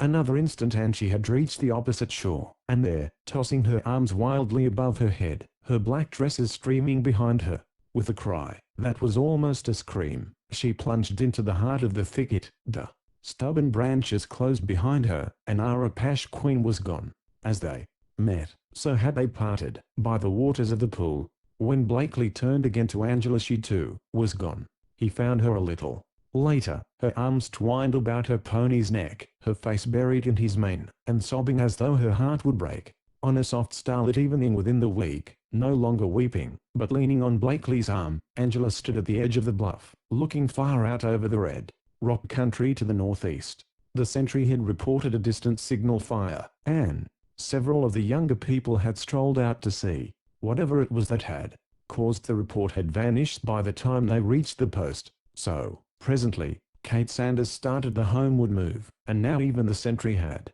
disappeared in the darkness. When Angela too would have returned, his arm restrained. She knew it would. She knew he had not spoken that evening at the willows because of her tears. She knew he had been patient, forbearing, gentle. Yet well she knew he meant now to speak and wait no longer. "Do you remember," he began, "when I said that someday I should tell you, but never your aunt who it was that came to my quarters that night and why she came?" And though she sought to remove her hand from his arm, he would not let it go. "You did tell me," she answered, her eyelids drooping. "I did when?" Though the face was downcast, the sensitive lips began to quiver with merriment and mischief. "The same day you took me for your mother and asked me to sing for you." "Angela," he cried, in amaze, and turning quickly toward her, "what can you mean?" "Just what I say. You began as though I were your sister, then your mother. I think, perhaps, if we'd had another hour together it would have been grandmother." She was shaking with suppressed laughter now, or was it violent? Trembling, for his heart, like hers, was bounding. "I must indeed have been delirious," he answered now, not laughing, not even smiling. He had possessed himself of that other hand, despite its fluttering effort. His voice was deep and grave and tremulous. "I called you anything but what I most longed to call you, what I pray God I may call you, Angela, my wife." Learn voy. T. Here was a wedding at Sandy that winter when Pat Mullins took his discharge, and his land warrant, and a claim up the Beaver, and Nora Shaughnessy to wife. There was another, many a mile from Sandy, when the May blossoms were showering in the orchard of a fair old homestead in the distant east, and then Neil Blakely took his bride, to see the land of the Lidl after the little peep at the lands that now she shared with him. There is one room in the beautiful old colonial mansion, that they soon learned to call father's, in anticipation of the time when he should retire, and come to hang the old sabre on the older mantle, and spend his declining years with them. There is another, sacred to Aunt Janet, where she was often welcomed, a woman long since reconciled to Angela's once obnoxious, but ever devoted admirer. There were some points in which Aunt Janet suffered sore. She had views of her own upon the rearing and management of children, and these views she did at first oppose to those of Angela, but not for long. In this, as in her choice of a husband, Angela had to read her declaration of independence to the elder woman. There is another room filled with relics of their frontier days, Indian weapons, blankets, bedwork, and among these, in a sort of shrine of its own, there hangs a portrait made by a famous artist from a little tintype, taken by some wandering photographer about the old Apache reservation. Wren wrote them, ere the regiment left Arizona, that she who had been their rescuer, and then so long disappeared, finally wedded a young brave of the Chiricahua band and went with him to Mexico. That portrait is the only relic they have of a never-forgotten benefactress Nazi, their Apache princess. The end.